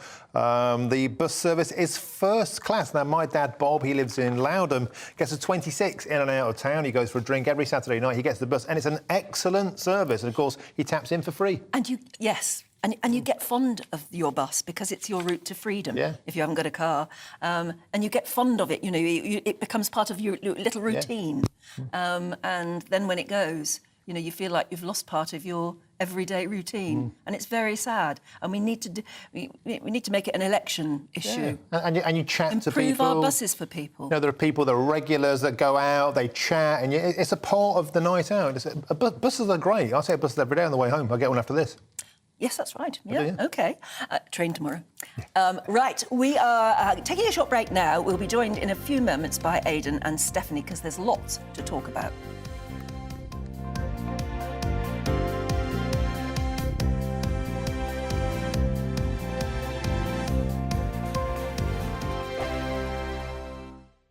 The Live Desk with me, Mark Longhurst. And me, Pip Thompson. It's here Monday to Friday on GB News. From midday, we'll bring you the news as it breaks, whenever it's happening and wherever it's happening, from across the UK and around the world. Refreshing, feisty, but with a bit of fun too. If it matters to you, we'll have it covered on TV, radio and online. Join the Live Desk on GB News, the People's Channel, Britain's news channel. Weeknights on GB News from 6 p.m. You'll always get drama. Please stop, Michelle. I know, yeah. Please stop. Should I just shut up? Romance. You like me, I like you. There you go. There you are. Well, don't tell anybody. Adventure. Etc. That's the whole point. But And action. Sergeant, the big green, my superstar panel that are already at it. They're fighting. It's going to be quite a show. Only on GB News, the People's Channel, Britain's news channel. So Jubes and Co, we tackle the issues of the day with real robust debate, both sides of the fence, battling it out with me in the middle with my forthright opinions and views, and often really interesting things happen because you start with a position and then by the end of the debate you find actually, well, I might not have thought about that one. What we need in this country is 2 new political parties. You should maybe think about doing a 2024 calendar. I'm Michelle Dewberry and I'm keeping you company right through until 7 o'clock this evening. GB News, the People's Channel, Britain's watching. Monday to Thursday, 9 p.m. till 11 p.m. Join me, Dan Wootton. I'll bring you the sharpest takes and hottest debates. Do you not believe in prisons? I don't believe in prisons. I'm completely stunned. I guarantee you there'll be no spin, no bias, no censorship. I actually was personally quite offended by it. And no reason to go to bed. So I guess they've always been quite woke. That's Dan Wootton tonight on TV, radio and online. Monday to Thursday from 9 p.m. till 11 p.m. on GB News. The People's Channel, Britain's news channel. In a world of dull and predictable radio and TV shows. Oh, hi. On Mark Dolan tonight, we've got big guests. We drill into the big stories of the day. The show adds up to a brilliant listening and viewing experience. Mark Dolan Tonight is the most entertaining current affairs show ever, and that's a fact. That's Mark Dolan Tonight, Friday, Saturday and Sunday from 9. Only on GB News, Britain's news channel. Like all families, we have arguments every now and then, but actually we agree on what the mission of GB News is, and that's the most fundamentally important thing. GB News provides the kind of platform that lets all voices be heard. We don't hold back. We're free to say what we really think. Just because some people who live in a tiny little Westminster bubble think that their particular story is important, that's not the most important story for me. And often they will be difficult stories, stories that you won't find on the establishment media. Because what people think in the north of England may be very different to what they're thinking in their home counties. We're going to carry on telling the world what life is really like for households up and down the UK. We love to be in your car, in your kitchen as you're having your breakfast. Whatever you're doing, you are part of the show. If it matters to you, it matters to us. Britain's watching. Britain's watching. Britain's watching. We're proud to be GB News, The People's Channel, Britain's news channel.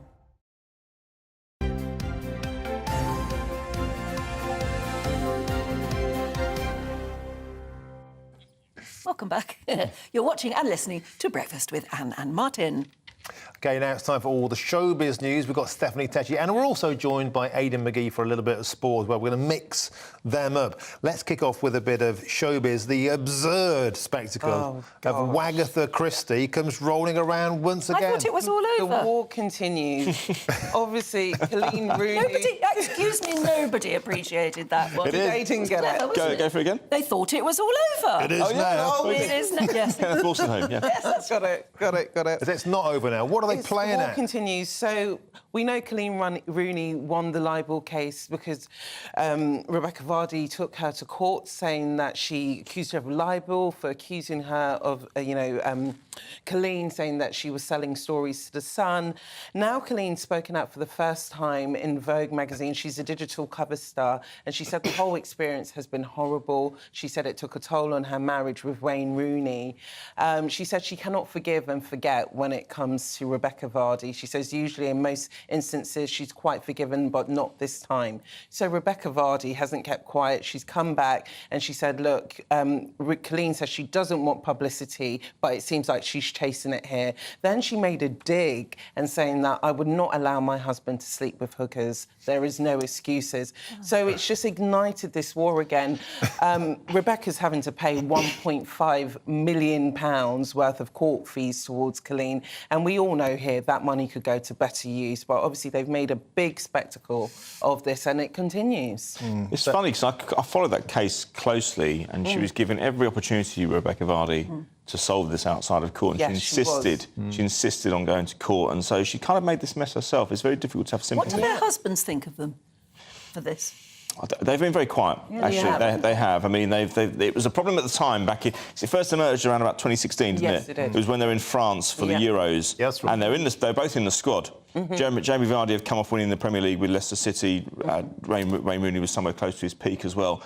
That can't have been a pleasant environment in the camp at that time. It's happened before where players have fallen out during camps, but this one would have been difficult. Were they quite close before? No, not really. They hadn't really played together, but they did say that that's everything that's gone on outside of the pitch just stays separate. But how can it in reality? It does make you wonder, Aidan and Steph, who paid the legal bills? Was it the Premier League footballers having their wages hoovered up into pointless legal bills? Yeah, without doubt, it would have been played. It's personal liability for this. Well, neither women were earning particularly much money at all. Would you say 1.5 million is chump change? I was told 3 million actually. Yeah, but 3 million. But maybe that's combined. I don't know. But then I suppose Rebecca Vardy would have had to pay Colleen's fees as well. Yes. Would you say that's chump change for James? Yeah, well, it depends on their contract. I mean, he's in his last major contract of his career. I mean, but that's not to say his next one won't be decent. It probably won't be as much as now, but. 1.5, what are they on? Don't know, it depends. I think at Leicester... Over his career, he must have saved a bob or two. Well, he started in non-league, funnily enough. He didn't earn money until quite late. However, they're in the realms now of 200 grand a week. Is he going to Saudi now, Jamie? I think he's been linked with Saudi, but I think now that he's gone to Leicester, I think he'll want to get them back to the Premier League. So he'll have a few quid. It makes you wonder, though, Steph, why can't Rebecca just keep stum? Because, here we go again. It's like she's already lost a load of wonga in court, and now she's talking about prostitutes again. It's like, for God's sake, can someone put a sock in it? I guess she has a point to prove. She's happily said she knows she's lost the case, but I guess knowing that Colleen is the Vogue cover star and she's been made to look like an angel, I feel like Rebecca wants to get her two pence worth in. Why can't these women realise how lucky they are in the first place? And both of them have got good marriages by the look of it, and tons of money, and they could do what the heck they want, and instead they're having this horrible little But the Rooneys are battling for a bit of relevance now, I think, because he doesn't play football anymore. His managerial career has it's gone off the boil since Derby. He's waiting for another opportunity. If you leave it too long, you eventually slide off the shelf. And I wonder if they're just fighting for a bit of... I mean, being column inches were given for so many years, and maybe there's not quite the interest there was maybe a year or so ago, and it's about maintaining that. I don't know, maybe that plays into it. Both couples have profited out of this because I think Rebecca Vardy at one point she trademarked the name Wagatha Christie. So if you ever want, she trademarked it. So if you ever want to use it worldwide, you have to go through Rebecca Vardy. Well, if we say it on this show, is she earning a few quid? Yeah, she will. Can we rewind and erase it? So she's making money off it. There's already been a Channel 4 documentary on it. There was a theatre show, so they've made money out of this. Have anyone seen the theatre show? No. I quite enjoyed the documentary. On to some serious football. Of course, it's the Lionesses tomorrow. You've said penalties. No, I said after extra time 2-1, same as last year for the Euros, which I got right. Well, the asparagus lady, who we've interviewed before on this program, she's good for tips. Asparamancer. Got that. I like it. The Asparamancer reckons it's 4-1. No, they're winning. Oh, what did she say? Penalties. They're going to win on penalties. Win on penalties, I think. Are you going to be watching? Oh, definitely. I am going to be watching. I found it quite fascinating how the Lionesses have just kind of raised up the ranks and they've made women's football quite appealing, though. But the thing is, the only thing that's a bit controversial, I don't think they've got that superstar edge like the men's football team. I know all the names of the men footballers. But that's the key. That's the key. This is a team. This is a unit. You don't win tournaments just on one star. OK, you can point back to Diego Maradona. He supposedly won the World Cup single-handedly in '86. It wasn't quite as simple as that. But this is a team unit. In tournament football, you've got to be together, you've got to get stronger as it goes along. England are peaking at exactly the right time, and that's because the team unit is good. No, not many coaches really want to deal with the superstar cult. Well, tomorrow we're going to have to watch this. We're going to have to look at. We're going to have to ask you. Who are the ones to watch out for, and how do we recognise them? That's what I want to know, Yes, and I me need too. help with where. I think with the men's football team, I know who. You already know most but of with them, the women's team, it's like they've just bunched them all together, and we don't know the. And the fact that they all have blonde hair that's scraped back in a ponytail makes it really difficult to be able to tell who from whom. When you're Well, the personnel. This is one of the difficulties because the personnel changes were quite marked from last year because there were 3 serious knee injuries, 2 retirements. Serena Wiegman's had to rebuild the squad to some degree, so some of the names and faces aren't recognisable necessarily from last year. The bulk of the squad, the nucleus of the squad, is the same, but that's part of the triumph. If they go and do it, she's had to do it with. Yes, you can say they arrived in Australia as European champions, but it's not all the same players. Well, she's had to rebuild. It's going to be a joyous moment. Steffa, let's look at the killjoys at Disney. They've completely sapped the life out of Snow White and the Seven... Well, they're not even called the Seven Dwarfs anymore. No, it's Snow White and the magical creatures, and, you know, it's believe been that. Even the building dwarfs up got a the lot chop. of controversy. David Hand, his father, also called David Hand, he directed the original in 1937. He's come out and he's blasted Disney for being radical. He says they're destroying what is a beloved classic. He says there's been no respect towards it from Rachel Zegler, who is a Latino Hispanic, who will be playing Snow White, who says she hates the film. So Snow White isn't even white, and there aren't any dwarves. And there ain't no Prince Charming. It's a Oh, my feminist God. remake. He's been quite damning. He said Walt Disney and his father would be turning in their graves. And, you know, you can understand where he's coming from. It's a beloved classics, which we've all watched. When is it going to be released? It's going to be released in March 2024 next year. Right. So I can imagine even both its critics will still be going to the cinemas just out of curiosity to see what's been done to this. So Aidan, is it go woke, go broke, or will people go and see it anyway because they've got to entertain their kids somehow? Yeah, I think. Well, I mean, I was on the show last night with Mark Dolan, and we were talking about with Patrick Christie's, and the gentleman next to me, David, was saying that if you're going to commission something new, you don't get the backing for it. So it's actually more advantageous financially to just rejig an old theme, and to rejig it. The only way to do it, because you don't want to retell the story necessarily, but change the names and make it political. But they're utterly destroying talk about it. Talk about it. Talk about and it. it's working. We're talking about it. Yeah. Look, Aidan, Stephanie, thank you so much for joining us. We've got plenty of work on the Lionesses tomorrow, won't we have? So we are going to be back. But right now, that's it from us. Do stay tuned, because Esther and Phil are here with Saturday Morning Live. That's coming up next. Looks like things are heating up. Boxed boilers, proud sponsors of weather on GB News. Hello, it's Aidan McGivern here from the Met Office with the GB News forecast. Following a noisy night of weather last night, it stays blustery this weekend, but the wind eventually eases. The rain also eases, turns more showery, and at the moment, the more persistent bands of rain are heading through Scotland as well as Northern Ireland and Northern England, whilst it's brightening up across the rest of England and Wales. Sunny spells and showers by the afternoon here. We keep a keen southwesterly breeze, but the strongest of the winds will ease through the day, and with the brighter spells emerging in the southeast, 26 Celsius, not feeling so pleasant, where we've got the persistent rain continuing across parts of central and